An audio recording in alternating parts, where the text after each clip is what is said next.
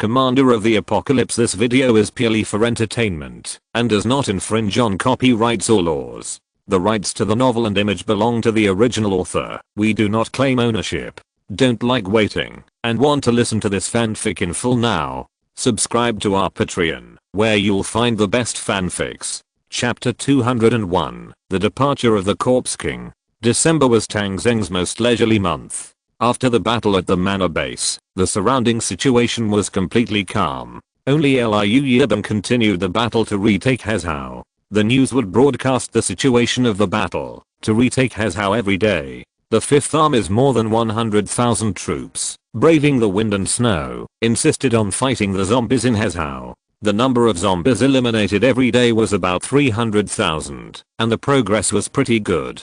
If this continued, it would be possible to retake Hezhou before the Lunar New Year. It seemed that unyielding had made up his mind to launch a satellite during the New Year to shock the whole country. Tang Zheng's troops were also fighting in Shuanglin. Although there were only more than 10,000 troops on the expedition, with the help of Chen Filong, more than 200,000 zombies were eliminated every day, which was not much worse than the large troops of the 5th Army. The 5 million zombies in Shuanglin started in early December and continued until December 24th. The battle that lasted for more than 20 days was finally coming to an end. It was slower than expected, because with the arrival of winter, the wind and snow were getting stronger and stronger. All mechanized troops had to fight against the severe cold, and the speed of movement began to slow down, and the speed of killing zombies also slowed down. On the evening of the 22nd, Tang Zheng came to the battlefield of Shuanglin. The soldiers now live in abandoned buildings. Tang Zheng did not let everyone come out, but only met with several battalion commanders of the troops. Although they have been out for more than 20 days, everyone looks excited. At present, the zombie swarm in Shuanglin has been almost wiped out. There is only the last wave of about 300,000 zombies. It is possible to take it down tomorrow. In addition, the funds here have been collected. After Tang Zheng arrived, Luo Fei enthusiastically handed the funds to Tang Zheng. Looking at the piles of funds, Tang Zheng immediately exchanged them. Congratulations, General, you have obtained 14.05 million funds. This amount of funds is slightly less than Qingquan, but the largest jewelry store in Shuanglin has been taken over by Tang Zheng, so there are only so many left. After Tang Zheng used more than 2 million yuan to build several buildings and increase the number of troops, he only had more than 300,000 yuan left. The more than 14 million yuan in funds was a timely rain, which made his dry wallet swell up. With the funds in hand, Tang Zheng breathed a sigh of relief. With this money, he can have a good year. Now the weather is getting colder and the temperature in the world has reached about -25 degrees Celsius. The Battle of Shuanglin has ended. Before the weather warms up, he doesn't want the troops to go out again. Tang Zheng is a little uncomfortable with the current temperature. He lives in Qinzhou, which is about 1,500 kilometers away from here. The winter there is not so cold. Moreover, there are many differences between the temperature before and after the end of the world. It has never been so cold before. With the funds, he also has a strategic reserve fund. He will focus on development this winter and make decisions based on the specific situation. After having a meal with the battalion commanders, Tang Zheng also slept here. The next morning, Tang Zheng got up and personally commanded the troops to fight and eliminate the last zombies in Shuanglin County. The battle lasted from morning to afternoon. Chen Filong summoned a wave of 150,000 zombies, then took a break, while the light chasing army continued to fight. In the afternoon, Tang Zheng asked Chen Filong to summon another 100,000 zombies. Chen Filong was also very excited. After this battle, he was free. He immediately continued to summon zombies, and the light chasing army easily killed them on the spot. At 3 o'clock in the afternoon, the Battle of Shuanglin was completely over. The entire Shuanglin County, except for some scattered zombies in some houses, was completely quiet. The soldiers collected funds and brought Tang Zheng tens of thousands of golden profits. Pour gasoline, ignite flames, burn the corpses of zombies, and the flames rising into the sky represent the complete end of this battle. After retaking 2 county towns in a row, Tang Zheng was also very excited. What he was doing now could only be done by the large group armies of the empire. The rest of the survivors' bases, that is not even worth thinking about. At this time, Chen Filong walked to Tang Zheng's side. Chief Tang. Seeing Chen Filong coming, Tang Zheng sighed slightly. Although this corpse king had caused him a lot of trouble, he also helped him a lot in these events. Without him, it would be impossible to take down King Qin, let alone Shuanglin. Moreover, after the Battle of Shuanglin, Tang Zheng found that some soldiers in the army had been upgraded to 4 stars. 4 stars means that they can be upgraded to 5 stars at any time. Jiuo Yun once compared the combat effectiveness of the soldiers of the light chasing army with mutants. The 4-star soldiers of the light chasing army are slightly weaker than the first level mutants, but this is limited to mobilized soldiers. For example, scouts, 4 stars are equivalent to first level mutants.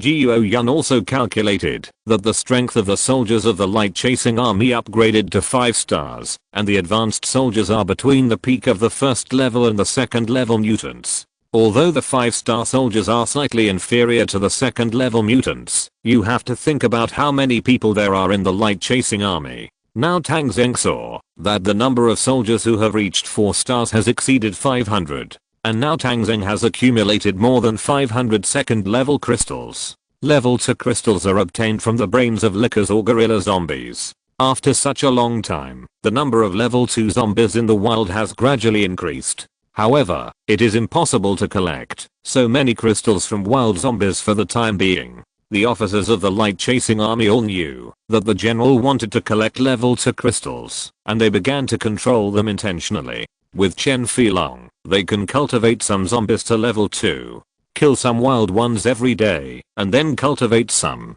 Over time, Tang Zheng now has 500 level 2 crystals. Crystals can also be traded in the trading hall of Light Chasing City. Level 1 crystals on the market are sold for 30,000 light yuan, and the price of level 2 crystals has soared to 1 million light yuan. The gap is so huge because level 2 crystals are so rare. Most of these crystals were obtained through Chen Filong. To be honest, Tang Zheng didn't want to let Chen Filong go, but he had promised at the beginning that as long as Chen Filong helped him eliminate 10 million zombies, he would give him freedom. If he didn't say that at the time, Chen Filong would not work so hard for Tang Zheng. Now Chen Filong came to Tang Zheng's side with a strong desire in his scholar eyes. Tang Zheng sighed and called Hezu over. Xiaoxu, remove the bomb in Chen Filong's brain. Hezu was a bomb expert under Tang Zheng, and she installed the bomb. After hearing Tang Zheng's order, she immediately walked over. With some delicate tools, she fiddled with it for a while, and performed a small operation on Chen Filong. The bomb installed in the brain was taken out by Hezu. Tang Zheng called Jiuo Yun over again, give him the medicine you developed, and let him become a new person. Jiuo Yun took out the medicine, and handed it to Chen Filong. Inject this medicine, and you can completely turn back into a human, but be careful not to be bitten or caught by zombies again. This does not guarantee that you will not be infected again for life. Chen Filong was a little excited, stretched out one of his hands, and took the medicine. He only had one hand, and the other hand was the mechanical arm installed by Jiuo Yun. The mechanical arm held the medicine, and Chen Filong's eyes showed a struggle. Tang Zheng said, I'm going back to Ziguang City now. Do you want to go back with me? If so, I can take you a ride in a helicopter. Unexpectedly, Chen Filong shook his head. Tang Zheng was stunned for a moment. What are you thinking about? It's freezing here. Are you too excited about the chance to start a new life? Unexpectedly, Chen Filong said in a hoarse voice, I don't know if I should turn back into a human being. Tang Zheng was stunned. He didn't expect Chen Filong to say that. Isn't turning back into a human being his dream? Chen Filong raised his hand. I only have one hand left, which is a mechanical arm. It can do some simple movements, but it is not as flexible as before. Normally, if I turn back into a human, I will be a disabled person. I know the current situation in Ziguang City very well. Although life is happy and safe, everyone needs to work, and there are no idlers or useless people there. In my current condition, I'm afraid I won't be able to find a suitable job after I go back, and you know my identity, Tang Zheng. Once it is leaked, I might be beaten to death on the street one day. so I won't go back. Hearing Chen Filong's story, Tang Zheng's face also became solemn. Then will you continue to be the king of the zombies? Chen Filong smiled bitterly. Apart from this, I can't think of anything else I can do. Although I can't control too many zombies now, it is still no problem for me to maintain control of hundreds of thousands of zombies on a daily basis. Nowadays, there are large uninhabited areas in the wild, and there are still countless zombies. I can live well wherever I go. I have partially recovered my sense of taste, smell, and touch, and I can taste the food I eat, so I will continue to be the king of the zombies. After saying that, he carefully put the bottle of potion in his pocket, and then said goodbye to Tang Zheng.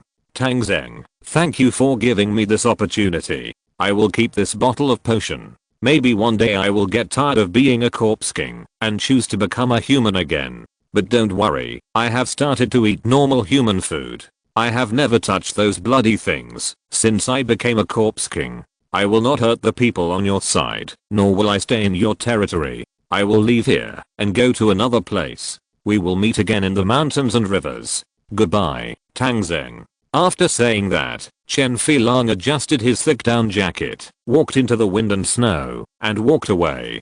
Tang Zheng did not say anything, but just watched Chen Filong's figure disappear silently. He didn't know whether Chen Filong's choice was right or wrong, but if he was Chen Filong, he would probably have no other choice. As a corpse king, it is indeed difficult for him to integrate into human life again. Once his identity is exposed, the consequences will be disastrous. Tang Zheng is not worried that Chen Filong will make trouble again. He is not capable enough now, and after so much experience, his desire to kill has indeed been reduced, and he can hardly see the tyranny of the corpse king. Since the other party wanted to start a new life, Tang Zheng was willing to give him a chance. After watching Chen Filong completely disappear in the wind and snow, Tang Zheng retracted his gaze. Let's go back to Ziguang City. It's almost the new year. Let's go back to the barracks, have a good rest, and have a big meal. Everyone will get a share of the expedition allowance. The Ziguang soldiers cheered, and the troops began to withdraw. Chapter 202. Before the opening, Jing County, Liu Yibing sent the person away, and was in a daze. The other party's intention was very clear, that is, he hoped that his second-level mutant, Gun King Moni, would take action to participate in the assassination of Tang Zheng during the Yuan Art Festival. This incident made Liu Yibing fall into deep thought, and he didn't know whether he should participate in this matter. Liu Yibing admired Tang Zheng a little, but also a little disgusted. After all, as a survival base, it was a miracle to be able to do what Tang Zheng did. But Tang Zheng's existence stole his limelight, which made Liu Yibing, who has always been a favored child, disgusted and jealous. Some time ago, he secretly sent arms to Liu Yucheng, and he came forward to suppress Tang Zheng's development. This matter has reached the ears of Her Royal Highness the Princess. If Liu Yucheng was a good person, Her Royal Highness the Princess might not say too much, but as Liu Yucheng's various crimes were exposed, things got a little out of control. Liu Yibing was reprimanded by Li Wuiyao for the first time, saying that people like Liu Yucheng were not worthy of being nobles and teachers of the empire, and asked Liu Yibing to stop all support for him. Li Wuiyao, the little girl, even told Liu Yibing to be more open-minded. This sentence is very meaningful. Li Wuiyao has realized that he is targeting Tang Zheng, but due to many factors, he did not reprimand him excessively, but such words are already very heavy.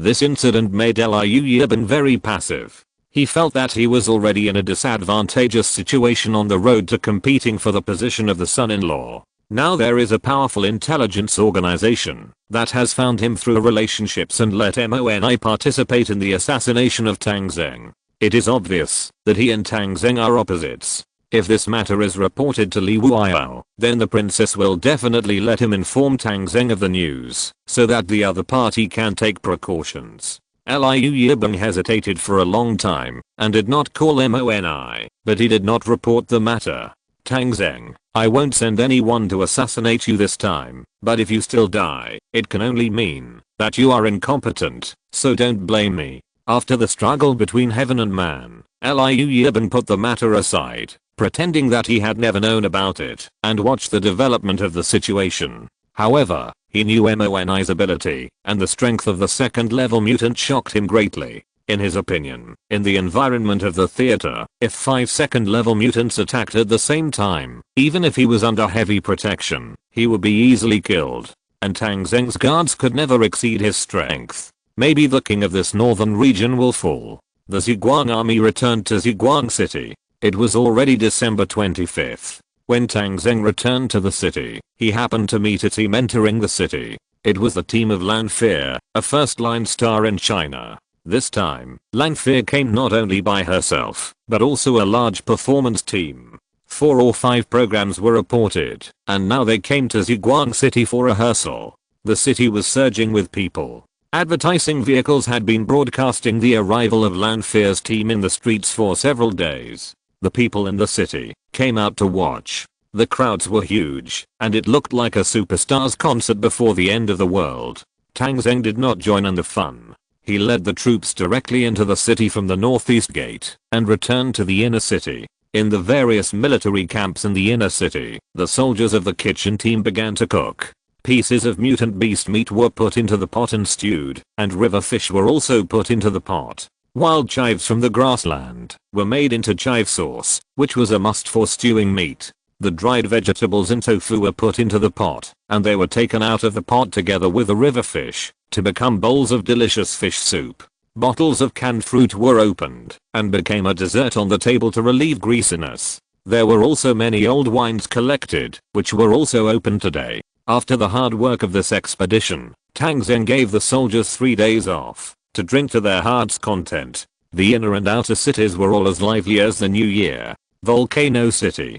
Tangshan River. In the heavy snow, Ferdinand brought Kinziao out to the riverside. Looking south across the river, it was Hanu's land. Ferdinand looked at the river surface, which had already formed a thin layer of ice. The ice at the edge was even thicker, and people could already walk on it. In the cold wind, Ferdinand asked Kinziao, "How are things arranged?" "Lord City Lord, there has been great progress. According to the news sent back by White Fox, at least 3 level 2 mutants have accepted White Fox's invitation and deposit, and agreed to participate in the assassination of Tang Zheng on the first day of the first lunar month.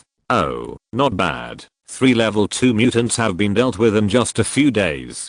Does Liu Yibing also agree to take action?" No, Liu Yibing did not agree. These 3 level 2 mutants are all from the civilian population. Ferdinand nodded with satisfaction. That's even more difficult. Vesta on our side has no way to take action. It is very rare to find 3 people. It seems that White Fox has worked really hard this time, and you have done a good job. Kinziao chuckled. The main thing is that I have grasped the life gate of White Fox. I sent someone to tell him that, if this is done, I will give him the final antidote to completely get rid of the control of the mental hallucination drug. For this, he must work hard.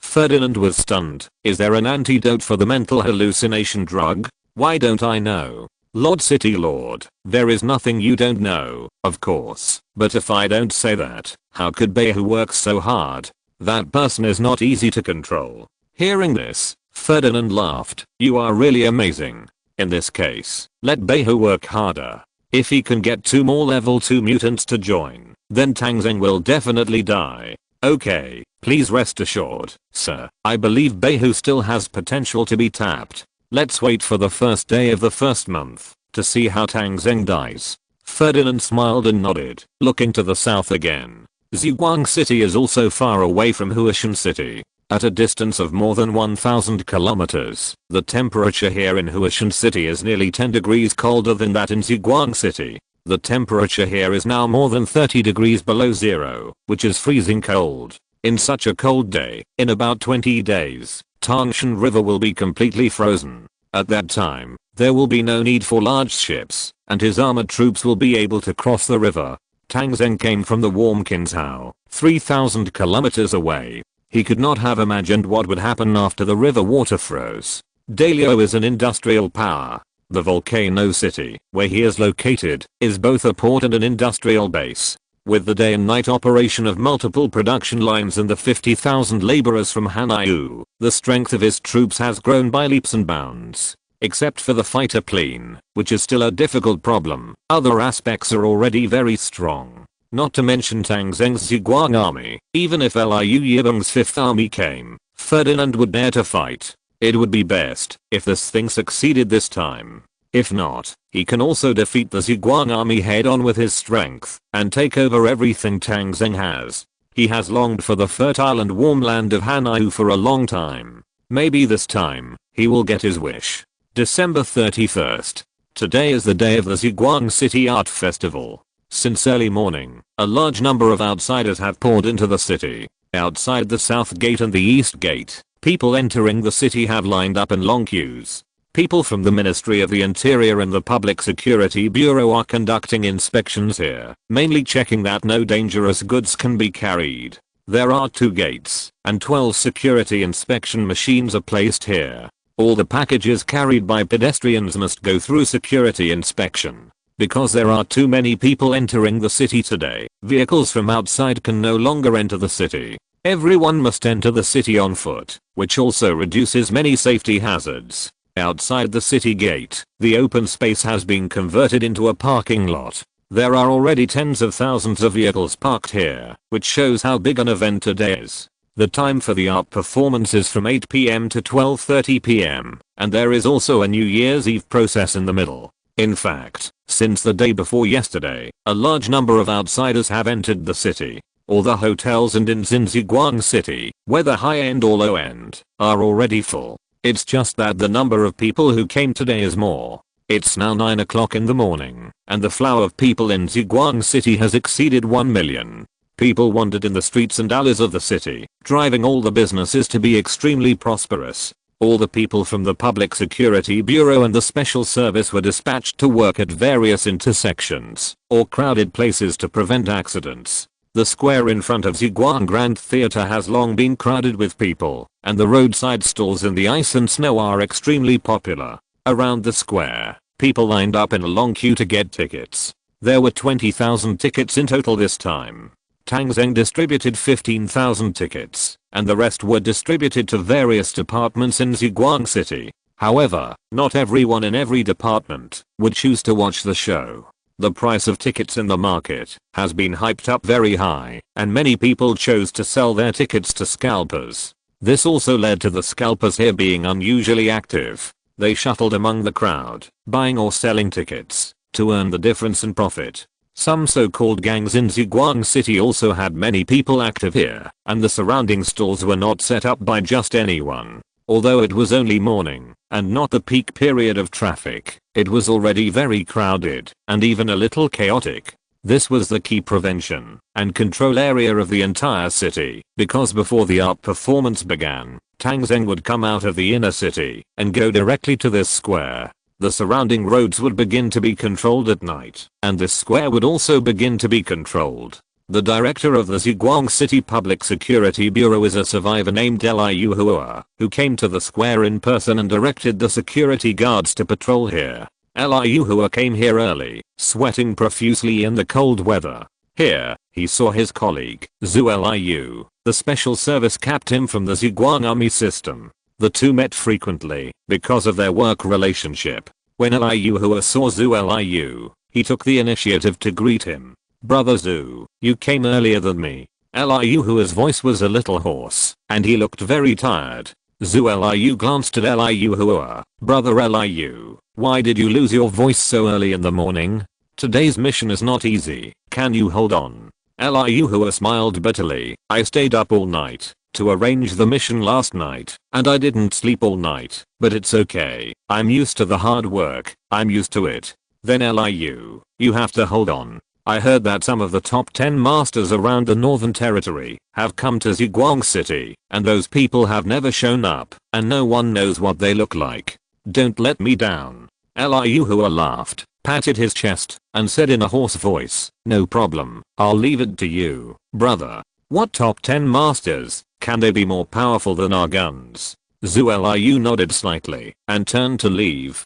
He was a member of the Zhuang army system, and he had nothing to say to Liu Hua, a bureaucrat who was a survivor. And today this guy made himself a dark voice. He felt uncomfortable listening to it. It's better to stay away. If you're listening to this novel on a channel other than Fanfic World, it means they downloaded and uploaded it without effort. We cordially invite you to visit our channel, Mundo Fanfic Novelos. There you'll find the original version of this story and you can explore many other novels of various genres. We're waiting for you to immerse yourself in a world of incredible novels. Chapter 203, Prairie Eagle. Zhuang City was bustling with activity, and all departments were preparing intensively. Everyone was in high spirits, their nerves were tense, and they were extremely nervous. They had no choice but to be nervous, because according to the latest intelligence, at least 3 of the 10 level 2 mutants around the Northern Territory had come to Zhuang City. These 3 people were the changeable demon fox Manini from Fengcheng, the butcher Yanrong from Kinzhao, and the leader of the rattlesnake mercenary group from Mobi, the venomous snake Yangfeng.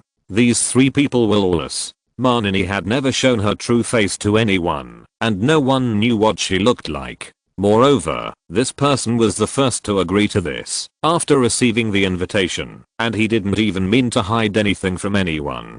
Yanrong, the butcher from Kinzhao, also agreed. It was said that he had accepted the invitation with a large sum of money from the person behind the scenes. This person was cruel and didn't leave anyone alive, so no one knew what he looked like because everyone who had seen him was dead. Yangfeng, the leader of the rattlesnake mercenary group, is a venomous snake. Even when the mercenary group goes out, he always wears a metal mask and hides behind the scenes. This time he came to Zhuang City and is said to have received a commission of 1 million light yuan. He also said that the person who invited him gave him 5 million new coins, but he did not agree, requiring that the transaction must be in light yuan, and it must not be less than 1 million light yuan. There must be a brave man under a heavy reward.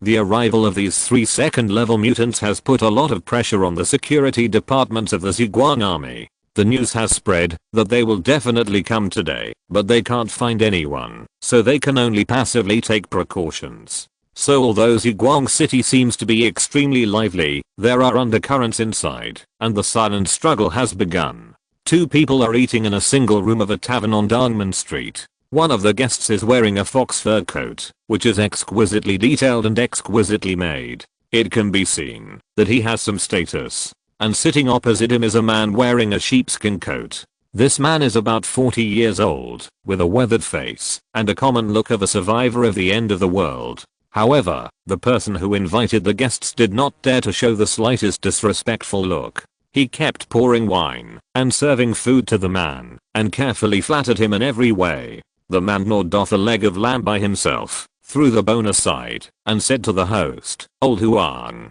don't be so polite. A country boy like me came to a big city like Zhuang City. If you hadn't led me here, I wouldn't even be able to tell the directions. I should be thanking you." The man called Old Huang said politely, "Brotherly, you flatter me too much. I'm just a small official in the Ministry of Internal Affairs of Zhuang City. Compared with a great master like you, there is a huge gap." "Hey, what master? It's not like there's only one of them." The man picked his teeth with a toothpick and said to Old Huang, "Do you know? The changeable fox Manini, the butcher Yanrong, and the venomous snake Yangfeng are all here. This matter is bound to be a big deal. If nothing unexpected happens, the sky in the northern region will be turned upside down tomorrow." Old Huang on the opposite side widened his eyes. 3 level 2 mutants are here? Doesn't that mean Tang Zheng is dead? The man glanced at him. There were 3 before, and now there are 4. Oh, yes, look at my memory, and you, the grassland eagle Li San, with the 4 of you, this matter will be foolproof. Li San snorted, "I dare not say it is foolproof. This matter is difficult. I accepted a deposit of 1 million light yuan and came here. Of course, I'm not here to play soy sauce." White Fox said that whoever can kill Tang Zheng and escape will have a 5 million prize afterwards. Otherwise, do you think I would get involved in this muddy water? Tang Zheng is not so easy to kill. First of all, you must enter the Grand Theater to have a chance. Old Huang nodded frequently. You are right. Tang Zheng will come out of the inner city before the performance begins. Under the protection of his guard troops, he will go directly to the Grand Theater. It is impossible to take action during this process. His direct battalion will stand guard along the street at that time, so there is only a chance inside the theater. Lee Sun nodded. That's right. I don't know how the other few people entered the Ziguang Grand Theater, but you must ensure that I get in smoothly. And if there is any problem, you need to prove my identity for me and say that I'm your uncle. Old Huang immediately patted his chest and assured him, don't worry about this. Although the Ziguang Theater requires real name purchases, I have already arranged a ticket and an identity for you. As he spoke, Old Huang handed a ticket and a card to Lee San. The card was an identity card from a small base nearby, and his name was Huang Daoyuan. As for the tickets, they were VIP tickets. The theater has 20,000 seats, 15,000 for ordinary tickets and 5,000 for VIP tickets. Now this kind of ticket has been hyped up to 120 Guangyuan per ticket in the market, and there is still no demand. Old Huang gave the VIP ticket to Lee San, and then whispered, when the theater was under construction, I went in to see it in person. The VIP area is in the middle. Tang Zheng will definitely sit in the VIP area at that time. You should not be too far away from him, and it will be convenient for action. Lee San nodded with satisfaction. This is well done, but do you know whether you are allowed to carry weapons into the theater? Old Huang's face turned pale. Brother Lee, Master Lee, please forgive me, I know about this. It is not allowed to bring any hot weapons or dangerous goods into the theater. Even some cold weapons are not allowed, such as the more obvious swords, daggers and the like. They are absolutely not allowed to be brought in. The Public Security Bureau has received a death order. If anyone brings these things in, they will all be in trouble if there is a problem. I really can't help you with this matter. Lee San was silent for a while. That's really a bit difficult. I don't need hot weapons, but if I can't bring cold weapons, I can't take these treasures in, Lee San said, opening his sheepskin coat. Inside the sheepskin coat, there were densely packed darts. Seeing that Liu Huang didn't seem to care, Lee San sneered. It seems that you know nothing about the power of a level 2 mutant. This kind of dart, within 300 meters, from my attack to your death, it will definitely not exceed 1.5 seconds. Even if there is a 5 centimeter wooden board between you, you can't resist it. Liu Huang's face showed a look of horror when he heard this. He never dreamed that these things that looked like toys could have such a great lethality. If they suddenly attacked Tang Zheng, I'm afraid they would be able to kill him in one shot, and it would even be difficult to find out who did it. But it was obvious that this kind of dart must not be brought in. Liu Huang was a little worried. Lee San thought about it and suddenly smiled. Liu Huang, do you have any gold coins? Yes, Brother Lee, if you need it. I just happen to have a few here. Liu Huang touched his pocket and took out 3 light-chasing gold coins, each with a face value of 100 yuan. Lee San shook his head. It's not enough. Get me 30 more. Darts can't be brought in, but this kind of gold coins can still have a good killing effect. No one should forbid me to carry this thing. Liu Huang's face turned pale, but he didn't dare to disobey. He immediately ran to a nearby savings bank and exchanged 3,000 light yuan for 30 gold coins and brought them back to Lee San. Well, with this thing, Tang Zheng's life is half gone. These darts are left with you. You keep them safe. I'm going out now. If everything goes well, when the incident at Ziguang Theater breaks out, you will meet me at the theater gate. When someone interrogates you, do what we agreed before. Hey, then I wish you immediate success. Lee San snorted. I hope so, but I don't think it's necessarily me who will succeed. Those people are not easy to deal with. I don't know what means they will use to get into the theater, but one thing is certain, that is, they will definitely be able to get in, and they will be unnoticed. Who can kill Tang Zheng at that time will depend on luck and means. After saying that, Lee San handed the darts to Liu Huang, then drank a glass of white wine in one gulp, wrapped himself tightly in his sheepskin coat, and went out happily. After leaving the house, the cold and unruly look just now disappeared, and he became an ordinary survivor in the end of the world, and he was obviously an outsider. Seeing Lee San's almost perfect disguise, Liu Huang was also secretly shocked. He didn't want to get involved in these things, but he had no choice. The white fox had already controlled him. He even vaguely knew that there were still many people controlled in Ziguang City, and some of them held high positions. He lowered his head and took a sip of beer. It tasted a bit bitter. Tang Zheng had been in Ziguang City for so long, and it was time for him to end. Without Tang Zheng's presence, would the Ziguang army have internal strife or disband? If so, it would be hard to say whether the future would be good or bad. In the small courtyard where Tang Zheng's father and sister lived, Tang and I looked at Tang Zheng with some dissatisfaction. Brother, what happened to you? You lost another scarf. Tang Zheng also spread his hands helplessly. This matter was really a bit coincidental. The first scarf was lost in Mangai town, and the second scarf was taken away by the girl named Wanwen.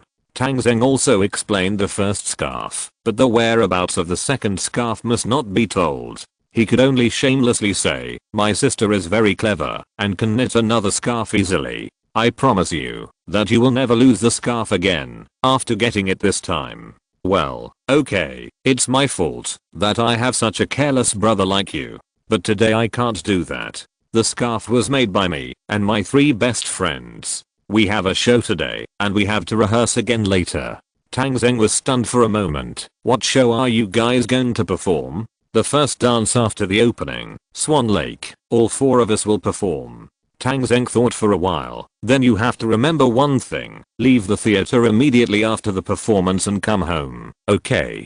Tang and I has always been obedient. Seeing her brother's serious face, she immediately nodded and agreed. At this time, Ning Yue walked in from outside and handed Tang Zheng a piece of paper. General, the program and cast list of the performance are out. Please take a look. Chapter 204 The Grand Drama begins. 3 updates. 150 monthly tickets plus. Tang Zheng took the paper from Ning Yue and looked at it carefully. This time, the program was mainly organized by Ziguang TV. However, many of the candidates were not from the TV station. For the program effect, they selected some professionals. Except for Xiaodali, who was a news reporter and had been reporting on the front line, the rest of the hosts and all the people involved in the performance were new faces and unfamiliar names. Tang Zheng looked at it for a while and couldn't see anything, so he handed the list to Ning Yue. Since the TV station has reviewed it, I won't comment. Just follow their process. Okay, then I'll tell the TV station. Ning Yue left here, and Tang and I also went out to rehearse with her girlfriends. Tang Zheng had lunch at his father's place, and in the afternoon, he dawdled back to the inner city. After returning to the inner city, Tang Zheng immediately held a meeting of the Ziguang Army senior officials in the official residence conference room. All the company level and above officers from the system came to Tang Zheng. This time there is only one purpose, which is to upgrade everyone to enhanced 5 stars. Tang Zheng had about 500 level 2 crystals in his hand. He was going to distribute them to all the important people and complete the upgrade to enhanced 5 stars today. Tang Zheng now had more than a dozen battalions under his command, including 5 field battalions, 2 armored battalions, an artillery battalion, an aviation battalion, an engineering battalion, and a city guard battalion. There were also many other departments, such as the Military Intelligence Bureau, the Research Institute, the Special Service Team, the train captains, and so on. There were more than a dozen battalion commanders alone, and more than 100 company commanders. There were also some other company level officers, adding up to nearly 200 people. When everyone arrived, Tang Zheng distributed a level 2 crystal to everyone. Everyone thanked the general together, and then took the crystals separately. Soldiers born in the system had no risk when upgrading, and there was no failure when upgrading to level 4, and this time was no exception. After a while, all the important figures of the Ziguang army were upgraded to enhanced 5 stars. With enhanced 5 stars, the individual strength is almost second only to the level 2 mutants. This ensures that they all have strong survivability, and it is difficult for them to be killed by decapitation in the future when they encounter danger. After giving out nearly 200 crystals, Tang Zheng distributed the remaining crystals to the soldiers of the guard company. In this battle of Shuanglin, all the 4 starful soldiers were brought to the guard company by him, a total of 300 people. Among them, there were crystals for each of the various arms, so that all these soldiers were upgraded to enhanced 5 stars. After the upgrade was completed, Tang Zheng simply understood the situation of everyone and realized how strong these soldiers were. Take the most basic mobilized soldiers as an example. 5 stars are sharpshooters, and they all have the ability of the special forces. Moreover, everyone has 3,000 rounds of training bullets every day, and there is also an extra quota of grenades. Everyone is almost a human-shaped weapon. Although they may not be as good as the second-level mutants in hand-to-hand combat, if several people join forces, the second-level mutants may also be left behind. If they go to the battlefield, the second-level mutants are even more incomparable to them, because Tang Zheng's men are soldiers, and the skills on the battlefield are their main skills. For example, the 5-star snipers, in the past, each of them could win the Olympic shooting championship. Moreover, shooting alone is nothing. They even mastered the gun skills similar to stringing candied haws, and could kill 5 people with 1 shot at most. Which part of the first person to shoot is easy to penetrate, and which part of the second person to shoot without changing direction, etc. This calculation has become instinctive, which can be called extremely terrifying. For 5-star scouts like Ji Yunshin and Ning Yue, even if they are in close combat with level 2 mutants, they cannot be defeated in a short time. The evolution of scouts is all round. The 5-star heavy machine gun group and the 5-star Gatling machine gun group can even use machine guns to fire a burst of sniping effects. Although not as accurate as a real sniper, it is already an extremely abnormal skill.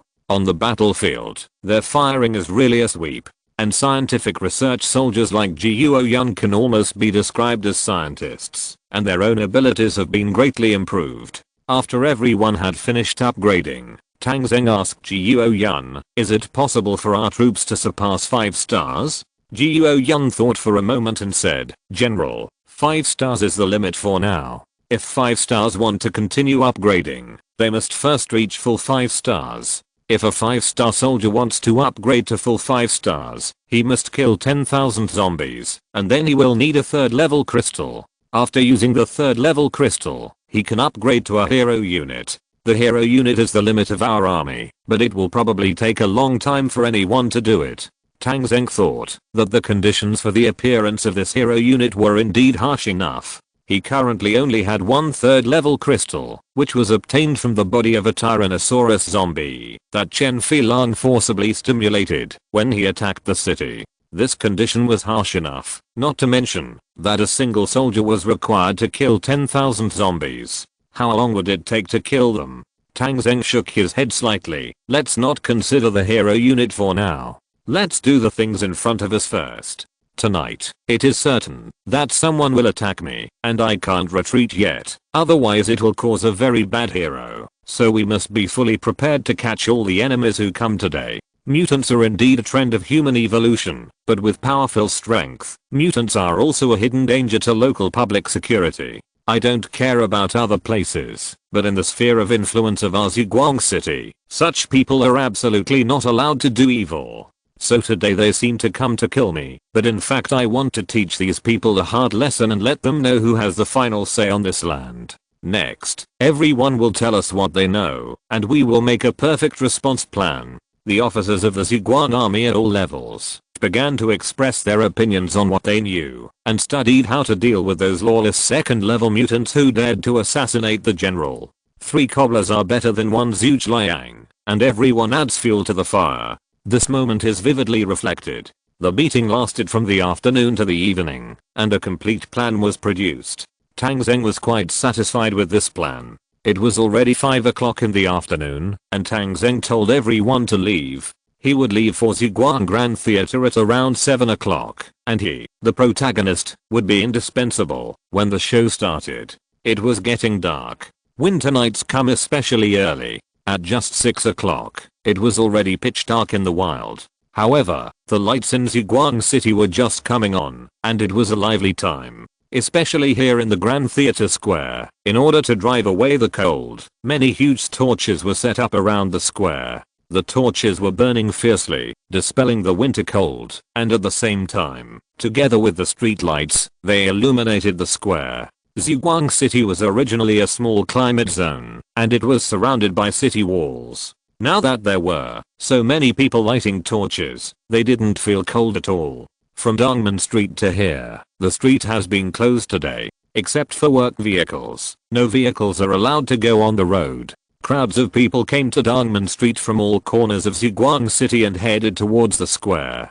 On the tall big screen beside the square, Langfear's popular songs Before the End of the World were playing. Langfear is the biggest star today. Even in the end of the world, she still has a lot of fans. On the edge of the square, many vendors are shouting hard, taking advantage of this lively time to sell their products. Fragrant skewers, delicious stinky tofu, spicy grilled squid, waves of fragrance filled the air. Some people are eating on the roadside, holding small bottles of white wine, and drinking them mouthful by mouthful. Few people drink beer on winter nights. This kind of white wine is warm and strong, and is very popular. Some young girls hold soft marshmallows in their hands, with beautiful rabbit ears, shining in the dark. As time goes by, more and more actors enter the Grand Theater, causing waves of cheers. Especially after Langfear's team arrived, the screams of her fans were even more deafening.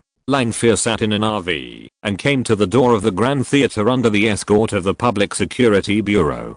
A red carpet has been laid at the entrance of the theater, and ordinary people are now prohibited from approaching this area. Langfear's assistant opened the car door, and Langfear, dressed in a gorgeous outfit, got out of the car. She was wearing a sea blue long skirt, a small fur coat on her shoulders, and her hair was tied up, revealing a beautiful and delicate face. Just like walking on the red carpet before, she kept waving to the surroundings, attracting even louder screams from fans. When she arrived at the entrance of the theater, she posed for a pose, and the lights of mobile phones flashed below, as if she had returned to the time before the end of the world. Langfear was very happy, and she hadn't enjoyed this kind of treatment for a long time. The hard life in the end of the world made her even forget that she was a star. And in a place like Mabui, living is the most important thing, and there are really not many people who care about her. But today when she came to Ziguang City, everything was different. Everything here is so modern, almost no different from before the end of the world. In some aspects, it is even better here than before the end of the world, which makes Langfear really reluctant to leave. After posing for several poses in a row, the constant screams of fans below made her even think about settling here. This feeling made her addicted. She wanted to pose a few more times here. There should be no staff to urge her. After a few days of rehearsal, she also knew that she was the biggest star here, and the status of others was much worse. But before she finished posing, someone urged her to go in quickly. Langfear was suddenly unhappy. Who is behind me? Isn't it enough to let him wait a little longer? Don't you see that so many fans are here to see me? The staff said seriously, Miss Langfear, please cooperate with our work, not to mention that the people behind you are more popular than you. Langfear was stunned for a moment, and looked far away from the entrance of the theater. I saw a large number of troops suddenly appeared on the street, and the crowd separated to the left and right like a tide, making way for a road. The fully armed soldiers could not run forward. The large number of people and the pace were extremely amazing. While running, a soldier broke away from the large group, and stood on the side of the road with a gun. As the soldiers separated the crowd, a convoy appeared on East Street. At this time, almost everyone at the scene began to cheer. Tang Zheng, Tang Zheng, Tang Zheng, Tang Zheng. A huge wave of voices rushed into the sky. The momentum when Langfear appeared just now was completely different from that now. At this moment, Langfear realized that in this land, no one's fame could compare to Tang Zheng. Any star here is not considered a star. The biggest star here is always Tang Zheng, the one who brings peace and happiness to people. Chapter 205 The princess meets Tang Zheng for the first time. At 7 p.m., Tang Zheng set out from the inner city and came to Ziguang Grand Theater. The general was dispatched, and the soldiers of the direct battalion blocked the streets along the way. A motorcade followed Dongmen Street and came to the door of the Grand Theater. In the sky, there were helicopters of the special service shouting along the way, asking the onlookers to move aside. The soldiers of the guard company led the way on motorcycles and all-terrain vehicles, and when they arrived at the door of the Grand Theater, they lined up along the red carpet. Outside the guard company, there were soldiers of the special service. Outside the special service, there were also people from the Public Security Bureau guarding. 3 layers inside and 3 layers outside to ensure that nothing could go wrong. Tang Zheng's Hummer stopped in front of the red carpet, and the guard company commander Ingenuity opened the door personally, and Tang Zheng got out. Beside Tang Zheng, Dakeng Ming and Xiao Piaoliang followed him all the time. Military dogs are more vigilant than humans about danger. Wearing a long black windbreaker and a black top hat, Tang Zheng did not greet the crowd after getting off the car, but walked into Ziguang Grand Theater surrounded by guards. After Tang Zheng entered, the guards followed him in, and the troops of the direct battalion outside dispersed and took up the task of guarding around the theater. Then some performers entered, and then the ordinary audience began to enter. The special agents were responsible for checking at the entrance of the theater. No dangerous goods or weapons could be brought into the theater. During this process, occasionally someone was found to be carrying prohibited items and was immediately taken away for investigation. But overall the order was good, and there were no major problems. At this moment, more than 100,000 people had gathered near the square. The square could not accommodate them, so they all crowded into the nearby streets. Even the seats in front of the big screen became a hot spot. Many people crowded here to watch the live broadcast on the big screen. Li San, wearing his sheepskin coat, followed the crowd to the ticket inspection area. The special agents looked at his ticket and ID card and then checked him. After the instrument scanned, no contraband was found, only dozens of gold coins. Gold coins are currency, of course they are not prohibited, and Li San was allowed into the theater. The theater is circular, with the stage in the north direction and seats on the east, west and south sides. The 5,000 seats facing the stage are the VIP seats. Tang Zheng is already sitting in the front center of the VIP seats, surrounded by about 50 guards. The rest of the guards are scattered in every corner of the theater. There is a high dome above the theater, with lights falling from it. Behind the lights is a dark area, and it is impossible to see what is inside. The seats are divided into blocks, separated by aisles. Li San found his seat and sat down. He found that this place was still a little far from Tang Zheng. The distance between the two is about 40 meters. As people continue to sit down, Tang Zheng's location is completely invisible. However, Li San is not in a hurry. In this situation, taking action is courting death. He is like a patient hunter, sitting quietly in his seat, waiting for a suitable opportunity. At the same time, he keeps looking around, trying to find where the other second level mutants are. Second level mutants are different from first level mutants. First level mutants have a breath that is not easy to control. If you observe carefully, you can find that they are mutants. But the second level is different. As long as they don't expose themselves, they look no different from ordinary people. Li San looked around, but didn't find anything. If he hadn't known in advance that there were other second level mutants coming, he almost suspected that he was the only assassin in the venue. Where did the others go? Did they hide in the ordinary audience seats? That shouldn't be the case. If they go to the ordinary audience seats, there is no chance to get close to Tang Zheng at all. Li San's heart was a little nervous. He had quietly made up his mind that if no one else took action, he would never be the first to take action. Jing County. Liu Yiban once again welcomed Her Royal Highness Princess Li Wuiao. This time, Her Royal Highness was not invited by him, but asked to come. The purpose of the princess coming here was also very simple, that is, to watch the live broadcast of the Ziguang City Art Festival here. The TV signal from Ziguang TV station can not only cover the northern region, but also the entire Liang province in the east, Sichuan province in the south, the westernmost part of Mobei in the west, and a large area of Daliao in the north. This event had been publicized for a long time in the early stage. Within the area of several million square kilometers, almost everyone who could watch TV knew about this grand event. However, despite this, after all, the map of Hanai was too large. Yuanjing, far away in the east of Hanai, could not receive the TV signal of Ziguang City. Princess Li Wuiao wanted to see the situation there in person, so she simply came to Jing County.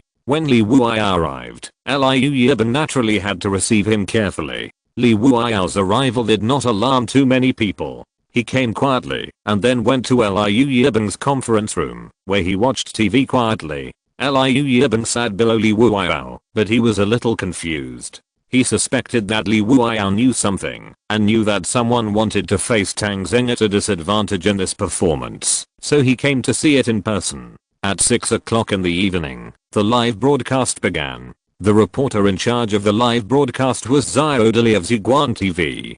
Today, Xiaodili took to the streets, and the ratings began to soar. After all, there were only a few people who could come to the scene. Most people witnessed this grand event through the perspective of Xiaodili. Hello, audience, I'm Xiaodili, a reporter from Ziguan TV. In the TV screen, Xiaodili was wearing a pink down jacket, a white knitted hat on her head, and 2 cute little bear ears on her head. She looked young and beautiful. Holding a microphone in her hand, she introduced the situation here to the audience in front of the camera. Now I'm in our Dongmen Street. You can see that Dongmen Street is already so crowded that it is extremely difficult to walk. Before Xiaodili finished speaking, a passerby came to the front of the camera and shouted, "Long live leader Tang Zheng." After that, the passerby left with a laugh. Xiaodili smiled bitterly. It seems that our leader Tang Zheng is really popular. Even when he is not here, he can steal the show with me. The camera continued to move forward, and Xiaodili walked on the street, introducing the situation of Ziguang City as she walked. In front of the TV, Li Wuao watched with relish. The last time she saw Ziguang City, many of them were just passing through. This time, after watching the introduction, she felt that the city was well built. Little Dilly came to the front of Ziguang Grand Theater. Bang! The torches around the theater shot up violently, causing a cheer from the crowd.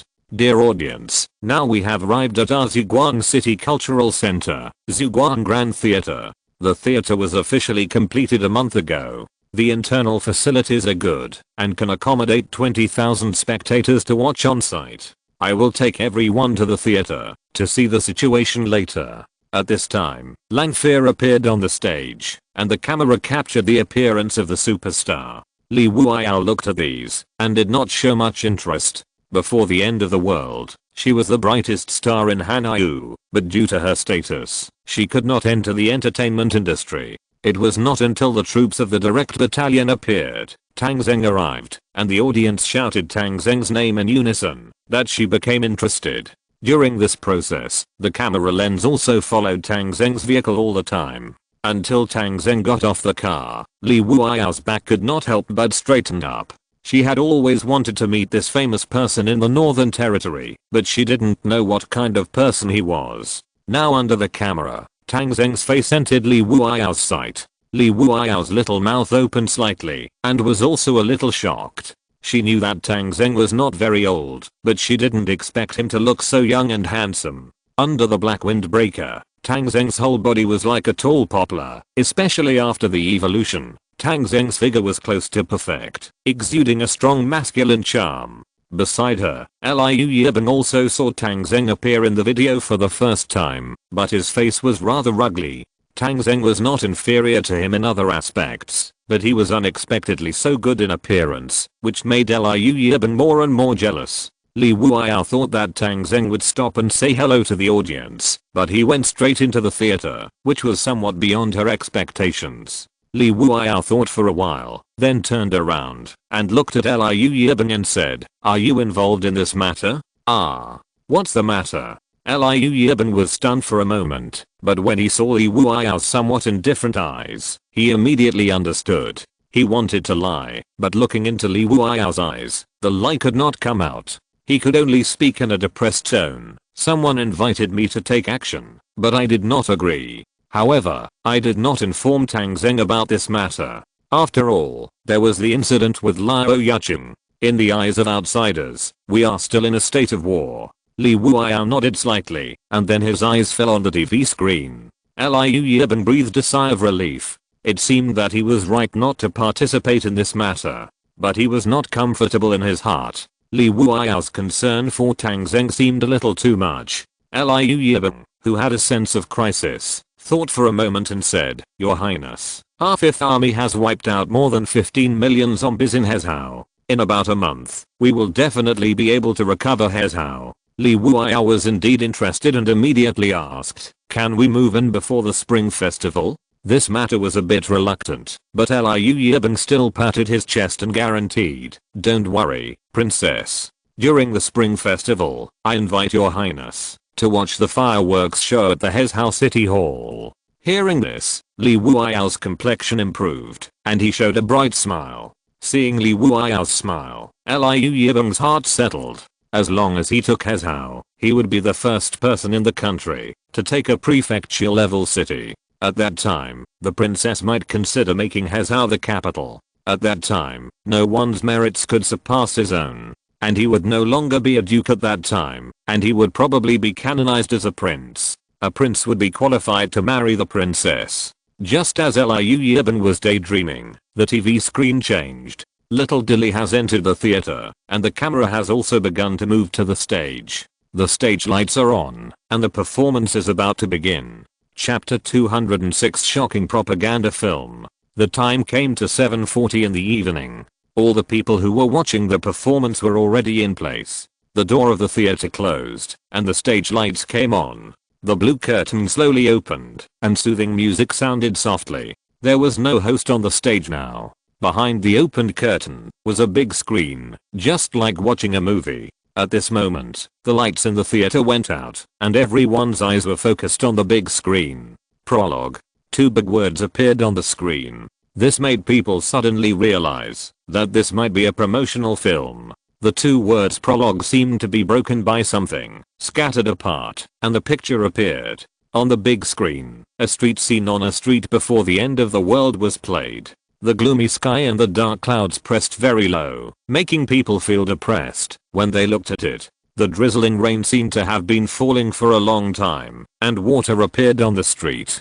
People walked numbly on the street with umbrellas and raincoats, lowered their heads. Xiaodali's voice also sounded at this moment. "I never thought that the world would be like this. I still vaguely remember that day, you, me, and millions of people living the same old life. My mother came back from the market and complained that the price of fish had risen again today. My father went to the park to play chess with someone, and he looked unhappy after losing. My sister-in-law was tutoring her nephew in the kindergarten class to do his homework, and she was almost breaking down because of the multiplication formula.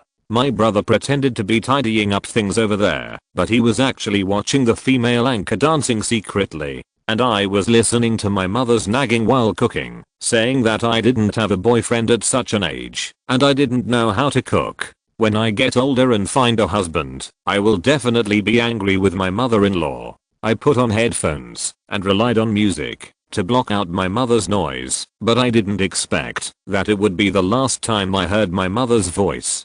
Catcher. In the picture, a bolt from the blue, a flash of lightning, cut through the sky and penetrated the sky with a shocking momentum. Under the lightning, a person suddenly twisted his body, raised his head abruptly, and roared at the sky. Blood-red eyes, pale face, sharp claws and fangs. It was terrifying. Everyone had seen this kind of thing. Zombies. The zombie pounced on a woman next to him, knocked her down, and regardless of the woman's miserable screams, bit her snow-white neck. Some people rushed over to do what was right, while others watched silently. The brave man punched and kicked the perpetrator, but the zombie rushed over and bit him again. The woman on the ground had legs twitching, and she died in just a few seconds. The brave man was obviously stronger, but he was knocked down by the zombie and became the second victim. The tragic and bloody scene made people hide away involuntarily. Some people called the police, and some took mobile phones to film, and the crowd began to panic.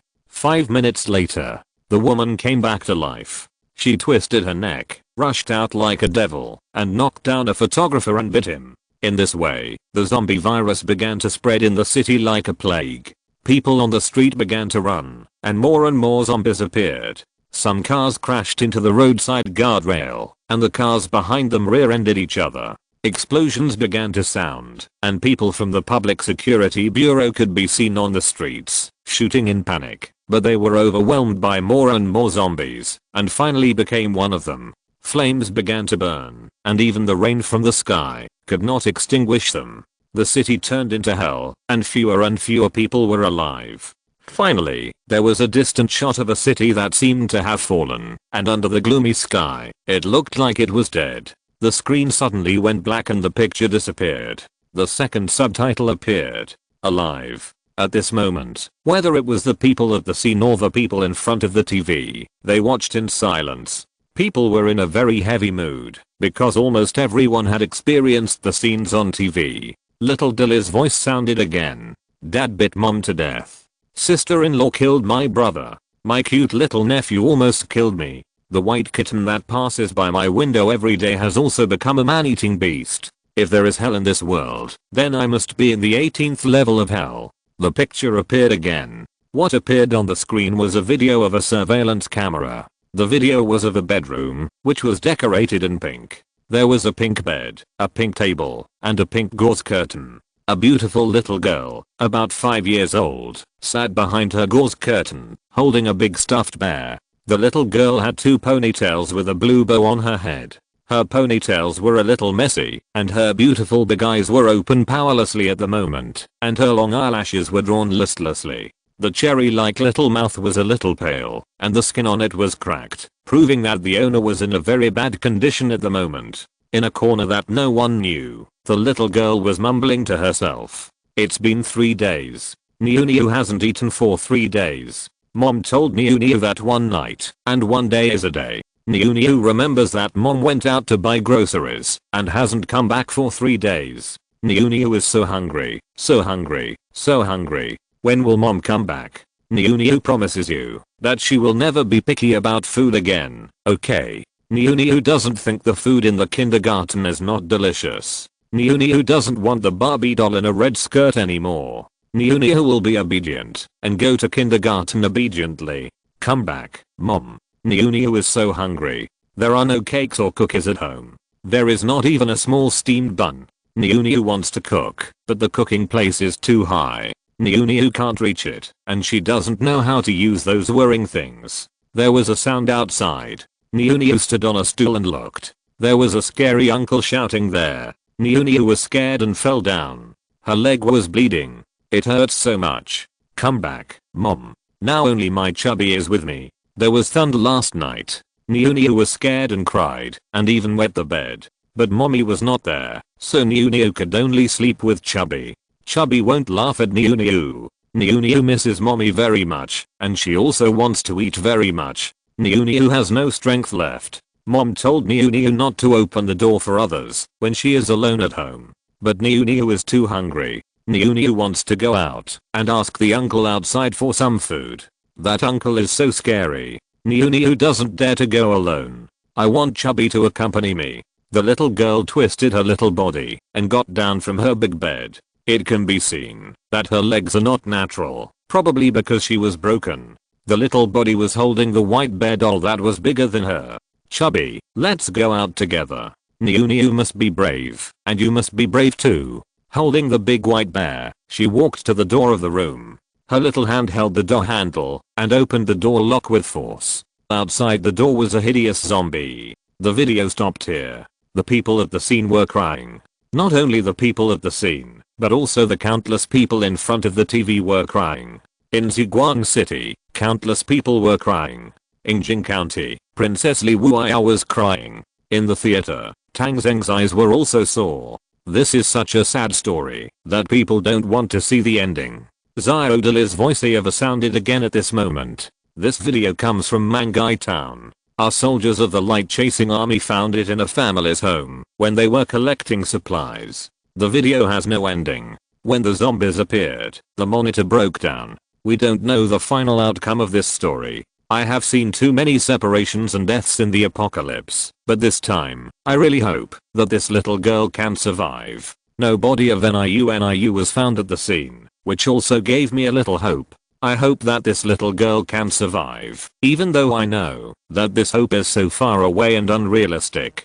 But we live in this apocalypse. No matter when, we can't give up hope. Without the support of hope, what is the difference between us and those zombies? If we hadn't insisted on this hope, I think everyone here would not have been able to persist until today, to sit in the light chasing theater, to sit in front of the TV, and watch this rare art performance. This is our success and a miracle in the history of our human civilization. This success comes from ourselves, and from a person we have to thank. It is him who truly brought the light of hope. The big screen on the stage turned black again. The third subtitle appeared. Hope. The picture gradually became clear from blurry, as if it was taken by a drone, from a distant view to a close view. The first thing that appeared was a mountain. The drone flew over the mountains, over the rivers, and over the lush land. In front of it, a mountain rose from the ground. It was Guyan Mountain. At the foot of Guyan Mountain, a miraculous city appeared. Ziguang City. The drone flew forward, flew over the beautiful Fengming River, and flew towards the miraculous city. As the camera zoomed in, the walls of Ziguang City gradually became clear. The drone flew up the city wall from the gate with the 3 big characters Ziguang City engraved on it. Flying along the city wall, there was a figure in front. The drone gradually slowed down, and the man also slowly turned around. In a military uniform and a military cap, his handsome face looked solemn and sacred at this moment. The drone passed by, and the picture froze here. Tang Zheng. In the entire Northern Territory and the surrounding areas, everyone knew that Tang Zheng existed, but few people had actually seen him. Tang Zheng is very low-key. He never appears on TV, so he is quite mysterious. But today he appeared on TV, and he appeared from the front. He is a handsome man. With this kind of picture and background, he has a mysterious and charming look. People who like him even more, and people who have never seen him are amazed. It turns out that their savior is such an excellent person. Thank you for the 500 coins reward from the book friend Junzi Ian's Hangzijile. Thank you. Chapter 207 Assassination Time. The camera stayed on Tang Zheng's face for 10 seconds before switching. The Ziguang army went out to annihilate zombies. The Ziguang army went out to rescue people, and the construction of Ziguang City was reflected in the video one by one. From nothing to something, from desolate to prosperous, Ziguang City has developed rapidly. The picture was fast forwarding, and buildings rose from the ground, and more people were on the empty streets. Then, the people of the Alliance began to appear, and climbed the southern wall. The Ziguang army gave in, and let the Alliance occupy the southern wall. Then there were many agreements signed by the Alliance and the Ziguang army, in which the clauses promising to help the Ziguang army guard the city wall and resist foreign enemies were clearly visible. But the Alliance soon broke its promise. When the million zombies arrived, the people of the Alliance decisively abandoned Ziguang City and left. Next, there was a siege of 1 million zombies. The battle lasted for 4 days. During this period, the soldiers of the Ziguang army fought bravely, and the leader Tang Zheng used all his skills to continuously weaken the power of the zombies until the final victory. In the middle of the night, there was a mushroom cloud outside the city wall, and a brutal battle to attack and defend the city wall. Zombies broke through the outer city area, and the people in the city retreated into the inner city. The light-chasing army counterattacked, and the giant cannon fired to kill the last Tyrannosaurus zombie, etc., and classic scenes were reproduced one after another. During this period, the Alliance troops came over again to take advantage, but were quickly wiped out by the zombies. Instead, Tang Zheng had to go out to save people, which also became a joke in the video. In the end, they won, and people cheered and shouted Tang Zheng's name to celebrate their survival. The picture gradually disappeared, and Xiaodali's voice sounded again. There are always some people in the world who want to take other people's things for themselves through various means. They claim to be high above, claim to be noble, and demand everything with confidence. Once the conditions are not met, they all brazenly show their ugly faces and start a war. We don't want to provoke a war, but we are not afraid of war. Where there is oppression, there is resistance. We pursue the light, and justice will always be in the world. After the voice fell, the fourth subtitle appeared. Chasing the light. In the picture, the Ziguang army issued Guangyan, and the city became more and more prosperous. At this time, the Alliance began to riot again, cutting off the trade route of the Ziguang army, and building positions in Mangai town, hoping to wait for the arrival of the Ziguang army. The Ziguang army rose up in resistance, and the war in Mangai town started. After 4 days of fierce fighting, the Ziguang army won the final victory in one battle and completely defeated the Alliance. Xi Jinshan committed suicide after escaping and being arrested, and the Alliance members fled to Daliao. Their crimes were also exposed, and 50,000 Hanyu people were sent to foreign countries like pigs and sheep to exchange weapons. The Zhuang army completely defeated them, overthrew the corrupt alliance, and the 12th base ushered in a new life. Today, the 12th base is also booming, and the infrastructure is changing with each passing day, which is incomparable with the time when the alliance was in power. But in this situation, the independent 1st Division of the 5th Army of the Empire launched a war again, trying to compress the living space of the Zhuang army. Liu Yucheng is a worse person than Xi Jinping.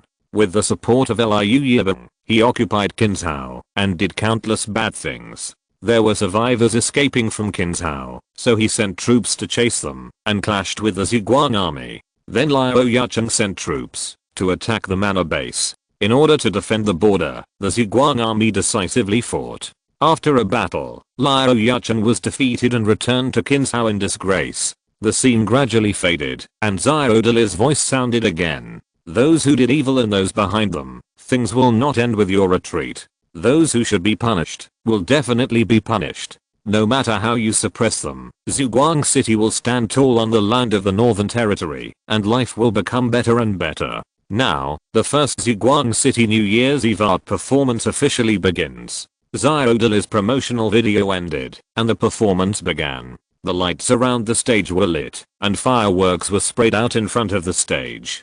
7 Winters, Clang Dang Clang. Accompanied by an elegant and cheerful piano piece, the art performance officially kicked off. 2 hosts, one male and one female, walked onto the stage in suits and dresses. Dear audiences here, and dear audiences in front of TV. Friends who have gone through hardships and storms, and are still able to gather here today. Good evening, everyone. The people at the scene immediately applauded warmly. The TV broadcast camera was turned to Tang Zheng, who was also clapping softly with a gentle smile on his face. Let me introduce myself. I'm the host Gao Fei. Before the end of the world, I was the host of the news column of Fengcheng TV. I'm the host Li Xiaoluo. Before the end of the world, I was the host of the weather forecast program in Hezhou. Welcome everyone to watch the first New Year's Eve party of Zhuang City. To be honest, this is the most special party I have ever hosted. Yes, when the disaster came, who would have thought that there would be such a party? How rare and difficult it is. I believe everyone here has their own experience. It is General Tang Zheng, our Zhuang army, and our Zhuang city that bring us today's glory and happiness. In this dark end of the world, we take root and grow here. Next, let us invite the Minister of the Interior of Zhuang City to give an opening speech to everyone and to report to everyone on the long-term development achievements of Zhuang City, like General Tang Zheng. Please come. Amidst a round of applause, the lights fell under the stage. Not far from Tang Zheng, there were also some officials from Zhuang City. Among them were the president of Zhuang Bank, the chief judge of the court, the minister of the Ministry of the Interior, and the leaders of the 12th base. Even Yang Linling was sitting next to Tang Zheng. The minister of the Ministry of the Interior, Feng He, walked onto the stage at this moment. He was a middle-aged man in his 40s. He had once been an imperial lord and served as an official in the Lombard City Hall. He had experience in local governance and later became the minister of the Ministry of the Interior of Zhuang City. He wore black framed glasses and a suit and walked onto the stage to salute the people around him. Ahem.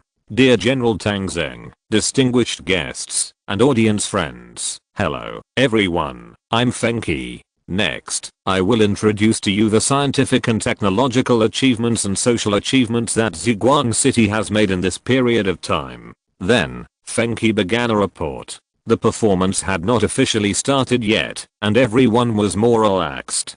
Tang Zheng also smiled and talked with the officials around him, and his camera would appear on the big screen from time to time. Facing the stage, there were cameramen from many places filming. Behind the curtain was the backstage of the Grand Theater, where many performers and staff were waiting to appear after the speech. Li Sun sat a few dozen meters away from Tang Zheng. His eyes swept over Tang Zheng from time to time. He had been looking for an opportunity to take action. After all, the person who killed Tang Zheng would get 5 million light yuan. There were a few opportunities that were not good opportunities, and Li Sun did not take action. Because Li Sun was still unsure of one thing. That is, once Tang Zheng was killed, how would he leave Zhuang City? Liu Huan would pick him up, but that was just a preparation. After that, the Zhuang army would definitely impose martial law and conduct a large-scale search throughout the city, and it would be difficult for anyone who was suspected to leave. So before confirming this matter, he had to wait. When he accepted Beihu's invitation, he also raised this matter. At that time, Beihu's answer to him was that someone would contact him when he arrived at the theater. Lee Sun didn't know who would contact him, but he felt that Beihu was a man of great magical powers and should have other arrangements. But he was also very curious, who else would Beihu arrange in this venue? Amidst a round of applause, Feng He stepped down, and the host took the stage. Next, let's enjoy the dance together. The White Swans by the Fengming River. The host left the stage gracefully, and the curtain closed and opened again. The big screen fell down and became the background of the stage, which was the Fengming River in Zhuang City. By the river, 4 girls in ballet skirts began to dance. The dancers were Tang Zheng and her 3 girlfriends. They were from the Royal Dance Academy in Fengcheng, and today they finally put their knowledge to good use. Everyone present watched attentively. In the past, cultural life was rich, and everyone thought it was nothing. But in this end of the cultural desert, any performance is worth looking forward to. Lee Sun set his eyes on the dancing girls and watched for a while, but did not find any clues. He was at the edge of the aisle, and behind him, a middle-aged woman was eating melon seeds. There were many people inside, and the middle-aged woman threw the melon seed shells to his side from time to time, which made Lee Sun very annoyed. But he didn't want to affect the big things because of small things, so he could only endure it temporarily. But the woman did not restrain herself, but went even further, throwing a handful of melon seed shells at him, making his pants all covered with them. Lee Sun could not help himself and glared at the woman. "You bitch, are you looking for death?" As a level 2 mutant, Lee Sun had been wandering in the wild for a long time and had killed countless people. When he glared at her now, the momentum was unbearable for most people. The woman screamed in fear, causing a small commotion around. Immediately, someone from the Public Security Bureau ran over. The person who came was Liu Hua, the director of the Public Security Bureau. Liu Hua ran over breathlessly, looked at the woman and said, "What's your name? This guy is so scary, get him out of here. Where did this bumpkin come from?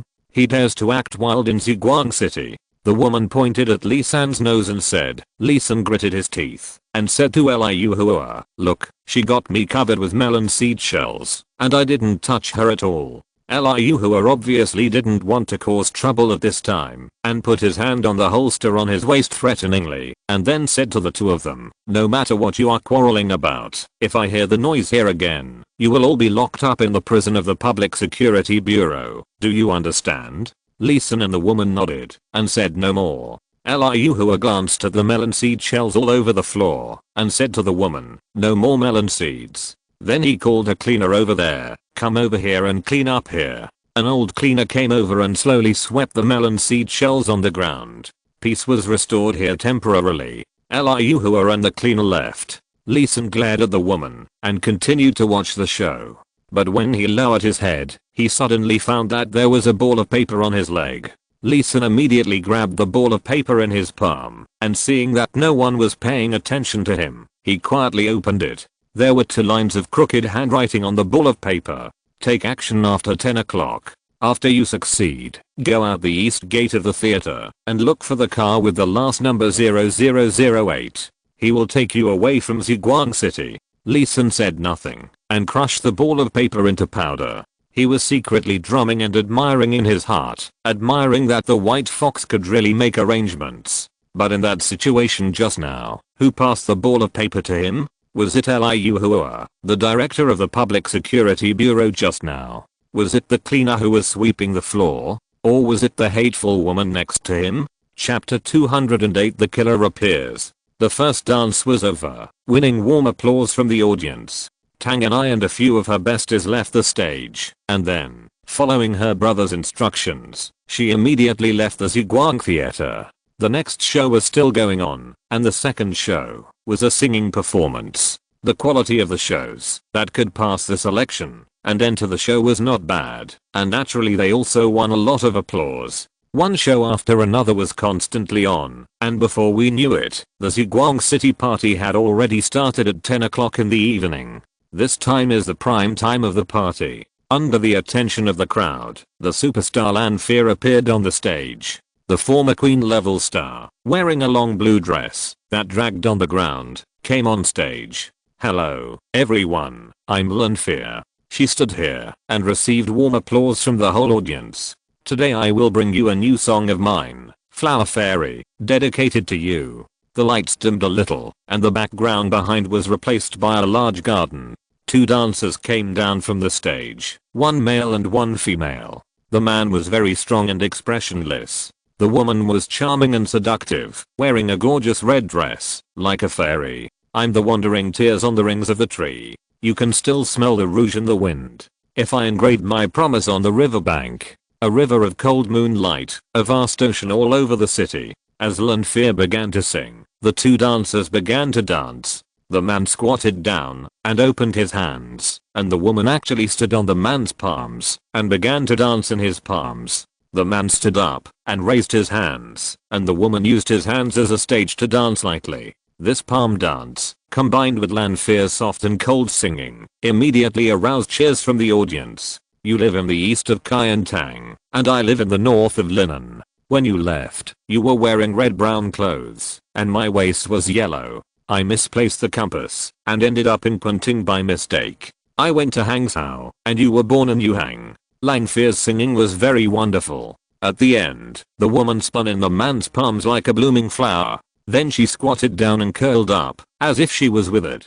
The whole audience applauded again, and Tang Zheng also kept clapping. It was indeed a wonderful performance. After the song was finished, the scene on the stage suddenly changed. Lanfear tore off a long skirt and threw it far away. She was wearing a hot little sling inside, revealing her white arms and slender waist, and a short leather skirt underneath, which made people dizzy. On her head, a beautiful wreath appeared at some point.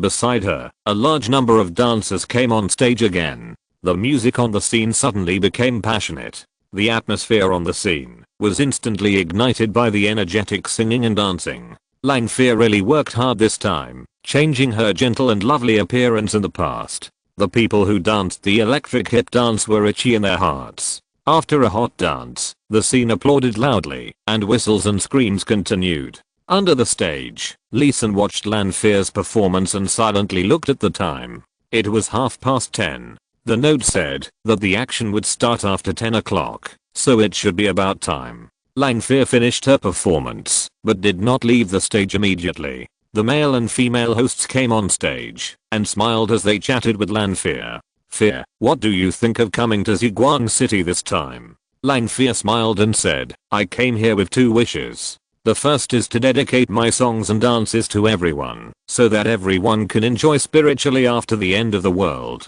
The second is that I want to dedicate this wreath to someone." "Wow. Who are you so lucky to get a wreath from our goddess Fear?" the female host said, and the male host added, "Then we have to listen to the voices of the audience. Who do you hope this wreath will be given to?" I don't know who spoke first. Tang Zheng. With someone taking the lead, almost all the audience followed suit and shouted, "Tang Zheng! Tang Zheng!" The photographers were very tactful and immediately turned the camera to Tang Zheng's face.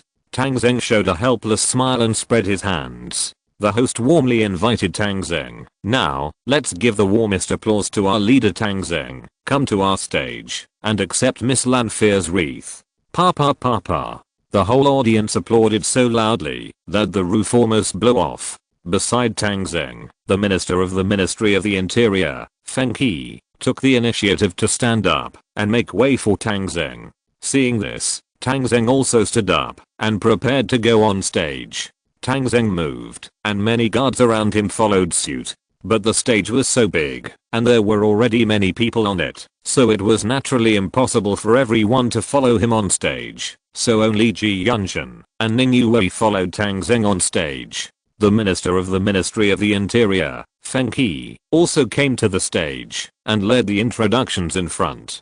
Tang Zheng went on stage and came to the front of the cast and crew. Lanfear took off the wreath from her head, took the initiative to stand in front of the cast and crew, and prepared to present flowers to Tang Zheng.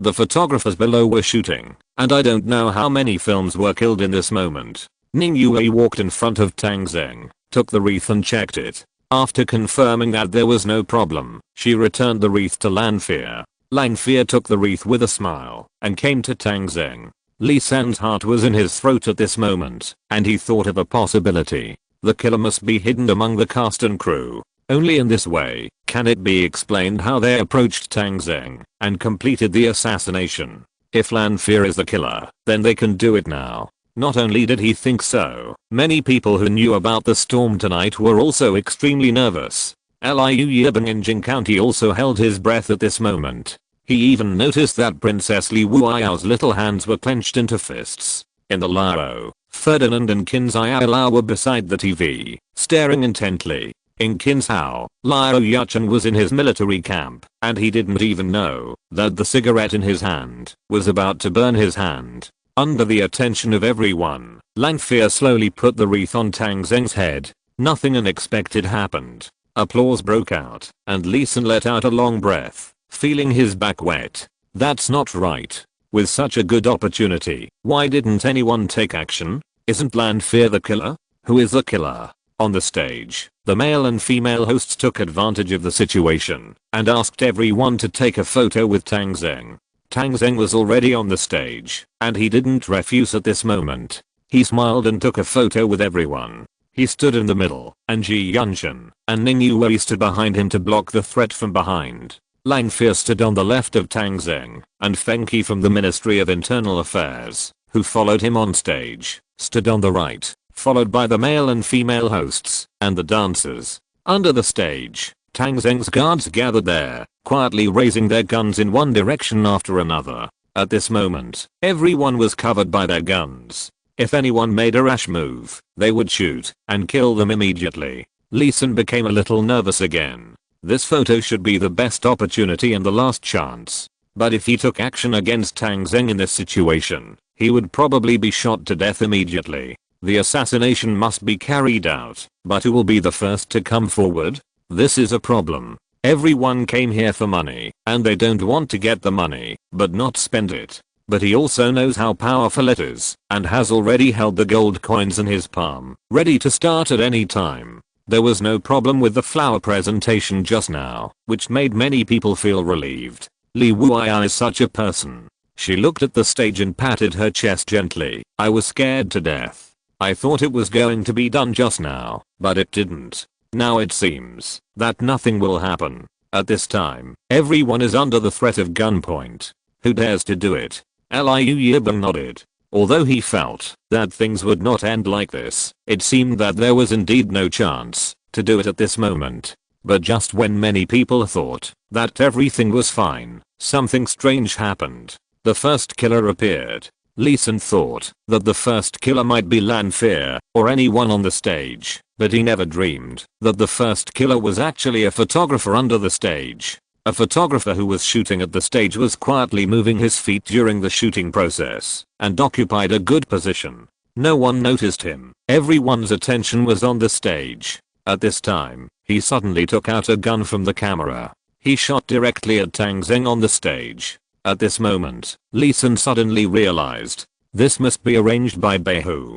Everyone on the stage was under the surveillance of the Ziguang army. No one dared to act rashly. Even if there was a killer, they could only endure it temporarily. And under the stage, it became a blind spot. No, it's not a blind spot. Only the position of the photographer is a real blind spot. Everyone who enters the Ziguang theater needs to be inspected, and it is impossible to hide guns. But photographers are different. They carry cameras and can hide guns in advance. They enter the venue in advance and arrange in advance. Beihu grasped the psychological weakness of people and created a dark effect under the lamp. When everyone thought that the danger came from the stage, the people under the stage took action first. At this moment, Lee San also realized who this photographer was. This is also one of the second-level mutants, the leader of the rattlesnake mercenary group, Yang Feng. This guy, like a venomous snake, lurking here, waiting for such an opportunity. Gunshots rang out in the Ziguang theater. Tang Zheng, who was taking a group photo, suddenly shook.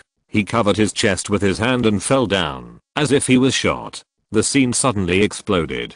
Lee Sin stood up all of a sudden. He knew it was time for him to take action. Although Tang Zheng was shot, no one believed that such a simple shot could kill Tang Zheng.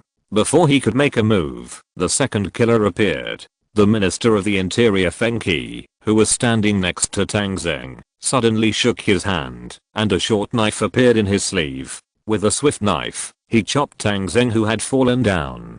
Tang Zheng, Jiang Yidao, the tiger who backs the mountain, is here. You close your eyes. Chapter 209, Run Away. 3 more chapters, 200 monthly tickets plus. Lee Sin had not expected the appearance of Jiang Yidao, the tiger who backs the mountain. He had always thought that the second level mutants who came this time were only the venomous snake Yangfeng, the changeable demon fox Manini, the butcher Yanrong, and himself. He did not expect that there would be a fifth person. Moreover, this person was hiding so deeply and disguised himself as the Minister of the Interior of the Zhuang army. This was to infiltrate the enemy. Where could he be investigated?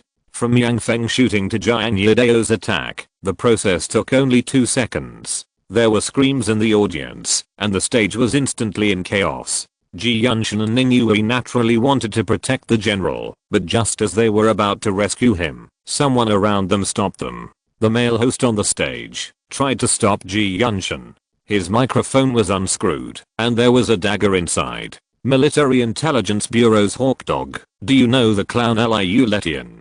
He stabbed Ji Yunshan with a knife, as fast as lightning. This is another second level mutant, and the 6th one to assassinate Tang Zheng. This was something Lee Sin had not expected, because the male host had thick eyebrows and big eyes, and looked very imposing.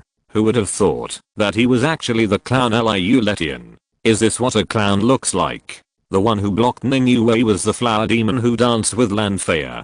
The woman turned her head suddenly, and the golden hairpin on her head was pulled off, and she stabbed Ning Yue. Guardian Captain, the person who killed you is called Tulip. The 7th killer appeared. The 3 mutants on the stage attacked at the same time, and there was also Yang Feng below. With the 4 mutants attacking together, Tang Zheng seemed doomed. The guards of the Zhuang army were not vegetarians either. When the incident just happened, they raised their guns and shot at the stage. But at this time, there was actually another person who jumped onto the stage and blocked Tang Zheng and Jiang Yidao. The bullets hit him, making a ding-dong sound, and not a single bullet could kill him. Lee Sin knew who this person was without asking. A second level mutant with hardened skin, the robot Monta. The male partner who danced with Lan Fei, the expressionless man who could make Tulip dance in his palm. The 8th killer. At this moment, Lee Sin knew the arrangement of the White Fox. Except for the second level mutants of Dalio and the 5th army, the 8 second level mutants around the northern region have all arrived. Yang Feng took the lead in shooting. Jiang Yidao made up the knife. Liu Letian and Tulip blocked Tang Zheng's men. The robot Monta blocked the supporting bullets. With such an arrangement, even if he didn't take action, I'm afraid Tang Zheng would not be able to escape death. What's more, there are 2 people who haven't appeared, Manini, the changeable demon fox, and Yanrong, the butcher. You know, these 2 people have long claimed to come to Zhuang City. So many things happened in an instant. Lee Sin almost thought that he had no chance of winning the 5 million light yuan bonus. But then, something even more shocking happened. After Yang Feng fired, he immediately fled into the crowd. But above the dome of the Grand Theater, a huge golden eagle fell from the sky. The sharp claws grabbed Yang Feng's shoulder, and he was immediately shocked. The wingspan of this golden eagle was more than 5 meters. It was like a small fighter plane, and it directly grabbed him in midair. The extremely thick bird claws crushed Yang Feng's shoulder blade. As a second level mutant, he might not be afraid of this golden eagle. At least he could deal with it. But who would have thought that this huge bird had been hiding on the dome of the theater? The lights became a natural dividing line. No one could see it, but it could see everyone. It suddenly swooped down, and Yang Feng had never expected it. He was grabbed, and his body was out of control. As his shoulder blade was crushed, Yang Feng screamed and twisted his body, trying to get rid of this flat-haired beast. It must be said that the power of a second level mutant is still very strong. The golden eagle Kunpeng that caught him was already 5 stars, but he still couldn't stand his strong twisting, so he simply threw it away. If Yang Feng could land, he would still have a chance to escape, even though his shoulder blade was broken. But with so many soldiers watching, how could they give him a chance to land? Gunfire rang out. Poor Yang Feng, a level 2 mutant, was shot into a sieve in the air because he had no place to gain leverage in the air. The Golden Eagle Kunpeng made meritorious deeds here, and the situation on the stage also changed. Although Tang Zheng was shot, his body seemed to be fine. Jiang Yadao chopped down one by one, and Tang Zheng actually grabbed his wrist to stop the opponent's knife from falling. The two formed a stalemate in a short period of time. This stalemate was fatal. First of all, in order to buy time for Jiang Yadao, the robot Monta who was blocking the bullets could not bear it. The firepower of the light-chasing soldiers was too strong. There were actually snipers in Tang Zheng's guard company. Bang, bang, bang. Several consecutive sniper rifles hit Monta's back of the head. He was wearing a special bulletproof helmet at the moment, but he could not resist it. For this blocking mission, he was equipped with a helmet and a bulletproof vest. With the hardened skin like steel, he was confident that he could resist the sniper rifle. But the Barrett of the light-chasing army was too ruthless. Several consecutive shots not only penetrated his helmet, but also cracked his hardened skin. His skin was harder than the armor, but not as hard as the gorilla zombies. He couldn't resist such a heavy blow. Monta spit out blood, and didn't want to stay here as a live target anymore. He ran straight to the bottom of the stage. On the stage, the clown Liuletian and the Black Widow Tulip were also blocked. Ji Yunshan and Ning Yue actually drew their sergeant sabers from their waists and fought with them without showing any weakness. The two level 2 mutants couldn't take down Tang Zheng's two men for a while. The four people killed each other with fierce blades. Liuletian, Tulip, and Jiang Yadao were all shocked. No one had thought that Tang Zheng and his two men were so strong. They were almost level 2 mutants. No wonder they dared to take a photo on stage. At this time, Yang Feng was killed, and Monta jumped off the stage to escape. If the three of them delayed for a few more seconds, they would probably die under the random gunfire. Jiang Yadao immediately shouted at Lanfear, "Manini, what are you waiting for?" It turned out that the so-called changeable demon fox had transformed into the superstar Lanfear. It was really hard for her. Not only did she become exactly like Lanfear, but she was also so good at singing and dancing. No one could tell. Now Tang Zheng and Jiang Yadao were in a stalemate. If she immediately attacked Tang Zheng, it would be very likely to succeed. Lanfear moved. She came behind Tang Zheng with a quick step and took the wreath from Tang Zheng's head like lightning. The wreath opened and became straight. It was a soft sword. The sword stabbed out, but the target was not Tang Zheng, but Jiang Yadao on the opposite side. Puff. In the stalemate, Jiang Yadao was pierced through the throat by a sword. Ho ho. Jiang Yadao covered his throat with his hand. Blood gushed out. He pointed at Lanfear or Manini and wanted to speak but couldn't. Lanfear pierced Jiang Yadao's throat with a sword and threw him a sentence coldly. It's not just Manini who can change her face and put on makeup. There are not many female mutants. Do you think we won't investigate Lanfear carefully when she comes? She is in the prison of the Ziguan Military Intelligence Bureau. You can't see her anymore. Jiang Yadao closed his eyes helplessly and fell to the ground dead. The second killer was killed. Seeing this, Liuletian and Tulip abandoned Ji Yunshan and Ning Yue at the first time. It was obvious that the Ziguan army was prepared. If they stayed here, they would almost certainly die. Now the theater was in great chaos. The frightened crowd ran out frantically. If they were lucky enough, they would still have a chance to survive. Liuletian's movements were a little faster. He twisted his body and turned into a residual image and quickly rushed into the crowd. Tulip's movements over there were not slow either. She suddenly jumped to the wall on one side. Gunshots rang out behind her, and the bullets almost flew past her scalp. She stepped on the wall fiercely and suddenly turned around with leverage. She seemed to fly in the air and ran straight into the crowd. Although she was also moving fast, as a charming woman, she was still too conspicuous. At the moment of rushing into the crowd, a big dog jumped into the air. The bloody mouth opened and bit Tulip's skirt. Military dog, little beauty. The jumping ability of the Malinois was too strong. It jumped more than 4 meters high and bit Tulip's skirt flying in the air and pulled it off in one bite. For the stage effect, she only wore a bra and a thong and fell directly as if naked. She screamed in the air, her skirt was pulled, and her body lost balance and fell, and she immediately became a live target. Gunshots rang out, and when she landed, the second-level mutant known as the Black Widow had become a bloody corpse. People die for money, and birds die for food. You are a beautiful woman, but you are a thief. In such chaos, Lee Sin had already collected the gold coins in his hand. He had understood everything at this moment. These people had long been organized by the White Fox and planned a seemingly thorough and seamless operation. But they didn't expect that there was a problem with Marnini, who was very important in the plan. She was discovered and captured by the Ziguang army. But it is estimated that Marnini should not have confessed yet, so the assassination continued. But the Ziguang army, who had been prepared, set up a dragnet to catch them all. Lee Sin didn't care about the assassination and immediately retreated, trying to follow the crowd out of the theater. He had just taken a few steps when he heard the sound of arrest and the screams of a woman behind him. He looked back and saw that the woman who threw melon seed shells on his legs had been pressed to the ground by the fully armed Ziguang army soldiers.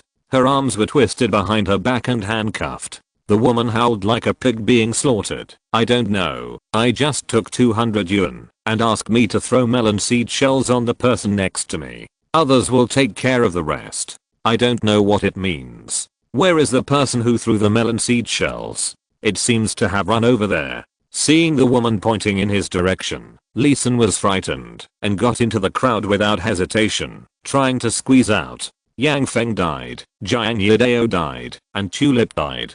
Marnini was also captured.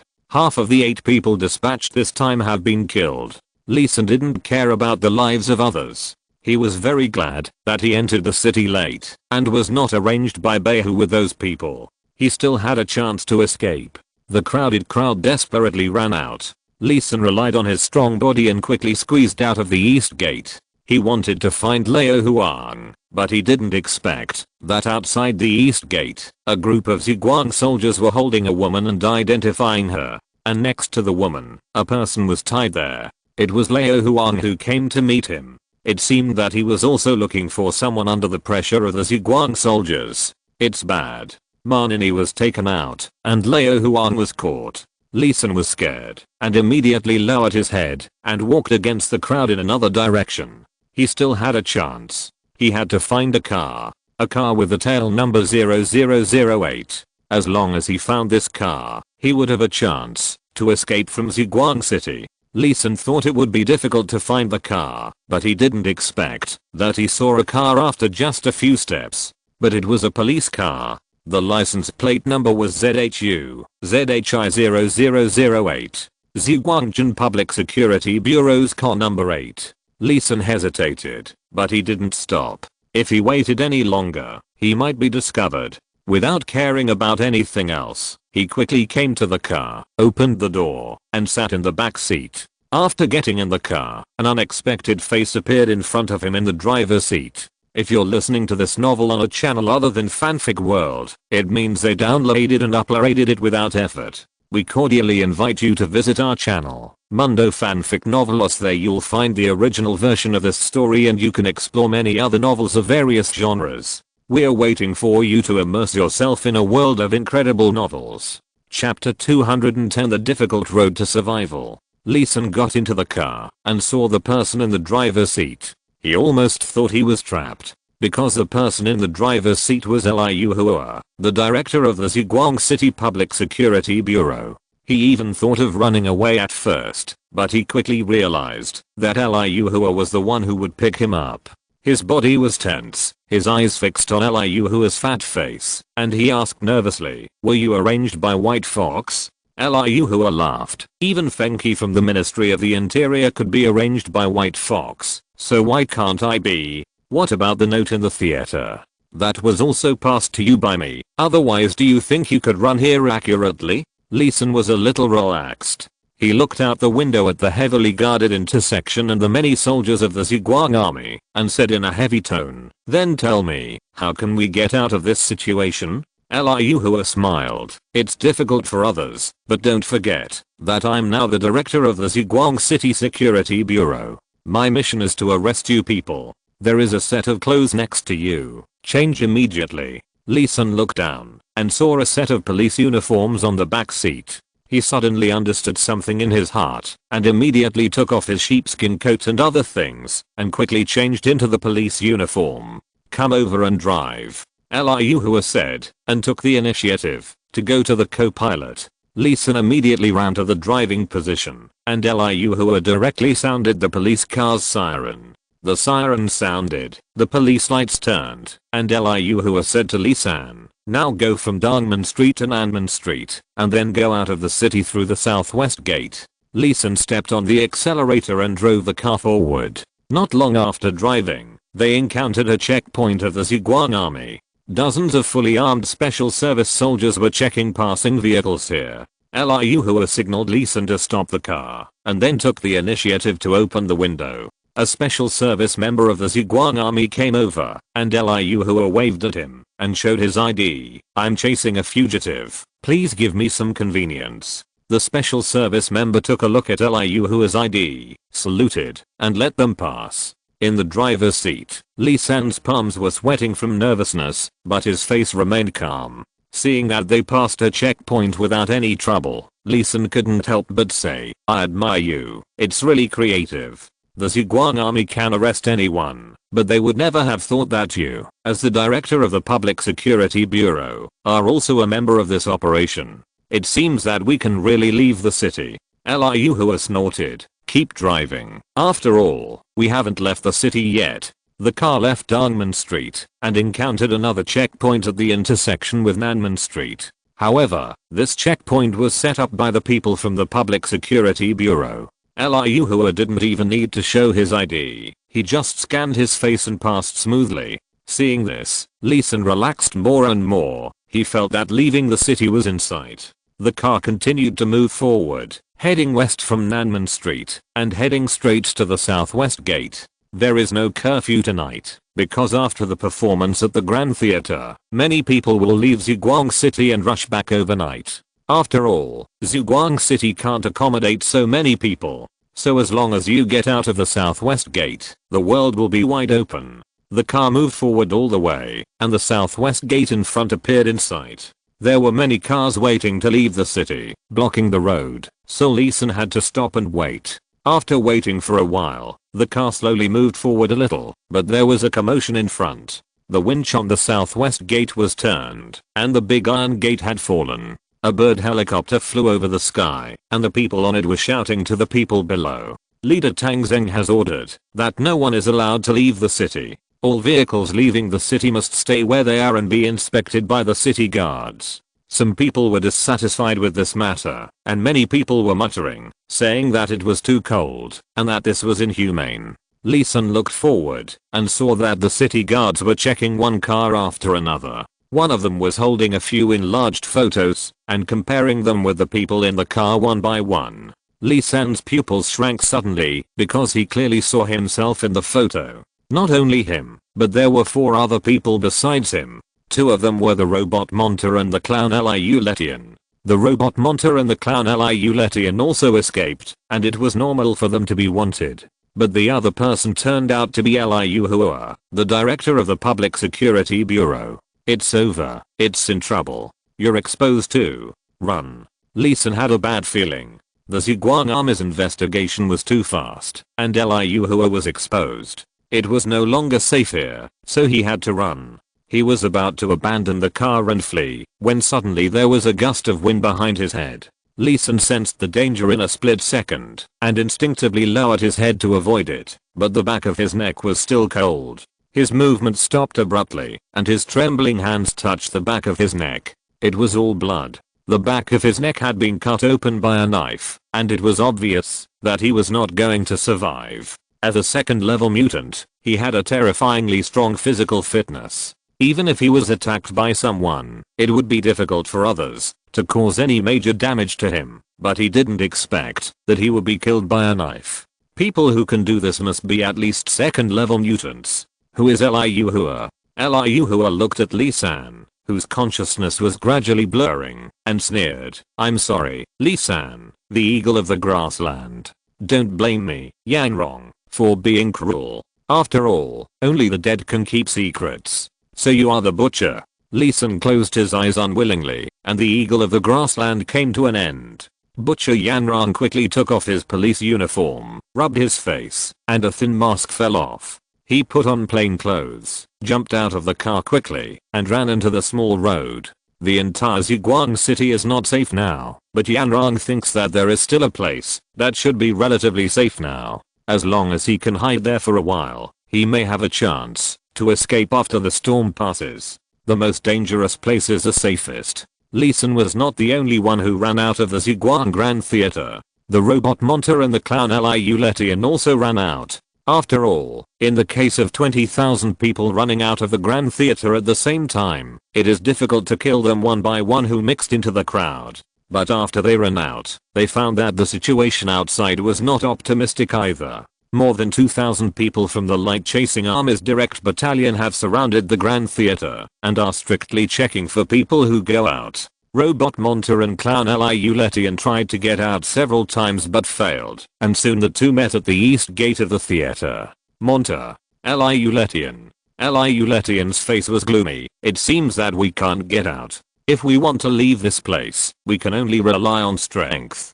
Monta's injuries were all healed at this moment, and his whole body was like a piece of steel.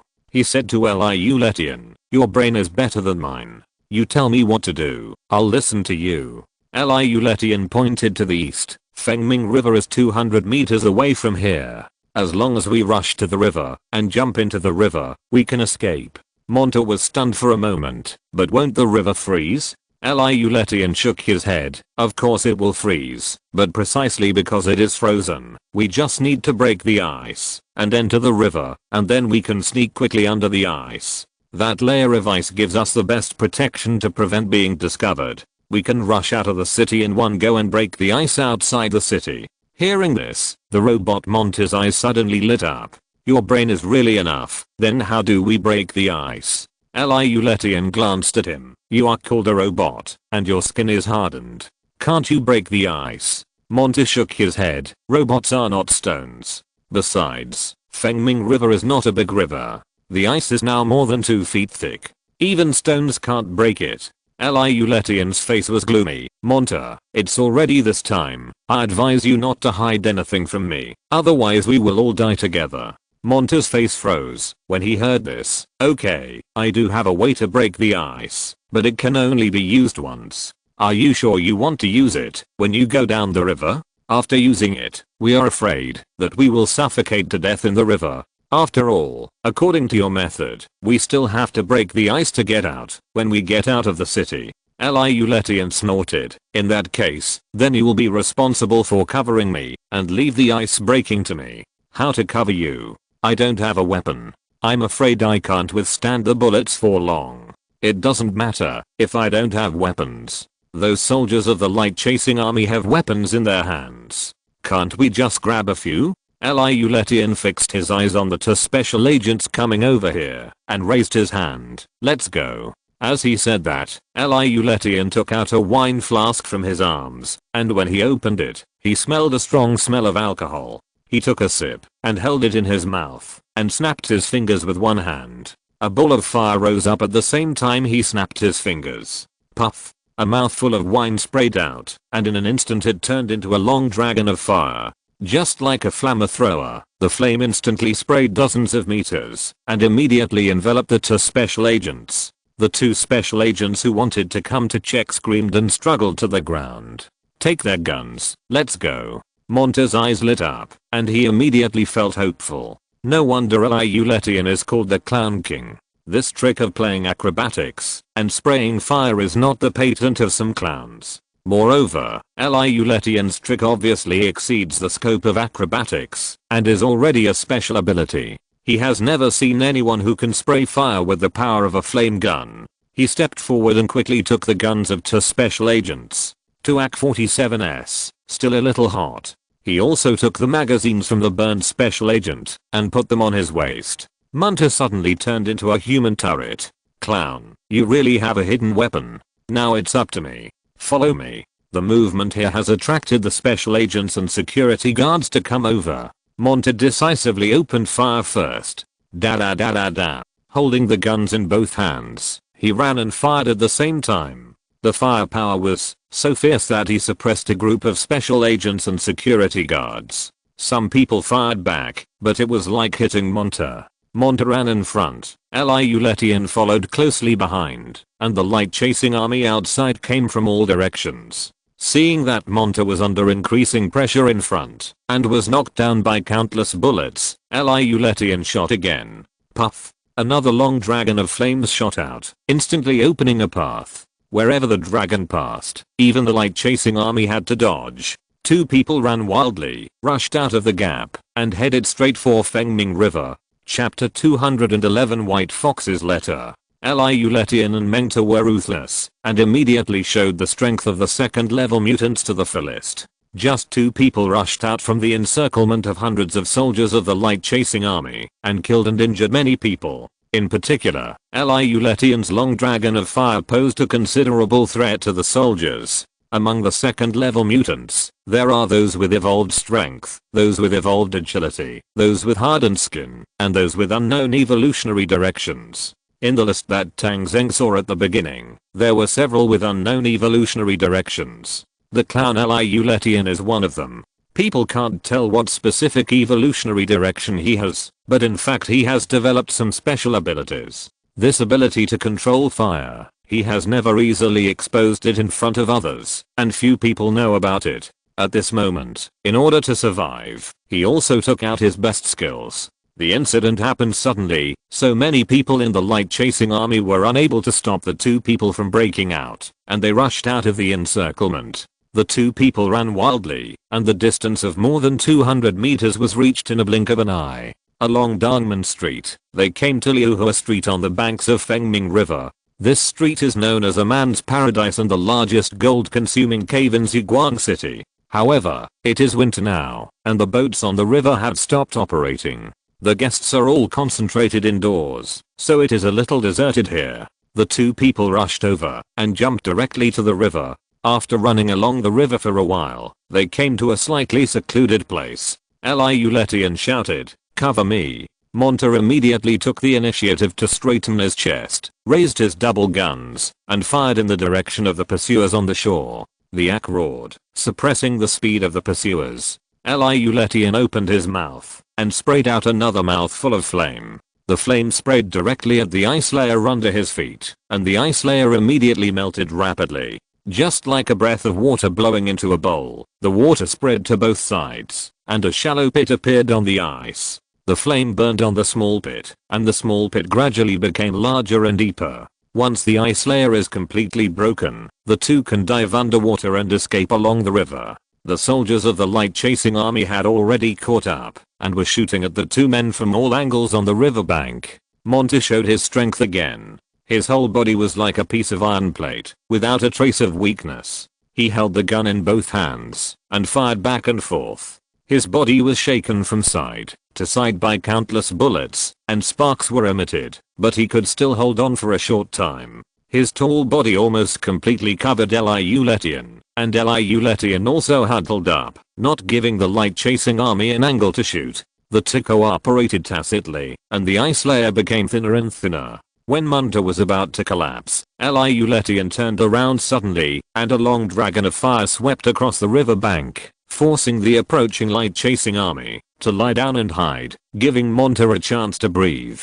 The flames burned the river surface again, and it seemed that it was about to burn through. The soldiers of the guard company also rushed over at this time, and the Gatling machine gun was ready to come to join the battle. Ulyetian, are you done? There's a Gatling gun coming over there. I can't handle it. Don't worry, it's done. Crack. The ice suddenly cracked, and Ulyetian's eyes lit up. This time, the speed at which the ice cracked was faster than he had imagined. But the next scene made him dumbfounded. Under the ice, a huge black shadow emerged. It was like a monster emerging from the abyss of the ground, completely subverting his cognition of animals. A head as big as a hill emerged from the river. Ulyetian suppressed the fear in his heart and spit out a mouthful of fire. What kind of monster is this? I'll burn you to death. Whoosh. The long dragon of flame sprayed towards the river. That was the shocking thing that happened again. A large amount of water suddenly sprayed out from the mouth of the black shadow. Zizzy. Water and fire met in the air, and Eliuletian's long dragon of flames was instantly extinguished. He and Monta were also completely hit by the water arrow. This was even more ruthless than the high pressure water gun of the fire brigade, and it instantly knocked the two of them over. Unlike the high pressure water gun of the fire brigade, this water was completely black and had a strong fishy smell, filling the noses, eyes, mouths, and ears of the two with water. Cough cough cough cough cough. The two people coughed frantically and lost all their resistance for a while. Ding ding ding ding. They lost the best opportunity to enter the water, and the Gatling gun opened fire when they arrived. The soldiers stood on the jeep, and the heavy machine gun was aimed at the two people with a crazy output. When the rotating barrel of the machine gun stopped, the two level 2 mutants had been beaten to death on the riverbank, and the black shadow that appeared in the river had returned to the bottom of the river and quickly went upstream. That was Tang Zheng. It was very uncomfortable with such cold water temperature, and it had to return to its warm pool immediately. Around the pool, Tang Zheng had sent people to add floor heating pipes, and the entire pool was warm and would not freeze. It came here today to attack the two fugitives, and it was completely forced to do business. With the death of Mengta and Eliuletian, one of the 8 level 2 mutants who had sneaked into Ziguang City had been captured, and 6 had been killed. Currently, only the butcher Yanran was still at large. In Ziguang Grand Theater, people had completely dispersed. The live broadcast was interrupted here, but the chaotic scene was also broadcast. Tang Zheng, who seemed to be shot and wounded, rubbed his face, took off a mask, and revealed his true face. Han Yang, the deputy director of the Military Intelligence Bureau. Han Yang was not injured either. He was wearing a bulletproof vest, so the shot did not cause any damage. After the chaos, they all evacuated Ziguang Theater, and only a few people stayed here to deal with the aftermath. Tang Zheng sat backstage with a piece of letter paper in his hand. He was still wearing the clothes of a cleaner. This was the request of his subordinates. When the plan was made, everyone thought that it was too risky for Tang Zheng to appear on camera, so they chose to let Han Yang appear instead of Tang Zheng. And Tang Zheng was unwilling to stay in the official residence. This lively scene must be immersive to be interesting, so he simply turned into a cleaner and watched the whole show.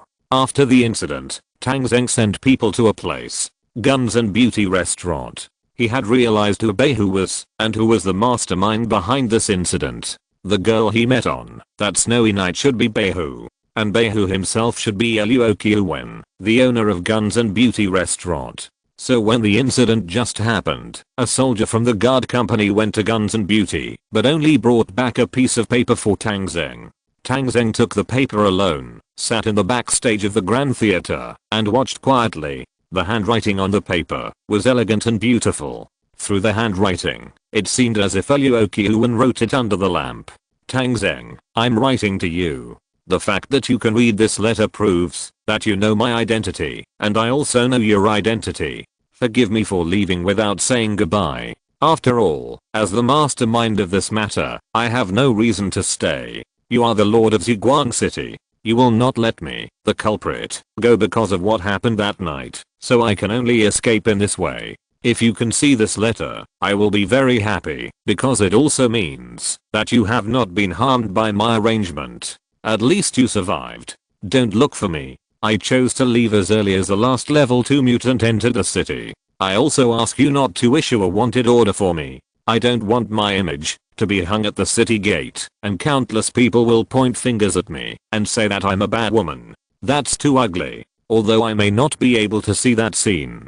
I don't want to leave Ziguang City. I don't want to leave the place I like, but I have my difficulties. If I have a choice, I would rather be the owner of my restaurant forever, and I can see the sunrise and sunset of Ziguang City every day. That is the happiest time of my life after the end of the world. Next spring, if you have time, go to the rooftop where we used to sit and see if the wildflowers under the bluestone slabs will bloom again. I miss it very much. I'm leaving, heading for the next unknown fate. If I can survive, I might come back to you, let you do whatever you want, and repent for the wrong things I've done. If I die, then I will never be able to repay you in this lifetime. I took that scarf with me, because it has your scent and the warmth you gave me. Goodbye. Tang Zheng, the only man I've ever loved. That night, I wished so much that the sun would never rise in the east, so that night would never end. Wanwen's last words, on the night of December 30th. There were a few inconspicuous drops of bright red at the bottom of the letter. Those were the traces left after the blood was wiped off. Tang Zheng held the letter, feeling mixed emotions. Luo Qiuwen was the white fox, and also a spy. The mastermind behind this incident. If she was still in Ziguang City, Tang Zheng would never show mercy, but she ran away, and Tang Zheng felt relieved. Tang Zheng didn't know what kind of fate she was carrying, but through the understanding of that night, Tang Zheng also knew that she was also helpless, and Tang Zheng also vaguely knew that there was something wrong with her body. Tang Zheng could also roughly judge where she ran to. Rather than saying that Luo Qiuwen was a planner, it is better to say that she was an executor, and the mastermind behind this matter was not actually her. According to the evidence now in hand, this matter should be done by the people in Dalio. Tang Zheng has never dealt with these people in Dalio, and they have become mortal enemies. But now is not the time to deal with these mortal enemies, so he can only let it go temporarily. This assassination incident has come to an end. Although there is still a second level mutant on the run, Tang Zheng does not think that a second level mutant alone can cause any trouble in Ziguang City. I'm afraid that the butcher Yanrong is only thinking about how to hide and save his life at this moment.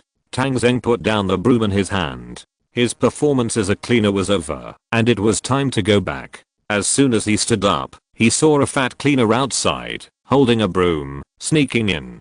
Chapter 212 General vs. Butcher. Third update. Silver Alliance plus 15. When Tang Zheng and the man looked into each other's eyes, he realized that something was wrong. Tang Zheng was almost certain that there must be something wrong with this person. Because the cleaner in this theater had been told to leave in advance, there shouldn't be a second cleaner here except him. Tang Zheng wanted to notify someone immediately, but seeing that the person was also on guard, Tang Zheng gave up the idea. If he notified him now, the other party would definitely attack, and he would lose the initiative. Moreover, Tang Zheng was at the peak of the first level with double top mutations at this moment. Even if the other party was a second level mutant, Tang Zheng wanted to test the other party's weight. Without saying anything, Tang Zheng took the broom and asked in a seemingly tired tone, "Are you new here?" The fat cleaner was stunned for a moment, then nodded vaguely, "Yes, I'm new here." Tang Zheng didn't say much, and walked past the fat man in a taciturn manner. At the moment when the two people's bodies intertwined, they attacked almost at the same time. The fat man thought Tang Zheng was an ordinary person, so he took the broom and directly hit Tang Zheng's back. He was Yanrong, the butcher, a level 2 mutant. This hit was enough to kill an ordinary person. Tang Zheng also made the same move, but the target of this broom was the back of the opponent's neck. Neither of them expected the other to be so decisive, and they were hit almost at the same time.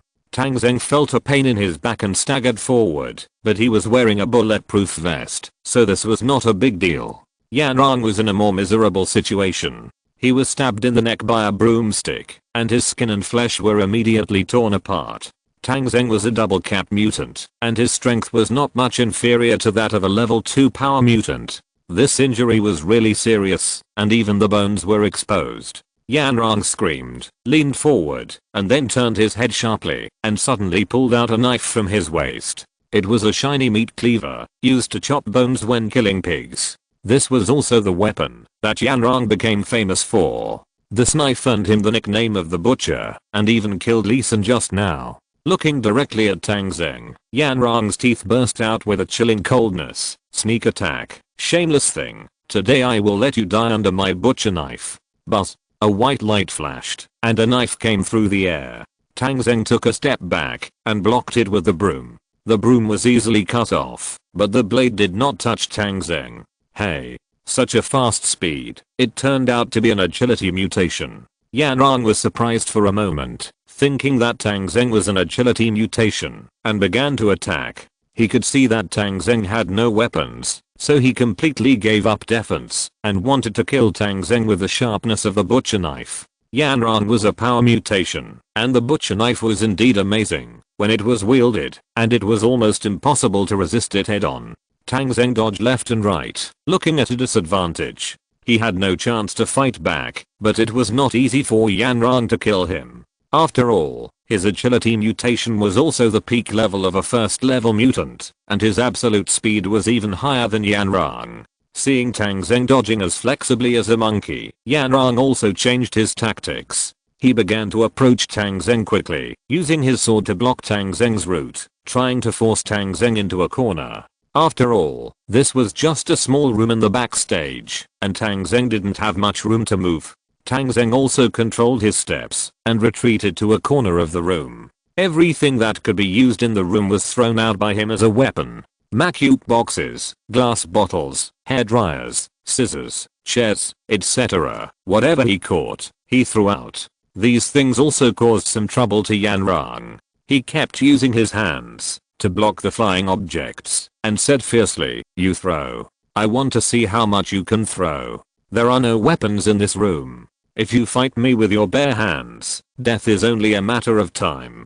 Tang Zheng did not change his expression. When he retreated to the corner, he grabbed a black backpack in the corner and smashed it at Yanran. Yanran snorted coldly, continued to raise his left hand to block, and swung the knife with his right hand. "Just stay here." Bang! The black backpack fell down, and Yanran only felt a sharp pain in his arm, and it was instantly broken. The backpack continued to hit his neck with great force. Crack. The collarbone continued to fracture. Yanran spurted out a mouthful of blood and fell to the ground, being hit hard. Lying on the ground, half of his body could hardly move, and he looked at Tang Zheng with disbelief. "What is that?" Tang Zheng sneered, opened the backpack, and threw it inside, revealing the contents. A standard police door-breaking hammer. Yanran looked at it, his eyes wide open. He could not dream that this guy pretending to be a cleaner would have such a weapon. Who would use such a thing? It was not his fault that he was careless. This person repeatedly harassed and hit him with various things, which made him instinctively think that the other party had no weapons at all. Unexpectedly, the final killer move was here, a bag containing a door-breaking hammer. This thing weighed dozens of kilograms, and no one with a normal mind would use it as a weapon, but it was this inertial thinking that made him be defeated by the opponent's heavy blow. Seeing Yanran lying on the ground, Tang Zheng secretly rejoiced. When he came here today, he wanted to bring some weapons, but apart from a gun, he was not used to using a knife, and he unexpectedly brought a door-breaking hammer. He had never used it before, and when the show was over, he put it in this corner, thinking of taking it back when he left. Unexpectedly, he used it now, and unexpectedly gave this person a heavy blow. At this time, the soldiers of the guard company also arrived, rushed in, and tied up Yanran. "General, do you want to interrogate this person?" Tang Zheng waved his hand. "No need. If I'm not mistaken, this is the butcher Yanran. Since he is called the butcher, he must have committed many evil deeds. Just take him out and shoot him." The tied up Yanran suddenly widened his eyes. "Tang Zheng." Those soldiers called him General. This person is Tang Zheng. He never dreamed that Tang Zheng was in Macupe, and the person they worked so hard to assassinate was not the real person. He had a chance to confront Tang Zheng head on, but he didn't seize it. Instead, he was knocked down by Tang Zheng with a hammer, missing the opportunity. He struggled hard until the soldiers pulled him up. "I'm willing to confess. I'm willing to confess everything I know. I know the address of Behu. You let me go." The 4 soldiers of the guard company held him down firmly. Facing the suppression of 4 5-star soldiers, even Yanran could not struggle, and was dragged out. Soon, crisp gunshots were heard outside, and Yanran was executed. So far, the 8 assassins who came to assassinate Tang Zheng were either caught or killed, and all of them were wiped out. And the whole story of this matter was finally revealed. According to the investigation of the Ziguang army, Feng Qi from the Ministry of the Interior and Liu Hua from the Public Security Bureau had long been bribed by Behu and became spies of Ziguang City. But Behu didn't trust them, especially in the face of such a big event. Before the action, She tricked Fenki and Liu, who are into guns and beauty, secretly eliminated them, and with the cooperation of Marnini, let Yanrong and Jiang Yadao dress up as them and act secretly. Several second level mutants were even organized by Beihu, and planned the details of the action. Only Li San, the grassland eagle, entered the city the latest, and did not participate in the planning of the details, so he could only play freely. Before Li San entered the city, Beihu had already left Ziguang City, and went to Dalio. Marnini was the person closest to Beihu.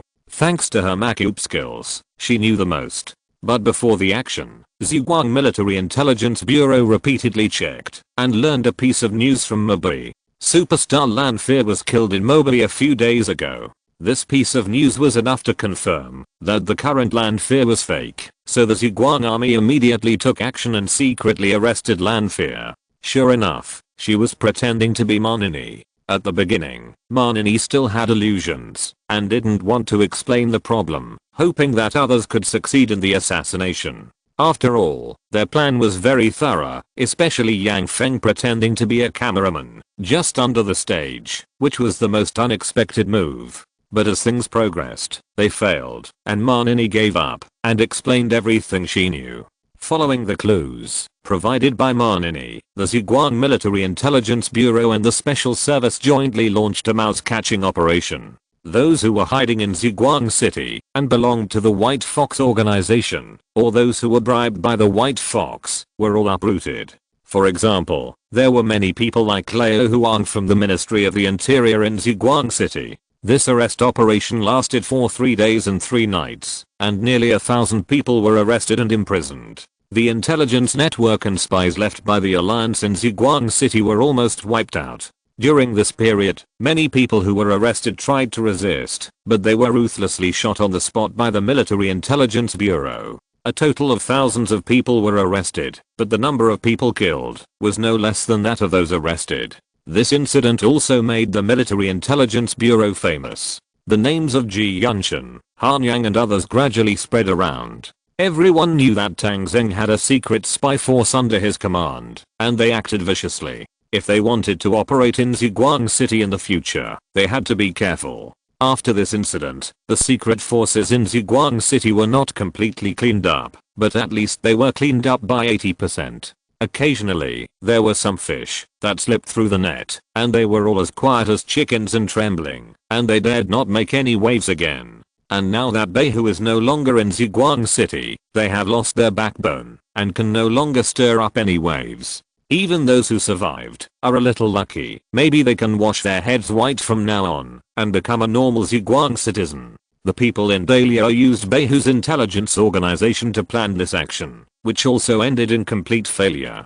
The so-called invincibility of the second-level mutants has also become a joke in Ziguang City. The strength of the Ziguang army gradually began to penetrate the hearts of the people. This also made the surrounding forces realize that it would be difficult to deal with Tang Zheng through those despicable means. The failure of the assassination cut off their thoughts of taking crooked paths, but it also meant that war would definitely come again. Chapter 213 The Poor Corpse King. After January, the North region entered the depths of winter. In previous years, although it would snow in the North region, it would not be very heavy. In places further south in the North region, it was difficult to see snow. For example, Hezhou City is located further south than Ziguang City in terms of latitude, and only a little snow has fallen in the past few years. But this year is different. There is heavy snow in Liang province and the north wind is howling. The zombie annihilation war in Hezhou is still going on. Under the mandatory order of Liu Yibing, the soldiers of the 5th Army have to continue fighting in the wind, snow, and severe cold.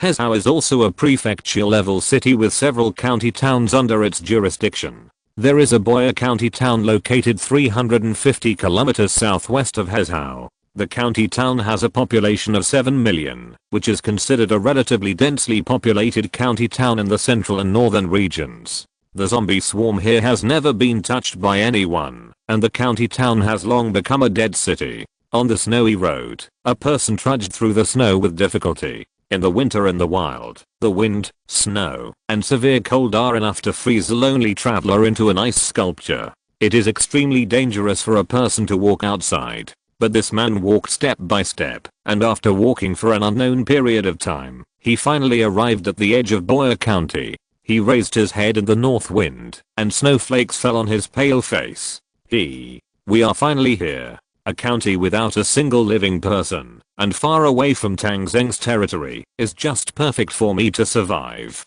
As he spoke, a little white air came out of his mouth, and he felt like a living person, but the white air was pitifully small. He raised his left hand to block the wind and snow. His palm was made of metal, and it was a mechanical arm. He was Chen Filang. From Shuanglin County to Boyer near Hezhou, Chen Filang traveled thousands of kilometers alone, and it took a long time to arrive. This was the quietest county he could find near the Northern Territory. No one disturbed him, which was just right for his secluded life. It was also far enough from Ziguang City, more than 1,000 kilometers away. He should not have any intersection with Tang Zheng again. Although Chen Filang was reluctant to admit it, the process of contacting Tang Zheng made him deeply afraid of Tang Zheng. This guy was even more terrifying than the Corpse King. His modern army was increasing in number and becoming more and more powerful. Even if he had the power of his peak, he just wanted to stay away from Tang Zheng.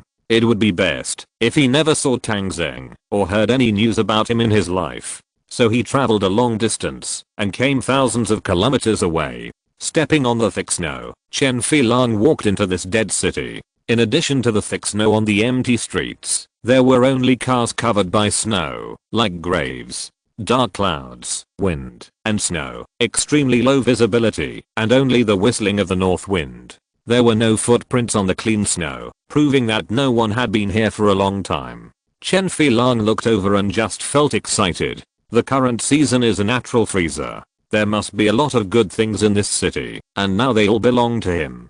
But he was very tired. He didn't feel tired when he was a zombie before, but now that Tang Zheng has restored some human characteristics, tiredness has appeared on him again. The red eyes turned a few times, and Chen Filang let out a howl towards the city.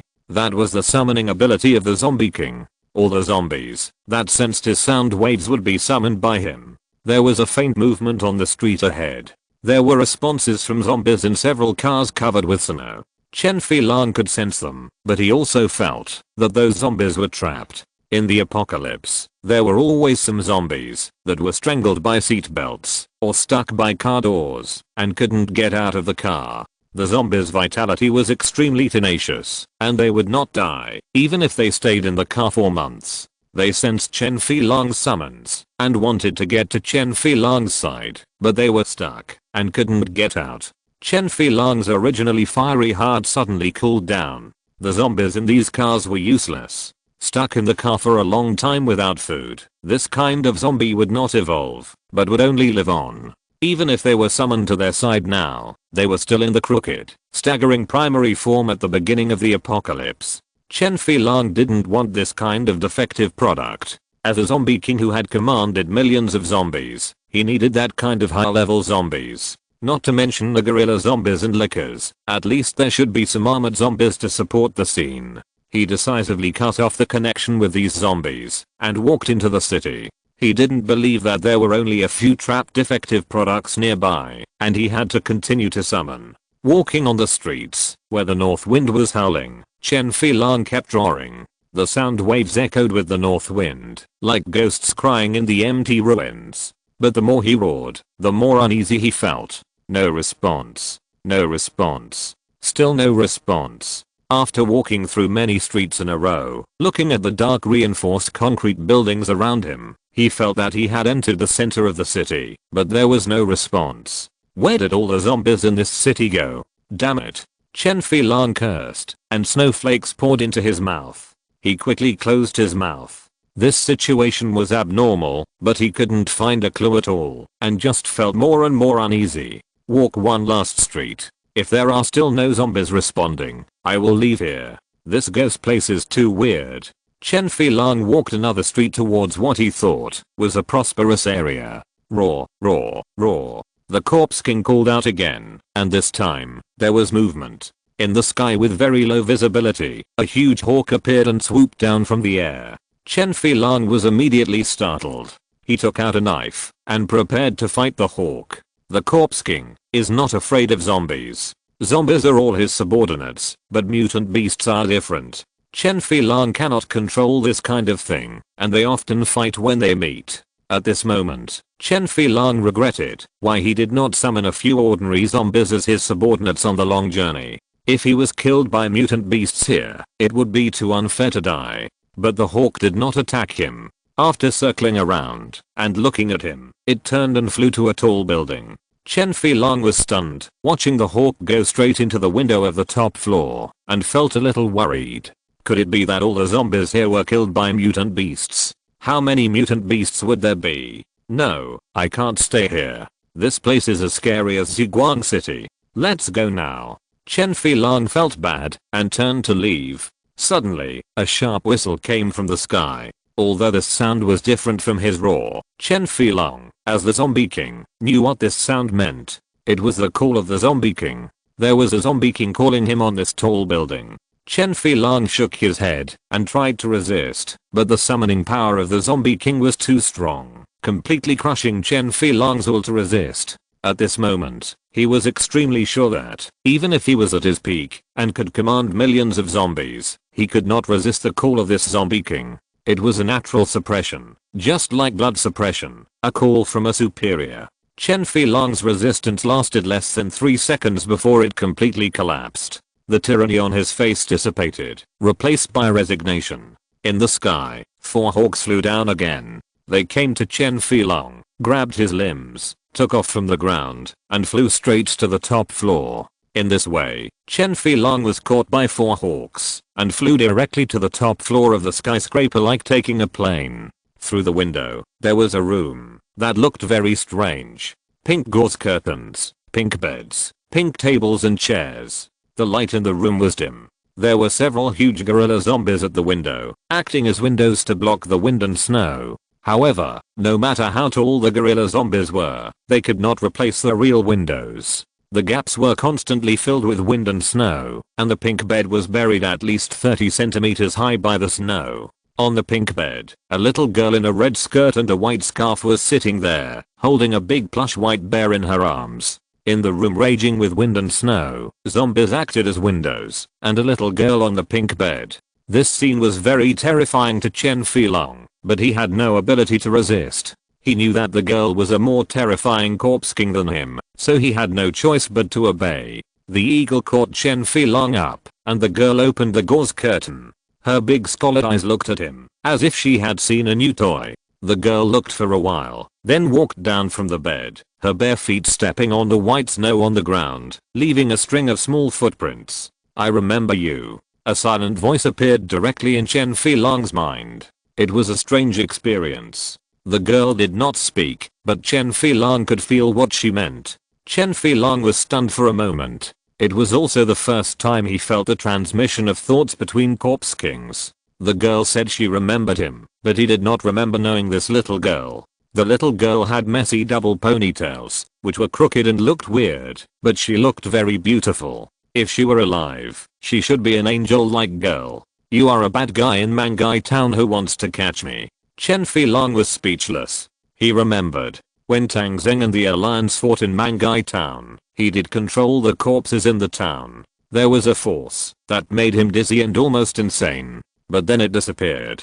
If the little girl hadn't mentioned it, he would have forgotten about it. Could it be that the girl in front of him was the force of resistance? No wonder, with his own strength, how could he control this terrifying little devil? It must be right. Chen Filong's lips moved, and he said dryly, "Yes, sorry." The girl was very short, looking up at him. Her mouth was not open, and the voice of the thought appeared in his mind again.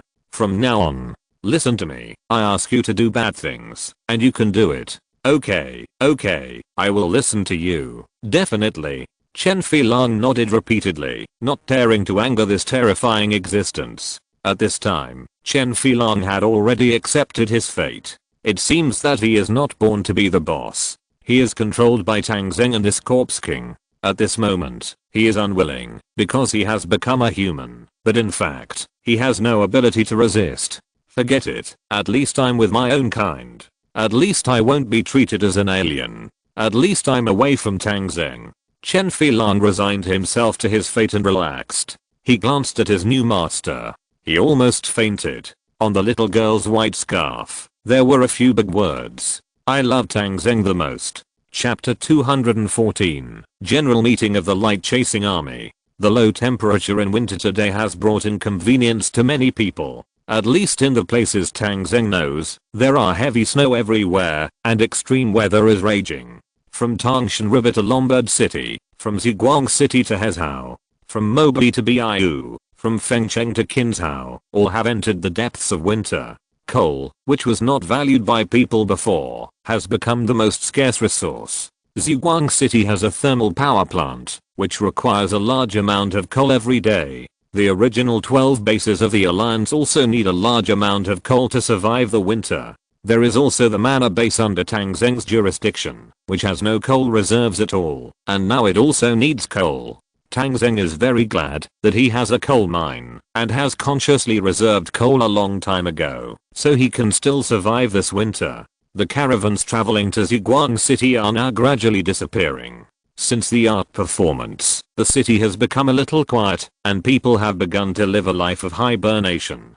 But the Ziguang army did not stop at nothing. On January 5th, the Ziguang army's military and political meeting was held in the conference room of Tang Zheng's official residence. In the courtyard of the official residence, there have been continuous vehicles arriving since early morning. This meeting is the highest level meeting since the establishment of the Ziguang army. All the participants, if they are from the military, are basically officers above the deputy battalion level. If they are from the internal affairs, they are all the heads of one side. The meeting started at 8 o'clock in the morning, and at around 6 o'clock, the important members of the Ziguang army arrived one after another. Those who came basically brought some food, and came to the general's pond, to feed the Ziguang army's pet Tang Tang.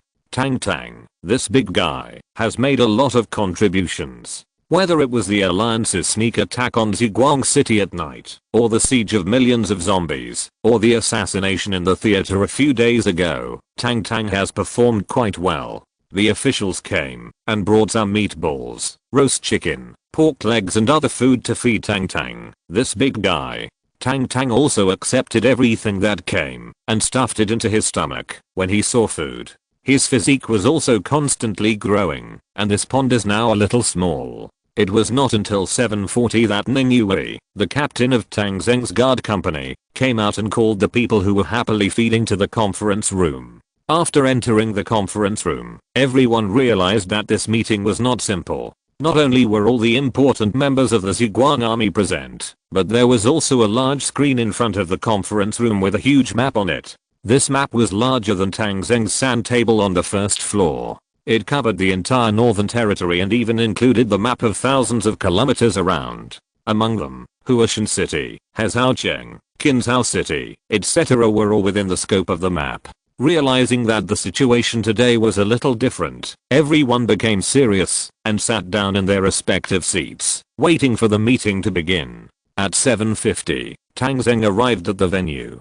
Everyone was sitting below, and Tang Zheng sat alone on the rostrum, leaning against a large chair. After Tang Zheng sat down, he looked at the participants and saw that they had all arrived. It was almost time, so he signaled the guards to close the door. Before the meeting, let me talk about the specific content of the meeting. This meeting is a meeting for the comprehensive development of our Ziguang army. The meeting mainly determines two items. The first item is the development we have achieved now. As everyone knows, now that winter has arrived, the surrounding areas seem to have calmed down, but the position of our Ziguang army is actually not very ideal.